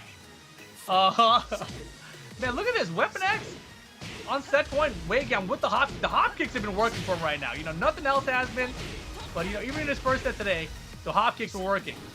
I know what it is, Rip. It's not degenerate hours yet. Wei Gamble is only a nighttime kind of guy. Damn, I mean, that's what it is. He hasn't slept yet. Maybe you're right. He hasn't slept yet. That's my thought. I mean, he's got a big lead right now, but look, he's pressing ahead despite this huge life. This is uncharacteristic of Wei Gamble. This time the block, that should be the round. All right, Wei Gamble on the board. It's not over till it's over, but he is not playing like himself. Usually when Wei Gamble has a big lead, he takes it real slow. Oh yeah, he plays very, very safe, and that definitely wasn't the case. Maybe, could it be unfamiliarity? We were talking about the lack of Zefinas as well. Maybe it's unfamiliarity with the character matchup. Okay, going for the break here. This time? Oh no, he doesn't go. The keeper there. Yeah, he's definitely asleep. Weird choices. Oh. Yeah, I definitely don't think he got much sleep. I think you're right. Dude, Weapon X is really starting to change it up. He's offensively making good use of the backdash as well, trying to pick his shots. Keep him there. And again, just these lows, they're taking their toll right now on Wei Gamble. Right now, the Weapon X life lead in play. What's going to happen? Saved by sidewall. The low, big block, doesn't launch. Jeez. That's the second time we've seen that as well. He got one on the big double launcher, but right now he's in the red. Oh, that might be it. Wow, 2 opportunities there, make it 3. And Weapon X gonna take it over Wei Gamble, eliminating Wei Gamble from the tournament. Weapon X will be moving on to the top 4, but man, that did not look like the strong Wei Gamble that we've been seeing. Not at all. Definitely not. Yeah, I mean, when we look back at that set, I'm just so curious, what happened to Wei Gamble. And, I think if people watch us back on the VOD in the future, they're going to be like, man, what time? They must have ran this thing at like 6 a.m. Why did Wei Gamble not get any sleep? It's 3 p.m. on the Pacific Coast right now, like, Wei Gamble should have gotten some rest. I don't know what it was. Definitely was not looking sharp, though. But here comes the bracket, boys and girls. Let's take a look at where we're at in the overall standings. Obviously, we just saw Wei Gamble lose. He is out of the tournament. 2-0 there. Weapon X moving on to the losers semifinals, where he'll be facing off against the winner between FDX and Jumanji. That's exactly right. Weapon X is looking good. Very, very strong so far. He's advancing to the losers semifinal. He's going to be watching intently that FDX and Jumanji matchup. Speaking of someone who's looking good, Jumanji on Yoshimitsu has been looking incredibly sharp as well. Marvin, very quick question for you. Do you think we're going to continue to see Jumanji represent the Ninja and Yoshimitsu, or change it up? Ooh, I think he's definitely going to stick to Yoshimitsu, but the matchup that he's going to be having with FDX is going to be a clash of the swords, and that's going to be interesting to see, because that is another rare matchup, and it's a matchup that we really don't get to see. Noctis versus Yoshimitsu. It's probably could double as a Soulcalibur match in some other universe, but I'm excited to see how this is going to play out. I love it. We'll see who's going to come out on top in our United States Esports Federation. bracket. Speaking of which, the United States Esports Federation is sporting elite esports athletes across the United States. If you're a fan of esports and the US, download the app on iOS or Android and register now. I know that's the first thing I'm going to do is download that app on my Android phone as soon as I possibly can. And by the way, I'm a fan too. I'm representing the USCF jersey. This thing is sweet, by the way. On the back, it's got a custom name. I'm a big fan. If you're a fan of the US, you want to represent the flag, and you like esports, so show some support for the red, white, and blue for the United States Esports Federation. Rip, Mark, man, I expect you guys to do the exact same. I'm waiting for my jerseys, man. That's what I'm saying. You're like, if I get a jersey, then I'll download the app. No, that's the condition that it exists. I love it. But big shout to USCF for supporting United States esports and, of course, giving a qualifying spot. The winner of this tournament and qualifying points, at least, will be qualifying and represent the USCF in the world stage. And we'll see if it's one of these two. FeedDX and Jumanji will be playing in our losers bracket quarterfinal. Winner of that will go on to play against Weapon X. Let's go ahead and jump into that game and breaking it down a little bit. Mark, man, starting with you, your predictions. Who do you think's going to take it? You know, looking at the two players, Jumanji, the way he plays Yoshimitsu is very interesting. It's kind of like Rip was talking about earlier. Very, very dependent on the Oki, but BDX has just played so solid, at least from what I saw in the winners bracket and what I've seen in previous online tournaments as well. His ability to use Noctis's tools and really get to the wall and start dealing some damage, it might be too much in the matchup. So I think BDX on top. Ooh, that's a good call. You know, and FeedDX, you know, obviously he has the Noctis. Jumanji, we've seen him with the Yoshimitsu, both of them from the Pacific Northwest region. The interesting, you know, factor here is that Just Frame James plays both of these characters and is also in that region. So maybe both these guys have had some experience in this matchup, you know, by playing Just Frame James. Because he could have given them Yoshi experience, he could have given them Noctis experience. So I'm curious to see how this one plays out. But here we go. Game number one coming your way. It's going to be FeedDX on 1P, Jumanji on 2P. We're going to Kinder Gym. Yeah, and then, you know, that's going to be the big tell for this matchup is whether or not each one of these players knows how to fight against the opposing character. Because it's a completely different match if you don't know how to fight Noctis, and it's a completely different match if you don't know how to fight against Yoshimitsu. But the problem is the player has to also realize that too. That way they can start partying, right? Oh, yeah. And, you know, Yoshimitsu, we're going to see some spins to get away from trouble here. I'm sure Jumanji has a lot of experience in the Noctis matchup. I'm just curious if FeedDX has experience in the Yoshimitsu matchup. Oh, man, the spear from downtown? Okay. This is definitely the Soulcalibur VII matchup that we're waiting to see. What? You can low kick that? The running 1+2? I didn't know that. That was ridiculous. That was crazy. Damn, he's just chopping away. Jumanji working those lows right now, trying to get these openings. But again, now FeedDX starting to fight back here with these lows. Yeah, the back to the spin, running 1+2 for the pressure into forward 1+2. And Jumanji just, you know, he's content to just block it all. I think that's going to be the key. That's going to be the key move in the matchup. Oh my gosh, he caught him looking. Okay, so you don't do that unless you're confident. Jumanji probably has this matchup in his mind. Oh yeah, he's that was crazy in the open. Right. That sword stab, you usually see the stab by the wall. He did it in the open. Yeah, he's got setups on setups, man. Yoshimitsu is one of those characters now, you know, and whether it's in the open or at the wall, he's got setups for every situation. And right now, all the way to the wall, FeedDX gonna keep the pressure. Emo man for the re-wall splat. I love it. Oh, the sidestep on wake up, able to get the punish there. That was good stuff. Oh, damn, blue stuff. Yeah, but the wall. Crowd dash one. He stayed down. 50-50, the low. That's crazy, and that's a natural combo too, so able to take that. And Jumanji up 2 rounds to 0 right now. FeedDX in trouble here. Uh-oh, he was ready. Good, Jumanji. The wall is gonna be right there, yup. Walking it out. Oh no, crowd dash once again. Yeah, he has him. What's he gonna do? Doesn't let it rip, but the last hit, able to land. Evil man follow-up. Oh yeah, I here we go. Face out, get low spear. Again, oh, that's big. That is big. It's over. Jumanji, 3 rounds straight. Game number 1. And that was twice, right? 2 times in a row there. He recognized FeedDX, wanted a sidestep. He's like, I feel like there might be a sidestep here. Brings out the rage drive, catches him stepping, and gets the full combo off of it. That was critical. Yeah, and I think that was definitely key in the matchup, is just getting those clutch moments towards the end of the round. And obviously with the rage drive, you got to be aware. You got to know that it's going to come eventually. And those 2 times that they hit, he made them count. So that was good stuff there from Jumanji. Yeah, and FDX, he really didn't get a chance to get offense started. A lot of his offense went, the mid route, and Jumanji was just content to stand there and guard it all. I feel like he really needs to poke at Jumanji's feet, really knock him with some lows, make him think about trying to defend against the mids. Because if he doesn't do that, Jumanji's just going to stand there and guard it all day. I definitely think he needs to change his usage of lows because he definitely got low parried a few times with the low kicks. Maybe he has to go from crouch down forward too. Maybe he needs to go for the spear a bit more. But there were definitely a lot of opportunities that he had there to get some lows and get some damage in there, but he just wasn't able to pull it off in time. So I think it's just going to be a matter of how he's going to control the space. Forward 1+2, I think, is the key as well because Jumanji's sidestepping a lot. He's going for little micro sidesteps, trying to adjust, trying to get some damage and capitalize off of the sidesteps. But if that move comes into play, it's going to keep him from moving, and that's where you want to be able to employ those low attacks as well. Yeah, we'll see what happens here. Going into game number 2 now. Let's see what stage they decide to go with. Looks like it's going to be an infinite stage. Oh, wow. Man, we might have to channel our inner Tasty Steves here. Oh, man, we're going to have the drops? Harada, I feel like Harada kind of banned everyone from doing that since we haven't had an event since then. No more singing. No more singing. Round 1. Fight. Stop that. He told him to stop that. That was so funny. That was unscripted, by the way, guys. That was so good.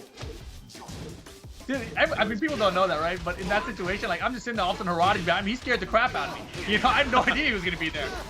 He tends to do that. Uh-oh, here we go. Nice big counter hit. Up forward 4. Look at this. They're about even on life already. Up forward 1. Didn't find it. And he had it back that time. Oh, the step. Oh, my. The carelessness can't be doing it. From VDX is you cannot get careless once Yoshimitsu has rage. That rage drive is just so good. Right, and just in general too with the tracking, right? You're seeing these low spins from Jumanji with Yoshimitsu. You gotta expect him. Man, look at the flash setup there, catching him off guard. And Jumanji, he's looking very confident right now. Oh yeah, super confident. Yeah. And the manual Yoshimitsu step where he just spins away, it's not great, but if he has the rage drive, it becomes amazing, right? Because he could whip punish from almost any range. Ouch. Right now he's got. Oh my god. Did he leave him on the ground intentionally so that the crouch dash 1 hits? Yeah, because that's an option. I mean, if he thinks he's gonna stay, boom. Here we go. But VDX finally getting some damage at the start of the round here. Gets a nice combo. Let's see what he does here. This is big. Oh man. He gets him with the moon drop. Jumanji's looking real calm right now. Look at the step on 1+2. And that's what I'm saying. He's going for these micro side steps here and there. He's definitely going to start having to do moves that keep him from stepping in his direction. He has rage drive. You better be careful. Well, he was that time. He hit the brakes, but look at the flash. It might be enough damage here. It's going to be close. Oh, he's dead. Oh, he's what? dead. What? Wow, that was beautiful. I got to watch the replay of that later. I want to know how to do that. He rolled back, and then he waited and then rolled to the side. Oh, root kick, not able to land, but doesn't matter. We have insurance with the sword sweep. Look at this. This offensive flow here from Jumanji is just too much for VDX, and VDX out of the tournament. Just like that. Jumanji on fire. Every single match we've seen him in so far, he has been dominant. He's totally controlled the pace of them. And this time, Jumanji, getting it done here over VDX. I didn't expect it to go down that easily. Yeah, it was very one-sided. And I gotta say, yes, Jumanji has not played against top. He hasn't played Ben Chang yet. He hasn't played Mondo Savage. But from what we've seen so far, I gotta think Jumanji is looking the best of any player. Ben Chang took some pressure early on against VDX in that first matchup, I believe. And Jumanji made it look easy with the 2-0 sweep over Hayes, followed by the 2-0 sweep over VDX. Jumanji looking great. He's playing with the utmost confidence as well. Markman, what's working so well for Jumanji? Everything that he wants is hitting, and it's key, especially towards the end of the round, because that's where it really matters, is when he gets those side steps, when he gets the key rage drive, and he's just able to deal all that damage at the very end, and he was able to capitalize almost every single time. So I think end of the round closeout is really what's key for Jumanji, and he's been able to do it time after time. Yeah, that's exactly right. Now he's going to be in a loser's bracket semifinal against another player who's looking very good. It's Weapon X. Another dominant game from Weapon X over Way Gamble. So both of our losers quarterfinals were 2-0 sweeps. And guess what? The winners of each 2-0 sweep will now face against each other. We'll have Jumanji versus Weapon X. That is our upcoming match. You won't want to miss it. Trust me. We're going to go to a quick break. When we come back, we'll have our losers bracket semifinal.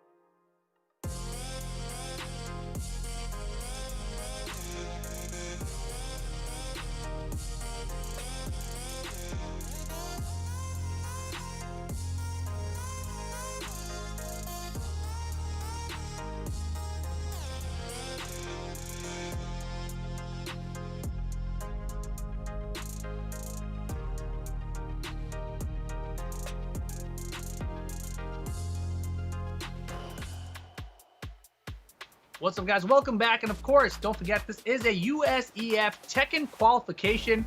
Of course, last year we had Anakin down here at WSOE. He was the 2019 representative. He's got 75 points. But of course, you see the points on the board. Whoever gets first place at these East and West events will be receiving 100 points. And whoever gets second place will be receiving 50 points. Anakin, of course, will be in the top 8 of the Tekken East tournament tomorrow at the same time that we had it here today. So be sure to turn into that one as well. But of course, there's a lot on the line here. Not just the prize pool, not just the cool, amazing razor sticks, also opportunity from the USEF representatives. And let's go ahead and take a listen in from Anakin to see what he had to think about this. Last year was a great experience qualifying for an international invitational event for Tekken 7, representing the U.S. Esports Federation and everything like that. It's quite a cool, remarkable, unique experience that, you know, in all my years competing, I've never gotten a chance to do. It felt a lot more official to have like an official entity kind of oversee everything and to have official representatives from each country all battle it out. That was really, really enjoyable for me. So probably that would be the main reason for why I'd want to be the representative for the United States again. When you're carrying that flag and when you're on the stage at the IESF finals, that's definitely a unique experience that you won't soon forget. Last year in the IESF finals, I fell to the eventual champion knee. That's something that I'm not gonna forget. It's something that I wanna like get revenge for. So when it comes to this year, I'll do whatever it takes. I'll win whatever tournament qualified just so that I can get another shot at that IESF title. think that in the Tekken community now more than ever, it's especially important for the U.S. to kind of represent and show our skills on stage. A lot of people kind of stop talking about the United States, and it's something that, as one of the main representatives for the U.S. at a lot of tournaments, is something that I think about. I kind of want us to have that strong reputation, and I want us to be feared and respected in the global Tekken scene. And that's kind of like why it's important for me the United States gets back into that top country discussion. The sense of pride that you feel representing your country is something that's really special, that really, really motivates me to practice up and make sure that I kind of get that opportunity again. What an honor from Anakin to be able to represent the U.S. at the ISEF World Championship. Can he go back-to-back? Find out tomorrow as he'll be playing in the East region tournament for Tekken 7. He, of course, is living in Atlanta right now, representing the East. However, this is the West region. We have Chang and Mondo Savage in the winner's bracket final. Of course, our loser's bracket final is now, or semifinal, sorry, is now set with Weapon X and Jumanji. We have dwindled down to our top 4 of this tournament. This next match that we're about to see, well, it is for $300 in prize pool, so quite a bit at stake. The winner of this match will take home that chunk of the prize pool, the third place spot with $300. Of course, second place gets $700 and first place gets $1,500. That's the overall cash prize pool, $2,500 for this tournament. $2,500 for each regional tournament across Soulcalibur and Tekken. That's a $10,000 total prize pool. Pretty solid chunk of change for playing Tekken or Soulcalibur from your home, from the comfort of your house. And that's not all that's at stake. We already showed USEF. We already showed the cash prize pool. We also have Razer Panthera Evo arcade sticks available, each one custom designed courtesy of the lovely Gia Foley LV on Instagram. Make sure to show her some love. And a big thank you to Gia for designing these amazing, amazing custom arcade sticks. These are also at stake. Tekken 7 West is on screen right now. Everyone's been saying, we've got a few people say this is their favorite. You can, of course, vote at WSOE on Twitter. We want to hear your thoughts. Which one's your favorite? The official WSOE Twitter posted all 4 of them. All 4 have very unique designs. Rip, Markman, which one are your favorites? Rip, starting with you. I'm the Tekken 7 West one, man. Whoever wins this tournament tonight, if you guys don't want it, just hit me up. I will gladly, you can send it my way. That's all I'm saying. It's beautiful. Why don't you challenge him for it, Rip? Take out Dude, I'm down. Let's go. No, personally, I saw earlier the different sticks. Oh, let's do it. We can make it happen. No, I really like the Soulcalibur sticks. I think all of the sticks are beautiful. Gia Foley did an amazing job with them, and I just think they really bring it to life. You know, the whole feel. Good stuff. Yeah, and speaking of the Razer Panthera sticks, arcade sticks, let's take a look at the Razer statistics for this upcoming matchup. We have Weapon X versus Jumanji. Both players have been playing great so far. Here's the road in terms of qualifier games that they had to win to get here. Pretty even. And of course, Jumanji or Weapon X have neither gotten any top 8 major finishes as of late. Weapon X has been competing. He's been doing it for a very long time, 15 plus years for Weapon X. It's almost as long as my man Markman here. He's been doing it since nearly the very beginning. Big shots to Weapon X for still competing at a top level, Markman. Oh yeah, it's really, really nice. Like I said, whenever you see some of the veteran players still playing the game and still being able to succeed in the game, it's a nice shout out to the old school players, and it's nice to see that and Weapon X able to hold it down. All right, getting started with the losers semi-final. This is going to be a crazy one, right? Because both of these players are playing fantastic today. Here we go, right into it. Weapon X, Zafina, Jumanji, Yoshimitsu, Backtooth, check him early here. Down and again, this is a counter hit. Just as a reminder, this is a 1st to 2, so we are not going into extended sets for the loser side yet. That won't happen until the loser's final. But right now, look at this. Nice combo, keeps him at the wall, and this is the danger zone. Oh, he was able to maneuver right away from it. Good stuff from Weapon X. Yeah, that was really smart play there. He's got rage now. Can he make something happen with Zafina? Not the best. Rage drive, but again, spin into the launcher. Got to be wary of that. Jumanji getting the first round here. Oh yeah, and SoCal versus the Pacific Northwest. This is a big matchup. You know, the Pacific Northwest has really started to, I guess, have a rise of dominance, especially with these online tournaments. We've been seeing them more and more, and they've been doing such a great job making sure that they get results. Oh yeah, and apparently, you know, based off the Twitch chat, some people are saying that Weapon X doesn't think much of Seattle players, so this will be his wake-up call right now against Jumanji. Oh my gosh, really? It's crazy too, because Weapon X, back in the Tekken 4 days, where they had the regional tournaments to qualify for the national tournament, he went to Seattle and he ended up winning that tournament quite convincingly. That's right. So he probably doesn't have a huge opinion there. So that's probably why he feels that he owns the Northwest. I forgot about that. Man, he is the Pacific Northwest, and now he's going to eliminate their top player in this tournament? Oh, I guess that would be Binchek now, but we'll see. Oh Got to get through Jumanji first. Yeah. I mean, just looking at who's left, there's 2 SoCal players and 2 Pacific Northwest players left.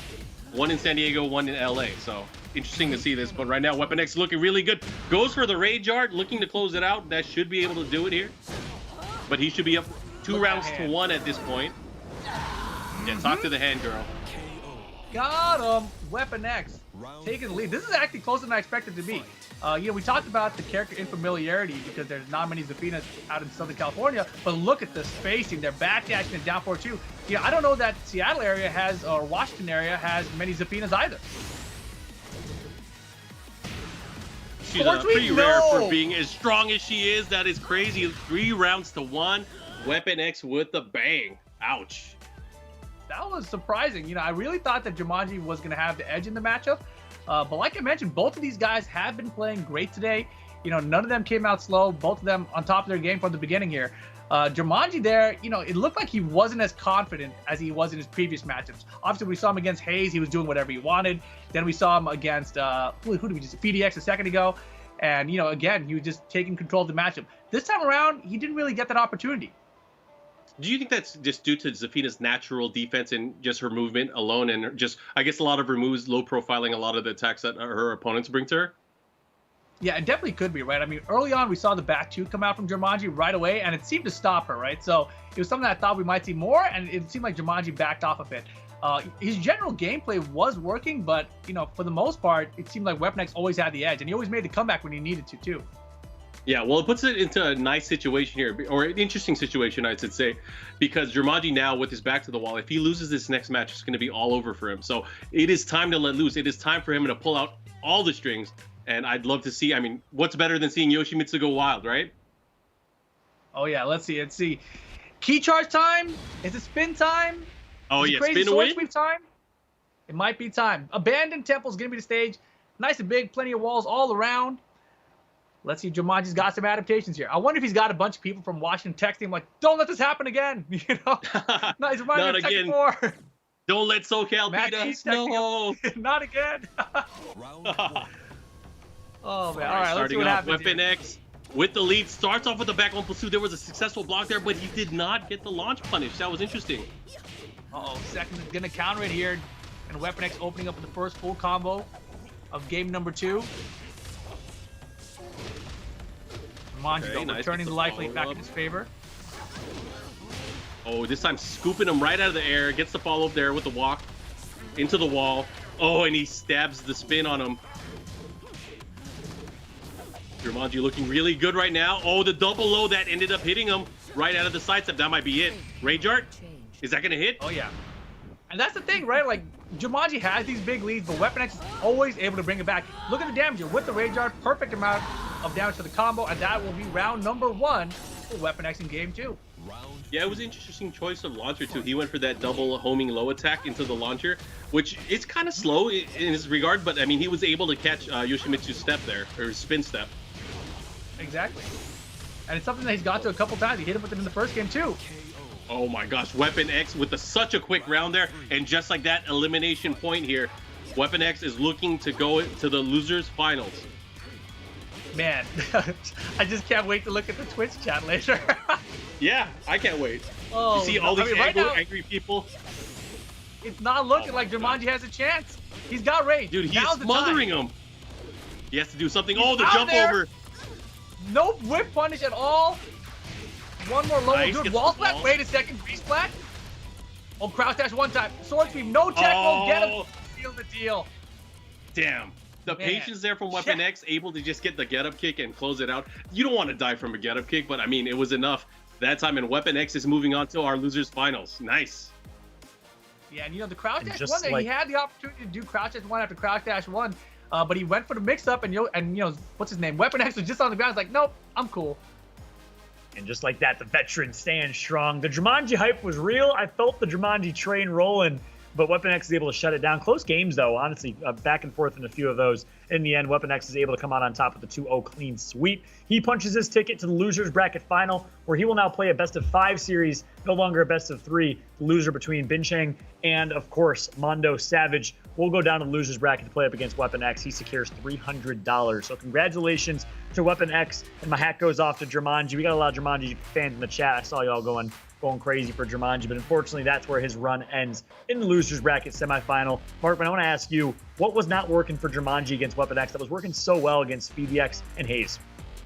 He just ran into Zephikai. Everything that Weapon X was doing was shutting him down. He had no openings until he got into rage, and it just sucks that he had to, I guess, deal with, you know, a lot of his moves and just not working out in the matchup. And it just, Weapon X took advantage of it. So good stuff to Weapon X. Yeah, and it also definitely looked like the character inexperience was there. Jumanji wasn't really ready for Zafina, while Weapon X was very ready for the Yoshimitsu, right? We saw that with Okazemi there at the very end. The crowd dash one mixed up. Jumanji didn't commit. You know, this entire top 8 run, we never saw Jumanji really go for 2 crowd dash ones back to back. You know, it just wasn't something he wanted to commit to in this tournament setting. Yeah, well said. Good insight from the analysts and the legends themselves. We got Rip, we got Markman. A lot of love in the chat for you guys as well. Clearly you're doing something right. Appreciate y'all. And much respect to you for your tenure, your history, and your legend status in the fighting game community, especially in Tekken, as we are getting ready for our winners bracket final. Speaking of some legends, we got Bin Chang, been playing, another player's been playing for 15 plus years. We have Weapon X, also been playing for 15 plus years. This matchup is coming next. It's gonna be Bin Chang going up against Mondo Savage. Mondo's a little bit more of a recent up and comer. Excited to see what Mondo Savage can do. A civil engineering major from San Diego, so a little bit younger compared to Bin Chang, who came from Korea, now living in Seattle, the new king of the Pacific Northwest. Technically speaking, he's a transplant, though. Excited to see what Bin Chang can do here. Your guys' thoughts on this matchup and these statistics we're seeing, starting with you, Markman. I mean, just looking at this is going to be one of those things where it's experience versus the new blood. Mondo definitely has shown that he has, you know, he has some tricks up his sleeve. He has some aggression. He has the ability to perform with King. But is it going to be enough for Bin Chang? And with Bin Chang, we don't even know which character he's going to use. That is really the X factor here, right? What character will Bin Chang use? Will it be Leroy? Will it be Brian? Will it be Fakamram? Will it be Claudio? It could be anyone. Yeah, and he's been using Heihachi a lot lately as well. There's a lot of different characters that he could definitely bring to the plate, but we know Mondo's going to pick King. There's no other character in my mind that he'll be using in the matchup. Yeah, and Mondo, you know, when we saw him earlier today, he looked clean, right? Very clean. We saw him against Wei Gamble. His throw game was on point. And when he had the read on Wei Gamble, was like, now's the time he's not going to want to try to break these throws. He's going to duck. Delayed hop kick. He wasn't even like messing around with the regular hop kick. Delayed hop kick. He was so confident in it. And all his reads were on point today. So, you know, Bin Chang, on the other hand, not so clean today. You know, hopefully he's been warming up in between these times. He's had some time, right, since his first set. Hopefully he's been warming up. But if he's not, you know, I really think the Mondo Savage might take it. This is my pick versus your pick, Mark. You know, I picked Bin Chang to win this whole thing. You picked Mondo Savage. I went with the brain. You went with the heart. I don't know what's going to happen, to be honest. I think I'm starting to lose faith in my player here. You know, I'm going to be very honest with you. I wanted to pick Bin Chang as well, but I didn't want to be like, oh man, I can't pick the same thing that Rip picked. I had to pick someone else. So my heart just led me to pick the King player. And, you know, this is where we ended up. So it's going to be interesting to see either way. I think statistically, I would give it slightly edge it over to Bin Chang. But again, the X factor is going to come to how Mondo Savage is able to deal with whatever character brings out, that Bin Chang brings out. So I really think I'm confident in the damage output. I'm confident in the matchup. And we will see how that's going to play out. So I don't know. I mean, Rip, in particular, I guess my question for you is, you've seen these guys play, whether it was Wednesday night fights or different online tournaments. Do you think it's going to come down to rush down defense from, I guess Mondo Savage is going to be controlling it if he goes for these throws, right? Do you think it's going to matter on how Bin Chang's going to deal with it, whether it's breaking the throws, sidestepping at the right time, or do you think it's just going to be one-way offense? I feel like with the Korean players, it's usually they play defensively. Wow, I think it's all that goes out the window when you're going up against Fakamram, you know? Like, the thing about Fakamram, he's got this crazy range game, but King is very good from range as well. You know, I think it's forward-1. Is that the move? I think it is. Right, yeah, that move from range is so effective that I feel like that might be useful. I haven't seen this matchup in particular, but here we go. This is the winner's final. Bin Chang versus Mondo Savage. Bin Chang finally bringing out the Fakamram. It's business time. He's trying to get that money, man. $1,500 online for first place. He's trying to get to the winner's side of the grand finals. Yeah, and you know, technically, Fakamram considered a big character, so I mean, there is a lot of damage, especially if you can get a launch. But the problem is with any new character is you have to know whether or not your opponent knows how to fight against them. And right now, it's looking like he's starting to take liberties. I think the lows are key here. Knowing which low will get you which punish with King, whether it's wall standing 4 or wall standing 2-2, or even a hop kick. So we'll see how that's going to play out in the matchup in particular. Yeah, we'll see But how you were much mentioning experience Mondo has this as well. Yeah, I mean, that's the thing is like, do we even see enough people using Baccarat? And it's not just about using him, it's about using him at a high enough level to make him a threat. Right, and you know, the other thing, you know, just talking about the general King game plan, right, which just goes back forever, just about whether he's going to throw you or go for a mix-up instead. You know, Bin Chang from Korea, I feel like they're well-versed and they have a lot of King experience, you know, and I think they're used to sidestepping the throw options. And you see Bin Chang there with the duck on the throw read. He's been on point avoiding all of these throws or delayed hop kick mix-ups. Yeah, and you know, traditionally King is not rated very high in Asia. He's usually one of those characters that they don't see as a problem. It's one of those things where just break his throw, but he doesn't break the throw there. He doesn't break the throw there. Yeah, easier said than done. Nice. Finally getting around there. Mondo Savage staying alive here in this opening match. 2 rounds to 1. And again, this is an extended set. It's a race to 3 matches. Nice. Oh, all right, Lolo's coming out. Oh, he missed the second hit. Okay, nice low. Again, using that forward 1. The thing is, with that forward 1, even though it's such a great move, I mean, all he has to do is stand there. You know, he's not going to sidestep anymore. I don't think that's really an option for Fakam. The thing about using that move in this match, oh no. Ouch. That will be that. Bin Chang first game. Easy, so easy. This is going to be an uphill battle because, you know, just because his normals, his attacks are just so strong. His ability to play keep out, but also annoy his opponent with the low attacks. I think that's really going to be key in this matchup. But the thing is, let's say you start predicting the lows. You start sidestepping, you start hop kicking. Baccarat, his mids, his highs, all of his sidestep options that he has, I mean, when he can sidestep, it can really open up a character. He has that sidestep forward attack, which also has a crush window on a low as well. So he's going to have to be careful because that will obviously beat out a throw if he needs to do it at a certain range. And I think because of his comfort against the King matchup, he's going to have to watch out how that plays out. Right, and speaking of predictions, here's our choices right below. We talked about it just a second ago. I had Bin Chang take the whole thing, man. You had Mondo Savage. And right now, you know, it's looking like Bin Chang. And this is why I picked the guy, right? He's versatile with all his character choices, and he knows how to pick the top characters, and he plays with them. You know, Mondo Savage, of course, you know, he's a SoCal boy. San Diego, SoCal, obviously we're not the same region, but I would root for Mondo Savage over Bin Chang usually. But, you know, with King, as you mentioned, not really rated very highly in Asia. Yeah, that is definitely true. And we're kind of seeing that. I mean, he had one opportunity. He had one big throw in the matchup to even be able to get in range. I mean, most of them were sidestepped or they were whiff punished. We saw right out of range, he was able to whiff punish with the back 1. And, you know, obviously he's ready, locked and loaded with some of the best tools that Baccarat has. Anyway, we're going to see how this is going to start out here. Again, the back 1 able to beat that exact situation we were just talking about. Man, it is not looking good for Mondo Savage here. Man, look at him. Nice All punish. right, Bin Chang, he's getting looser here, right? He's like, I can do these punishable moves now. I'm feeling confident. But they trade blows Mondo there. And that's trying. the thing is, you do not want to trade against Baccarat. But here, let's break his legs. Going for the multi-grab. This time, he went for the damage option, it looked like. Okay, running Getting out of here. And that down 2, that elbow check. Oh, he went. Oh, I can't believe he went for this. He's going to get at least 2 of them. But what's the mix-up? What's he going to go for?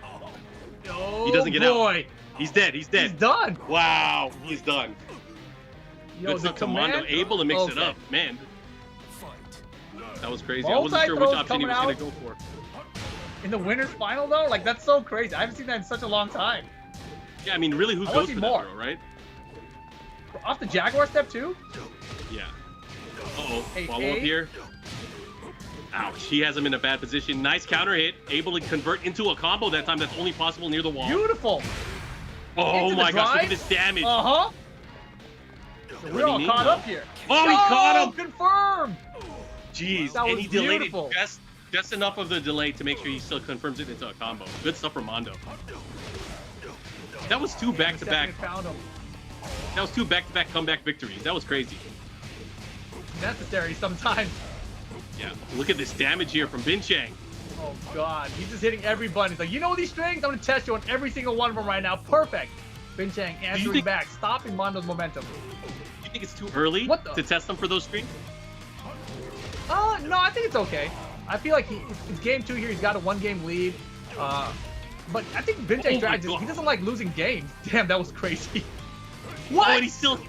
That was crazy. Oh, no, this is bad. First part is crazy. Oh, yeah, it's bad. He's freezing up against the wall. And Bin Chang has all the momentum back on his side. Final round, game 2 now. Yeah, he took the rounds back just like that. And he's starting to use the 1-2-1, trying to keep him there, not giving him an opportunity to get his turn back. Uh-oh. Yeah, look at that. Not Tracking looking on good. the second hits of all these strings. Oh, he knew he was going to press. That's big. Of course, they tightened the window on being able to do that, but a side... Oh, no. This time punished. Nice. Oh, this is he big. got it with the wall. Oh, he dropped it. Never mind. He has an opportunity. Sharpshooter? Sharpshooter? Oh, no, he goes for it. He's going to kill him. That's done. Romero special. It's over. Oh, my gosh. With a multi-throw rip. Dude, that's the way to do it. Mondo Savage bringing out all the throws here. Every single throw. Anything he needed. He made it work there. Bin Chang loses a game with Falkenraum here. And Mondo Savage on the board ties it up. What do you think is going to happen here? Do you think Bin Chang's going to try to stick it out with Falkenraum after losing the game like this? You know, I think he will. I mean, I don't think that was one-sided either way. I think it was one of those things like, oh, I got hit by the multi-throw and that was it. He would have been up 2-0 or 2-0 right now if it wasn't the case. That's true. Again, he's been testing him. He went for that multi-throw twice already, and this time he obviously went for the damage option. If you don't break that first part, the rest of that is guaranteed. So great stuff from Mondo with the persistence there, mixing up the mix-up or the no mix-up. Who knows? I mean, that's the biggest threat about it, right? It's like, even if you escape the multi-throw once, there are mix-ups within there. So you start questioning which one the opponent's going to do. And Mondo Savage, he's prepared. He's done this to so many opponents. You know, he knows what to try out. And obviously, when the set started in the first game, we saw all the throws, all the hopkick mix-ups were not working. So in game 2, he switches to more multi-throw mix-ups, and that pays off, but just barely, right? Like, he won that game, but Bin Chang brought back the 2 rounds so quickly, it looked like it was slipping away from him. Yeah, and he is going to stick to Falkenraum. And, you know, I feel like the multi-throws, the way that they've been working, they've only been working in situations where Falkenraum couldn't move. So usually he's been backdashing them, but he got him by the wall with not only that, the Jaguar set multi-throw, he got him with the leg breaker multi-throw, and that was always in the corner. So when there's no space to move, Mondo knows exactly what to pull off, and he's been able to pull it off brilliantly both times. He won 2 rounds with multi-throws. That was crazy. That's awesome. I hope we see more, man. I want to see him win like 7 more rounds with multi-throws. Oh, man, this time getting that big counter hit early on. He's going to push him into the corner again. Is he going to go for multis one more time? It might be time. Yeah, that is killing him. Oh, he's trying to get the sidestep attack there right between the jabs. But again, the jab hitboxes for Falkenraum, they're so good. Man, okay, no punish? Defense is off. Yeah, exactly, right? He gets these lows where he ducks these highs and he's not launching them. And he definitely can too. Is, you know, oh my gosh. And he doesn't even break the ground throw. That's going to be, close to death. No, what the hell? He's dead. Why did he go for the ollie kick like that? Why? That's unfortunate. That is unfortunate. He just threw that one away. That's a huge mistake. Yeah, and Bin Chang starting it up again. Keeps him by the wall. Oops, this is going to hurt. It's worked twice for Bin Chang so far, right? Those guard breaks for the wall splats, you got to watch out for them. And Bin Chang now, he knows he can get away with them. Perfect. And look at that, 2 rounds straight. Yeah. The last one with the perfect, and Mondo's going to have to make some miraculous comebacks again if he wants to be able to win this match, or otherwise Bin Chang's going to be up 2-1. And Mondo's slowing it down a little bit now. You know, you see him fishing for some backward counts, but man, forward, 1+2 from out of nowhere. All the way to the wall this time. Ugh. Oh man, look at the life lead here again, working him. The wall saved him that time, but look. He had to go for it. He went for the low parry, going to throw him the other way. This time, nice break. Does Bin Chang know that break when he gets, you know? Oh my God, he hit him. He hit him. This is going to be big. Dude, look at this. What is he doing? What is he doing? Oh, he died. I don't know about that combo. Into the shoulder tackle, I don't know about that. He had the big screw. But that was very interesting to see. He could have made another miraculous comeback, but it wasn't enough. Now Bin Chang is up 2-1. It was a little bit suspect there, right? And he had some big opportunities that he really just let slip. You know, so Mondo, he just got to clean it up. You know, we talked earlier about how this is the farthest we've seen Mondo on the winner side of the bracket in the tournament of, you know, of this size, really. Maybe, you know, a little inexperienced getting to him here in the winner's final situation. Bin Chang, he's been here time and time again at this point. You know, he's the veteran in this situation. Yeah, and you know, with Mondo, I gotta say this is very important. If you don't take care of him in the winner's side, can you really come back and win 2 sets in the loser's side? I think that is going to be probably the hardest thing to do. So if he wants to be able to do this, I think now is the time to really insert your dominance and be able to take the tournament. I think it all rides on this. If Mondo's not able to take the next 2 matches, he might as well give up. This is going to be tough. I think it's going to be tough. We got a low margin in the chat. Oh, Calling man. out Mondo being a godlike king. Let's go. Yeah, that is you got to put some respect on his name. Lil Majin, probably the best king player in the world. Oh yeah. Anyways, we're gonna go Mondo into the matchup. Oh, this is the stage too. Mondo wants this stage. Oh yeah, without he picked it. Yeah, this stage is definitely gonna benefit King if he can get the right angle and the right combos. Oh man, he's not ready. Yeah, look at the pressure, dude. Bin Chang not giving him any space, and Mondo a little late there on the punish. He had it. Right idea, just late on the execution. Man, he is landing all these rage drives. So good at landing that, right? All right, what's he gonna do? Down forward 4? No, he just sidestep, find an opening. Oh. Yeah, Bin Chang just rush him down with mids. He recognizes Mondo wants to find, the magical low parry to save him, and just staying mid the whole time to close out the round. He's hesitating too, looking for this opening. He has him by the wall. This is where he wants him though. No opportunity to backdash. And that's really all Pocket Rum has left is his backdash. Yeah, exactly. Oh, there's the launch. Well, that's the thing. He's forcing him to duck now. Uh-oh. Get out of here. Backward whiff punish. Fall up to the wall splat. And just like that, it is set point for Bin Chang to take the set 3-1. Mondo, you got to wake up. Those steps are getting caught by 1-1 all day. That's the problem. Maybe Bin Chang finally woke up. He had his coffee or something. Oh, yeah. I'm telling you, man. That first set was rough. This set is looking like God. a Yeah, this is it. And that is out. Man, Bin Chang winning. He'll be advancing to the grand finals, guaranteeing himself a top 2 finish here today. That is the Bin Chang that that was my prediction Bin Chang right there. That's the one I expected to see from the beginning, which we didn't find, right? But Mondo Savage, nice effort. He had some opportunities there, but they just slipped away from him. Yeah, I think it's a moment for him to really go back to the drawing board, but now he's going to have his work cut out for him because he's going to be going up against Weapon Flex, Weapon X, and his Zafina, or maybe another character, who knows. It's going to be tough, but either way, what a great set from these two. We'll find out who's going to be going into the grand finals. I love it. Great series, great winners bracket final. But in the end, Bin Chang's too strong, man. We are going to see Weapon X go up against Mondo Savage in our losers bracket final. Mondo's guaranteed a nice little top 3, $300, but he wants that $700 finish if he can get it. That will be our next matchup, as you see at the bottom right of our screen. Weapon X and Mondo, 2 great players in their own right. I'm excited to see who's going to win it. This is the WSOE Online II Tekken and Soulcalibur tournament, the West Region tournament. We're going to be crowning a winner within the next hour. Don't go anywhere. When we come back, some more Tekken.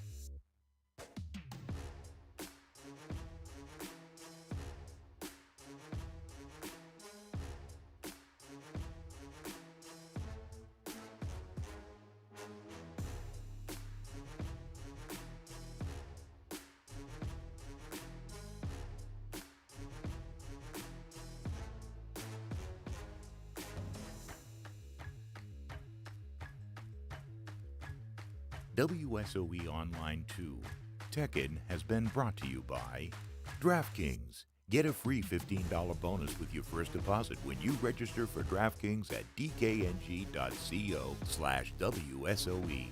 Razer, for gamers by gamers. The United States Esports Federation, sporting elite esports athletes across the U.S. Download the app on iOS or Android. And by Bang Energy, fuel your destiny.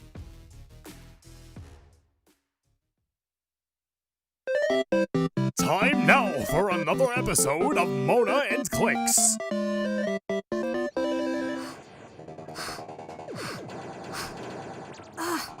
This game is so sweaty now. Hey, Mona. How about some water? What else do you have? Soda? Nah. Milk? You're trying to kill me. I'm lactose intolerant. I got some Bang Energy?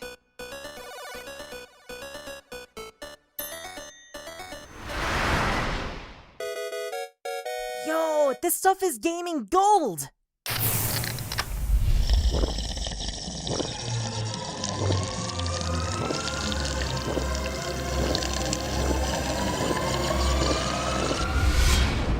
It's game time. Whoa, she's playing like a legend. Finally did it! I'm the champion!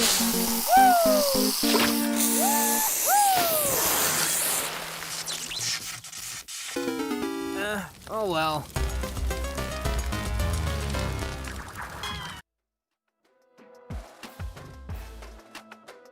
Time Fallout. How are you so darn energetic all day long on stream? And this is your answer right here. Bang Energy, fueling my mind and keeping me energized all day long for long broadcasts like these. Big shout out to Bang. I'm even representing the jerseys. This is the third wardrobe change we've had now on stream. I'm a big fan of Bang Energy. I got myself a black cherry vanilla right here. Literally tastes like a cherry soda, but instead no sugar, which is great. Big shout out to Bang Energy. Rip, Mark, man, you got to get yourself some Bang for tomorrow so you guys can get on my level, all right? I'm just saying. Dude, I think Hayes needed some of that purple haze flavor. He looked like he was slacking today in this top 8 here, all right? He ran out of energy. That's the secret. We just figured it out. We're going to drop ship a pack of Purple Haze Bang Energy to Hayes overnight. Next WSOE, he's going to absolutely crush it. I certainly believe that. But let's take a look at the bracket and see where exactly Hayes unfortunately did get taken out. He was the Cinderella story in the losers bracket, which we'll get to in a moment. Of course, Chang has been near perfect, dropping a game against DDX and one game against Mondo Savage. But in the end, Chang has ended up in the grand finals, coming from Seattle, Washington, originally from Korea, currently representing the Pacific Northwest. You got to think this is Chang's tournament to lose here, guys.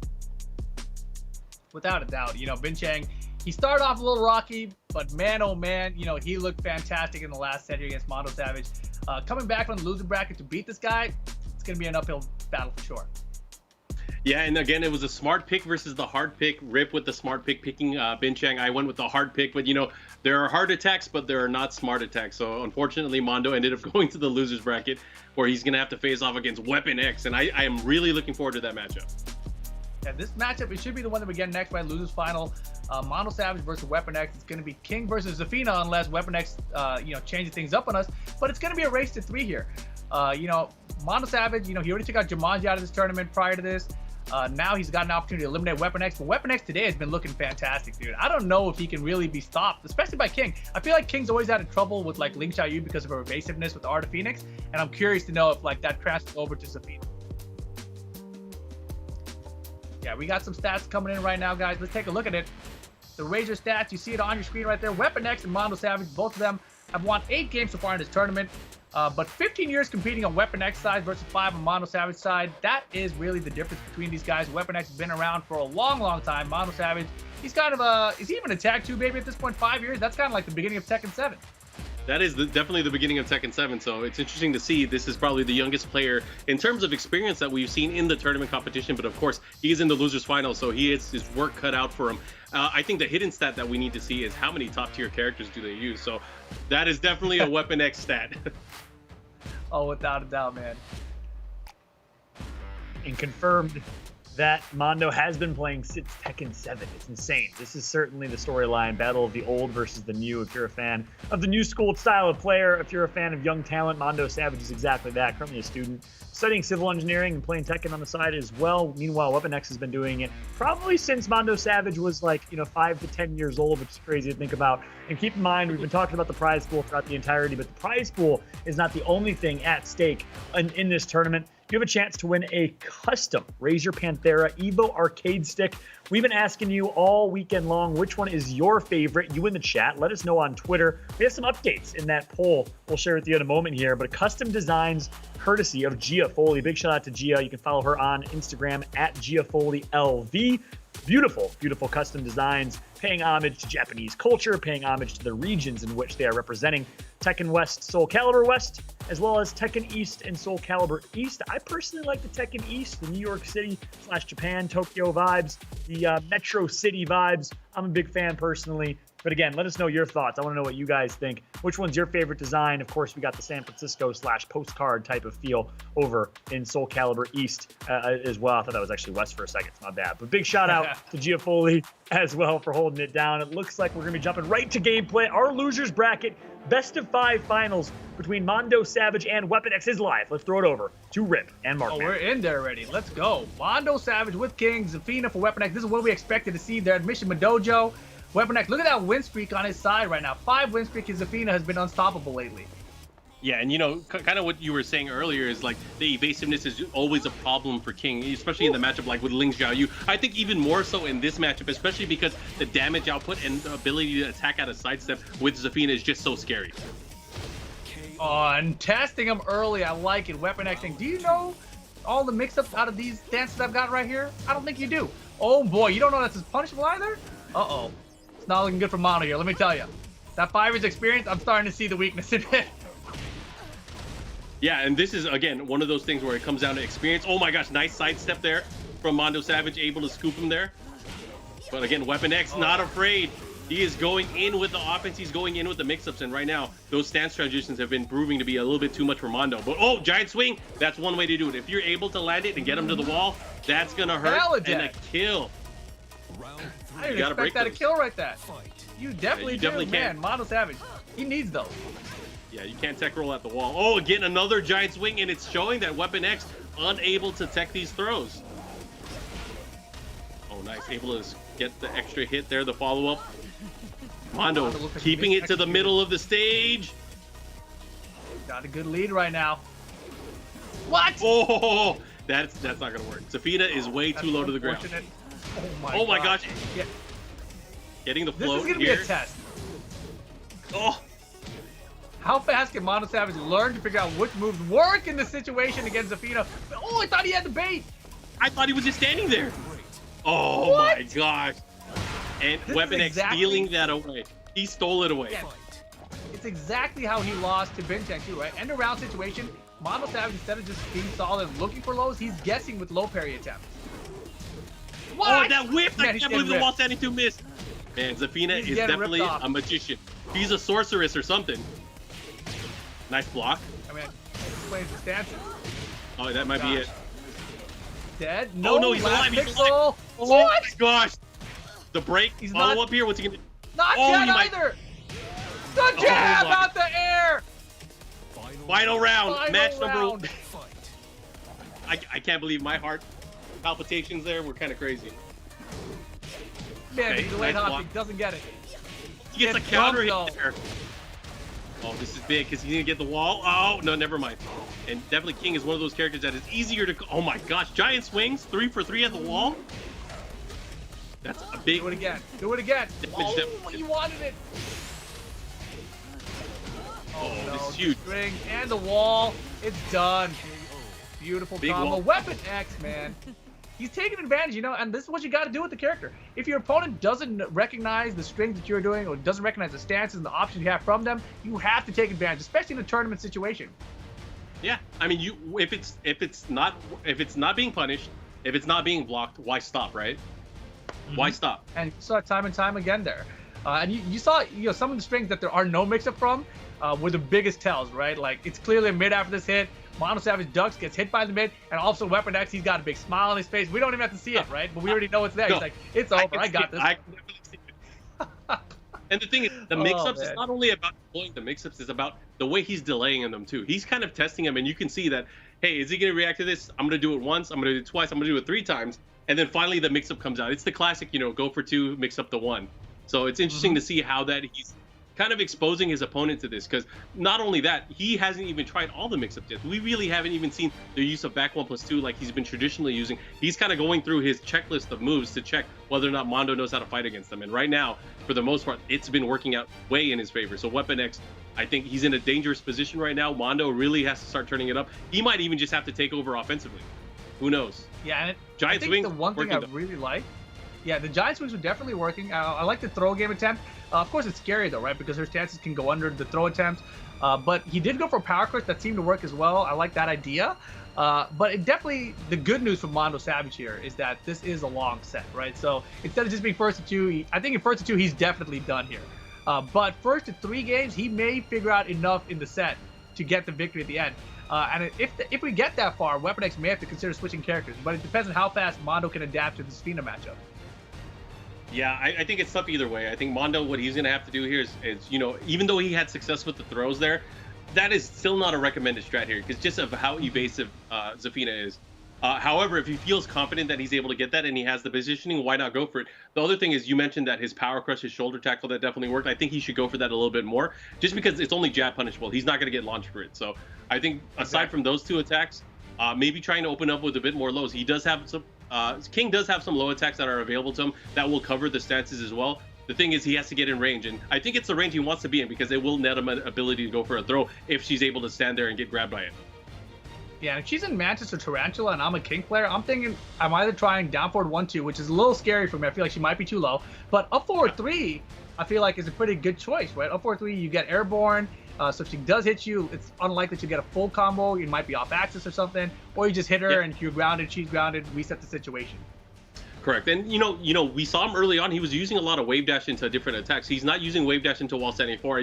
I feel like even though while standing 4 may not hit consistently, but it's quick enough to net him some reward out of that. So I think he should definitely use the while standing 4, especially out of crouch dash or dashing in. Either way, there's a lot of moves that have been kind of sealed away. We haven't been seeing forward 4. We haven't seen any down back 3 at all. And we haven't seen down forward 1. Down forward 1 is one of those things that is notorious for having whiff on stance attacks, especially for characters like Xiao Yu and Safina. So maybe he has that aware. He's afraid of using it. So who knows? Right.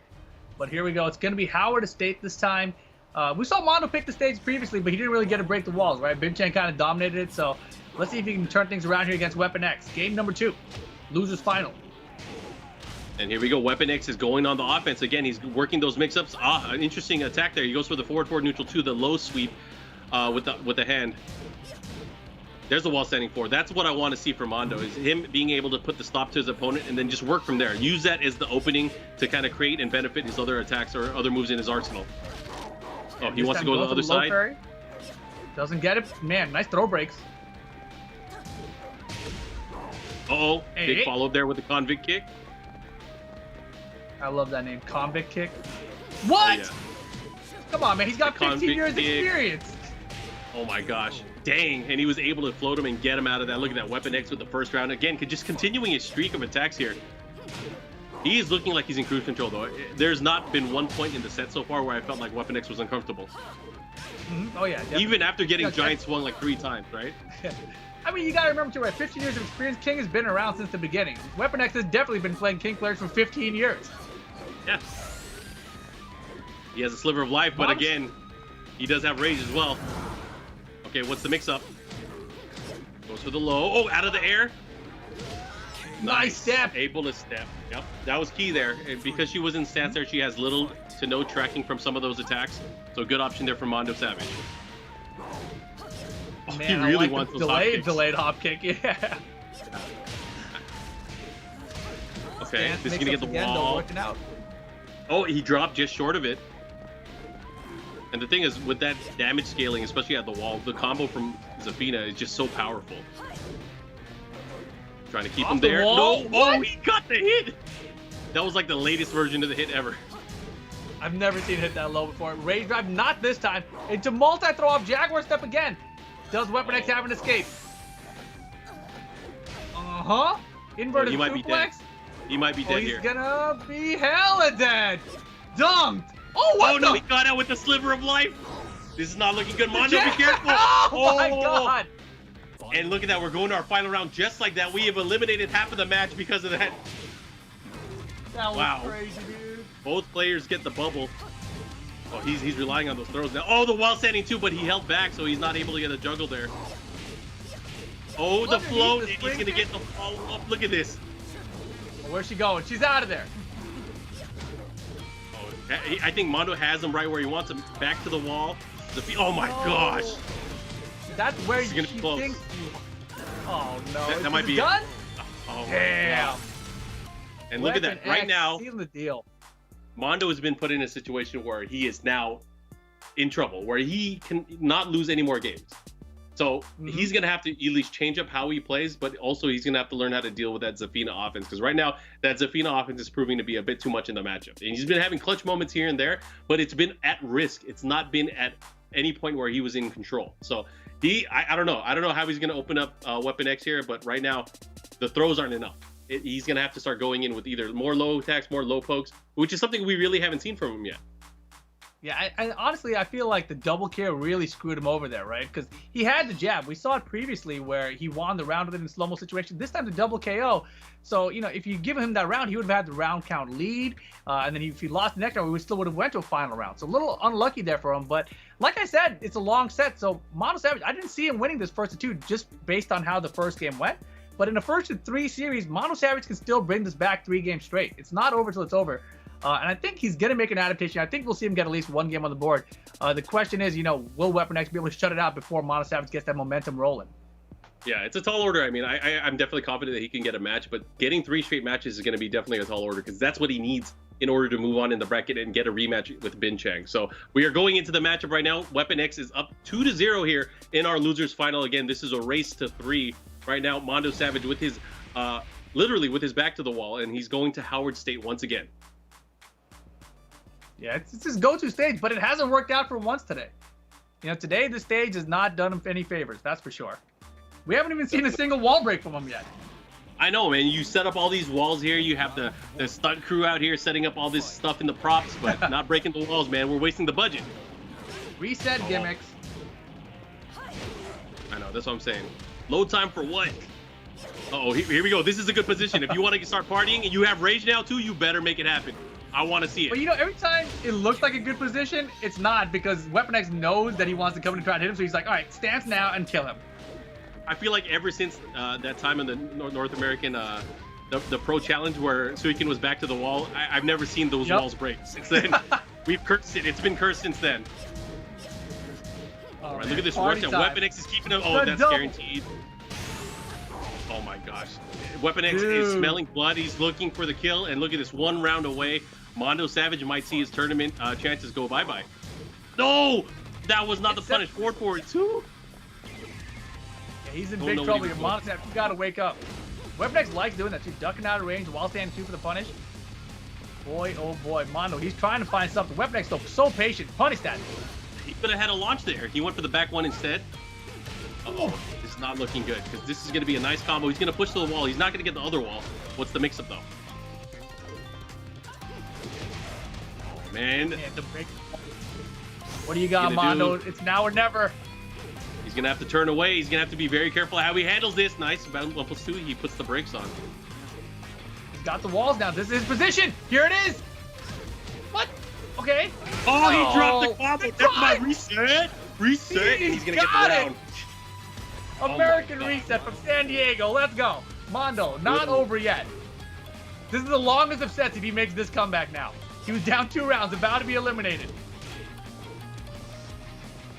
I thought he threw it all the way there, but that clutch again, the rage drive, his rage drive percentage is super high. Oh no, he gets into it. But no combo there from Weapon X, no conversion, but the second hits are all landing. Oh, he had another chance. Wait, here we go. One. Opportunity. What's he gonna do? Break that one. Look at the damage. What's the mix-up? He has the wall. You went for the multi, and that's it. As soon as Weapon X went stat, I knew it was not a good look for Mondo Savage, but there you have it. Weapon X getting it done. He'll be going to the grand finals. Mondo Savage, congratulations, you go home with 3rd place. But Weapon X getting the victory here. Looking sharp today, man. The sharpest I've seen him in a long time. Definitely looking good. Doing it for the old guys, and we're going to have a battle here between Chang and Weapon X, and I'm excited to see which characters are going to play out, guys. I have a good feeling here. Weapon X is going to use Zafina, but which character is Chang going to pick? That's the question.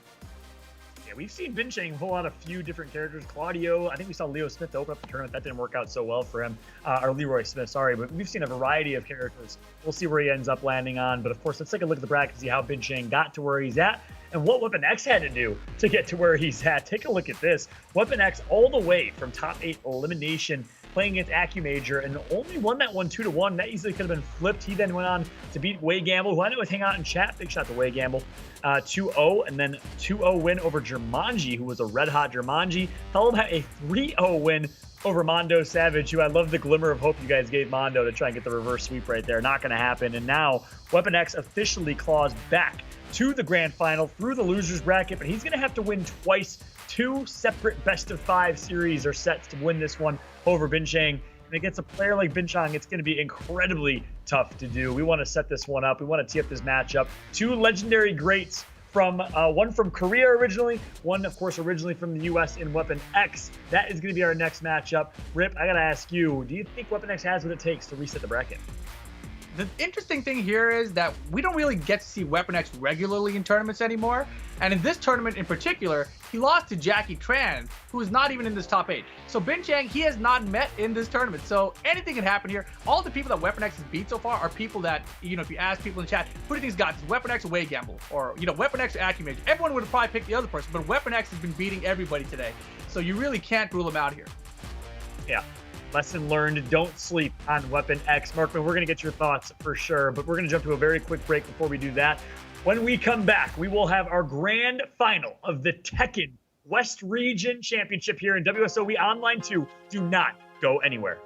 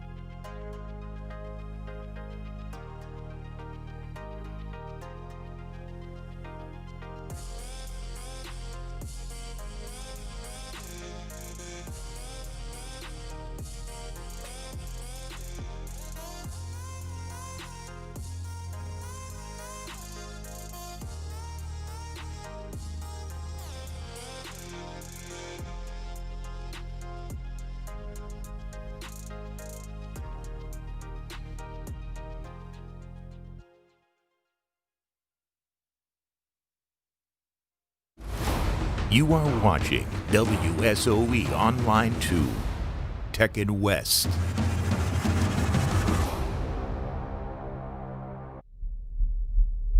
This traffic report has been brought to you by DraftKings. You ready to do this? Yeah, let's do this.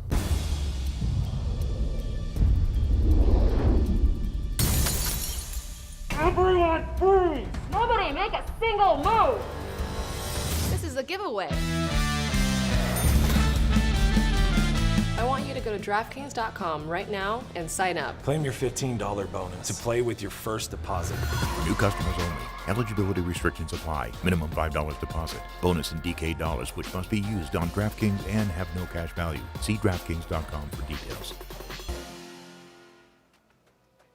While I would never want to be a part of a regular bank robbery, I would be glad to be a part of a DraftKings giveaway bank robbery, as we just saw right there. Speaking of DraftKings, let's go ahead and take a look at our DraftKings predictions that we started the tournament with. Rip, looking good so far. You followed your brain. You picked the obvious choice of Bin Chang. Hey, Markman had some faith. Markman had some heart. He had some balls, and he made the decision with Mondo Savage. Unfortunately, it did not work out for you, Markman, but I respect it, brother. Yeah, top 3 ain't bad, though. I'll say that. That's pretty good. Honestly, I wouldn't have counted on him to make top 3. And I got to ask you now, Markman, you have a chance to change your prediction, obviously, because Mondo Savage is out. You going to go with Bin Chang, or you think Weapon X might be able to make it happen? Just to go up against Rip and hopefully win out in the prediction, I will pick Weapon X, yes. Damn. I love you, Mark, I was about to flip my prediction. I was about to flip-flop, dude, but all right, fine. I got Bin Chang all the way. I'm committed to my pick. I'll give you guys another chance here. Listen, I'm okay to give you guys another chance. Markman, if you prefer to go Bin Chang, you could take Bin Chang here. Sounds like Rip wants to go Weapon X. Would you do that, or you stick with Weapon X? You get first. I think if Weapon X is able to reset, he's going to win it. That's my thoughts. I think it all depends on who Bin Chang uses. And the thing about Bin Chang is, he kind of like to play to the people in the chat, right? So if the people in the chat are saying like, "Boo, I don't want to see this character," sometimes he doesn't pick it. You know, he's that guy sometimes. I love it. All right, clearly, chat, you have some power. Let us know who you want Bin Chang to play. I'm sure he's keeping an eye on it. We want to see as well. We'll be keeping an eye all day long. It's been great hanging out and talking with y'all. A lot of love in the Tekken community. Taking a look at the Razor match stats. Bin Chang versus Weapon X. 2 players currently on the West Coast. Bin Chang, of course, originally from Korea. Both have been playing for 15 years. Weapon X for 15 years on the U.S. side of things. And guess what? They're matching up in this grand finals. Matchup between U.S. Can we get some USAs in the chat? As well as Korea. I'm excited for this one. We have Weapon X versus Bin Chang, and we'll see the characters they're going to pick. Looks like he's showing Leroy Smith to start. We'll see if he sticks with it. Yeah. Let's go ahead and throw it over to our 2 casters, Rip and Markman. It is time for the grand finals. Weapon X versus Bin Chang. Dragon's Nest for Leroy Smith. Bin Chang on the winner side of things here. And Bin Chang, this is the character that he's gotten the most success with lately. So he's business mode right now. He's not trying to let Weapon X get started. I think the interesting thing to remember here. Sorry, I was going to talk about Weapon X's history. Beating Seattle up, beating Washington, taking a qualifier spot, right? He's the Pacific Northwest destroyer. Yeah, he's been doing that for 15 years now. For 15 years, more than 15 years. Oh man, but look at this low parry here to start off. Weapon X, can he get it done versus Bin Chang's Leroy? You know, you mentioned that Bin Chang has been getting the most success out of this character. I feel like this is a character that has been giving every player their success lately is Leroy Smith. Wow, early first round Kane doesn't work out, and Weapon X the dash up down forward 2 gets the launch, misses the carry to the wall though. Oh man, look at this pressure. He's trying to stay in there. Nice stuff here from Weapon X. He is able to steal that first round. And again, look, the way he's fighting against Bin Chang, it shows to me that he definitely knows the matchup. But again, Bin Chang, one of those unconventional Leroys that we're not used to when he has the opportunity to go for punishable things like the parry. He's not utilizing it as much. Oh, Cats in this time. Irma stands forward 4, wall carry is good, easy wall combo, 50-50 time, down forward 1, yep. Gotta watch how you get up there. Oh, he went for the big sweep there, unable to get it outside of range here, but he's gonna keep him there. Nice low parry again from Weapon X, shades of the opening round. Yeah, that was an important low parry, but man, look at Bin Chang keeping it safe and solid there, right? Zafina's not a great low crush character. So what is she gonna do if you go for this low poke? Yeah, she moves in the 3D space. She really excels at, creating opportunities for herself through her movement, but it's not through like things like hop kick, as you mentioned. Okay, right now, 1 round each. Oh, no launch. Oh, no punish. Okay, I'm starting to think that he might not know how to fight against Zafina. I mean, like I said, there's not a lot of them out here, dude. Yeah, I mean that's the case, right? If you aren't used to fighting a character because the character's just not available to your region, that's definitely gonna provide some sort of, I guess, fear in the matchup. Anyways, we got the special song queuing up. Nice whip punish there with a forward 2. Here we go. Gets to the wall as well. Tries to keep him there. Wants to have every advantage, at least frame-wise. Okay. Down jam to keep off the pressure, but man, Chang right back in there, marching on him, brings it back. And that first round was Weapon X's, but Chang 3 straight immediately afterward there. He's looking hard to stop, man. I know. I felt like Weapon X had the opportunity to get at least the second round as well and just kind of continue on, but he was not able to clutch it out each and every time. And Chang was just playing very, very solid, not taking any risks, not ducking, just kind of standing there and standing his ground. And he did a great job of doing that against Zafina. So good stuff to him. Yeah, I mean, Weapon X here, like I mentioned, he does have a bunch of other characters to use. The Zafina pick didn't work out there. The question mark to me is Geese Howard good against Leroy? I feel like there are some setups where you can bait out a parry to get a counter back, but Chang's not that type of Leroy, right? So will he try it? I don't know. Weapon X might. I think he's going to stick to Zafina at least for one more match. I don't think he's going to switch to Geese. I mean, if he does switch to Geese, I think that's going to be tough. I feel like Leroy owns Geese. That's just my opinion. But we'll see. Let's see what characters they have locked in. How do you feel about Katarina? Well, Katarina, I think, is the character I've seen Weapon X use the most in Tekken 7. I don't know if you feel the same way, but I think so long. I know, and I feel like she's changed so much to where she's not as good as she used to be, just because people have had more time to fight against her as well. I agree, but here we go. Game 2, Weapon X sticking it out with. Oh my goodness! How? The OP setup for the K. Pull. Yeah, he definitely got the pickup in the double punch. Ooh, no launch. That maybe is a bit of unfamiliarity on both sides here, but man, that is definitely a green light for Chang to start going in. Oh, without a doubt, yeah. Weapon X either has nerves, definitely not playing like himself right now. Didn't get the launch in that guard stun low, and here's the wild stand too. Man, he actually beat it before even blocking it. Yep, and he gets followed, but he misses the back 1+2. I don't know about this. This is really tough now for Weapon X. You're just leaving a lot of damage on the. Oh my gosh, the orbital. That was beautiful, right? Because he had threatened with the hell sweep 2 or 3 times already in the same round. So finally, the mix-up there, and he dashed his face a couple times to make him think that the hell sweep was coming again. And how does, I gotta ask you, since you do play Leroy as well, how does Leroy deal with Zafina as far as when using the orbital? Does it whiff on her? I don't think so, actually. I don't have a lot of Zafina experience either, but I would go for orbital on it, sure. Yeah, orbital is one of his strongest tools, and it's usually a move that Chang doesn't really use. Oh my gosh. That's a great point. Yeah, it is beat down right now. It's all Chang. Weapon X yet to really get something started. The low pokes are working out, but there's the launch on the hell sweep this time. Let's see if he can capitalize here with some big damage. He transitioned right into the 4-4 3+4 attack. Not able to get more damage, but he's looking really good here. Perfect. And the perfect. Round 4. Weapon X on the scoreboard now in rounds. He definitely needs to start fighting back because, again, this is one more round away for Chang to go up 2-0, which would be huge for him. And you're right, tons of orbitals coming out here. Weapon X, a lot of the other players he played against did not punish that back 1+2, but maybe Chang is the one that's going to do it. So a little bit scary for him to try. And looking for this opening he's here. Trying everything. Yeah. But the thing is, Chang, because he has such great tools with his jab strings and his down forward 1, oh my gosh, and his whip punish is on point. He dropped the combo. Yeah, that was an easy combo to get the wall there, but doesn't matter. Wait, it's not over? It is over, man. I thought the side wall was going to save him, but no. Chang hangs on, closes out game 2, and now Weapon X, he's really got to consider switching characters here, I think. The Zafina pick, it's not working. It just isn't. What do you think he's going to do? Let's say you are Weapon X. You know what his arsenal is. Which character do you think is going to be most effective against him? Do you think it's Geese or do you think it's Katarina? The thing that's weird about playing Chang in general, especially his Leroy, right, is that he doesn't do the parry, right? So a lot of times when you go up against Leroy, you're expecting that, so you don't do certain things. I think that Weapon X has to realize that he can do things that he's not accustomed to doing. And in this situation, maybe Zafina's not going to work out for him. So Geese Howard in this situation where you go up against Leroy that's not parrying might actually not be a terrible choice, assuming he has still been practicing his Geese Howard, right? Because he did put in some work with it. I think he's made top 3 or top 4 at Wednesday night fights with the Geese Howard in the past, so it's not like it's this random pocket character he would bring out. But as long as he has been keeping in practice, I would probably switch to the Geese Howard to give it a shot. Well, we got to remember, whatever character he locks in, he's stuck with that character for the rest of this opening set. So he has to win 3 straight matches with that character. So let's see who he picks. Anyways, going to this matchup again, you guys are watching. Oh yeah, it is definitely the Zephikai. This is the grand final. So right now, Chang is up 2-0 here in this first set. If he's able to get this win, he will win the tournament.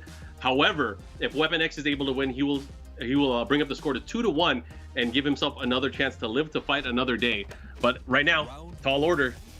Chang has been looking super strong. I mean, he's committed to the Zephikai here. I like the choice. You know, it's the character that's gotten him all his way through the tournament so far. He's had the most success with it, so might as well close out the tournament with it. Let's see if he can get it done. Oh, wow. He's just stalking his prey. Look at this amazing stuff here. And he gets the full wall carry, pushing back all the way to the other side of the stage.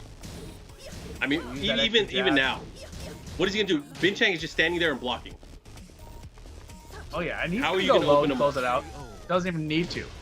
Just the whip punch on the jab, back dashes all day, which is funny, right? I mean, Zephikai is the one with the great back dash. The leader's like, yeah, I got like a 90% lead. What are you gonna do?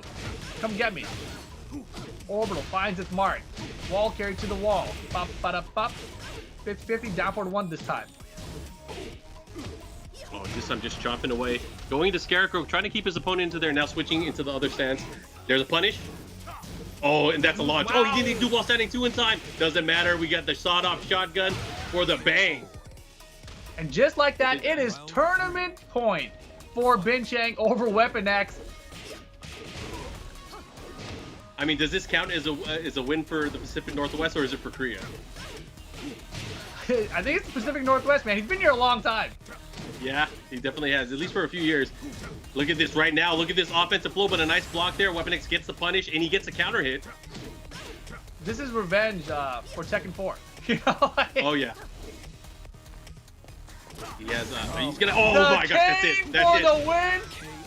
Doesn't even spend the rage art. Chang down forward 1-1, and that'll be your champion. Chang wins here today. He is the Tekken 7 West champion of WSOE 2020 here. Congratulations, Chang. Weapon X, though, huge shout out, getting second place here with the Zephikai. But man, it was all Chang tonight.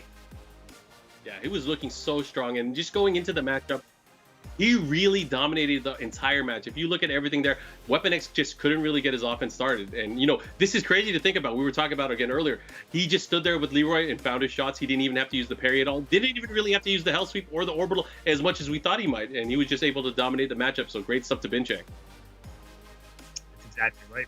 Massive, massive congratulations to Chang. He joined Lolo, so it's really been in this American tournament. It's been the individual originally from Mexico and the individual originally from Korea that have come out on top in Soulcalibur VI and, of course, in Tekken. But, of course, it's hard-earned. Lolo wins through the winner's bracket, and Chang on the Tekken side wins through the winner's bracket. Did not drop a set all tournament long. Massive congratulations to Chang. He defeated FDX. He defeated Mondo Savage in the winner's final, and then in the grand final with pretty much ease was able to come out on top over Weapon X. A dominant performance from Chang here, Rip. Oh yeah, easily. You know, Chang, he's the one I picked, and that will be the stick that he gets, man. The Tekken 7 West stick. Shout outs. This Razor Pantera, beautiful stick, beautiful artwork there. That's gonna be Chang's. Unless he doesn't want it, then he can always send it to me. That's all I'm saying. I'm a fan of it. I'm waiting for you guys to fight for it. I'm waiting for you guys to fight for it. I would definitely want to see that matchup. Both Fallout and I will do the commentary. I want to fight anybody but Chang. You know, that's where I'm at. Exactly right.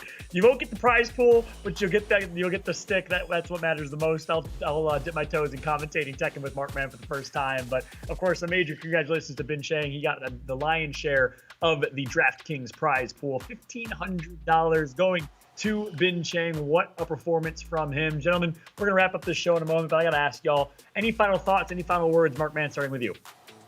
Just great to see all these players bring out so many different characters in the tournament, and it was really nice to see, you know, all the different tactics that they try to employ. But again, Chang proved to be the strongest. I'm really excited for what's going to be happening tomorrow on the East. There's definitely a lot of good players in that as well, so I hope everyone tunes in for that. But that's my thoughts. I think it was just nice to see some good Tekken. Exactly. On my end of things, you know, obviously we had some great character variety here in this top 8. I really love seeing it. Chang, he's been a beast the last few weeks. He continues on his path right now. Who knows where it's going to take him? And of course, tomorrow we got that huge top 8 on the East side where it's going to be an absolutely stacked tournament. You guys don't want to miss that. Make sure you guys tune in tomorrow for that one. It's going to be fun. Well said. My thoughts, Tekken is dope, and the Tekken community is even better. Big shout out to every single one of y'all in the chat, man. I love the hype. I love the energy you guys bring. Rip, Mark, man. Second time we've been doing it. We're running it back with some Tekken. It's been great to do. And of course, big shout out to every single one of y'all in the chat holding it down and staying as positive as possible. Guess what? We have a whole other day tomorrow. Tekken East Region Finals will be tomorrow. Soulcalibur VI top to start it off. Make sure to be there. We will be excited to see you tomorrow morning, bright and early, for Soulcalibur VI.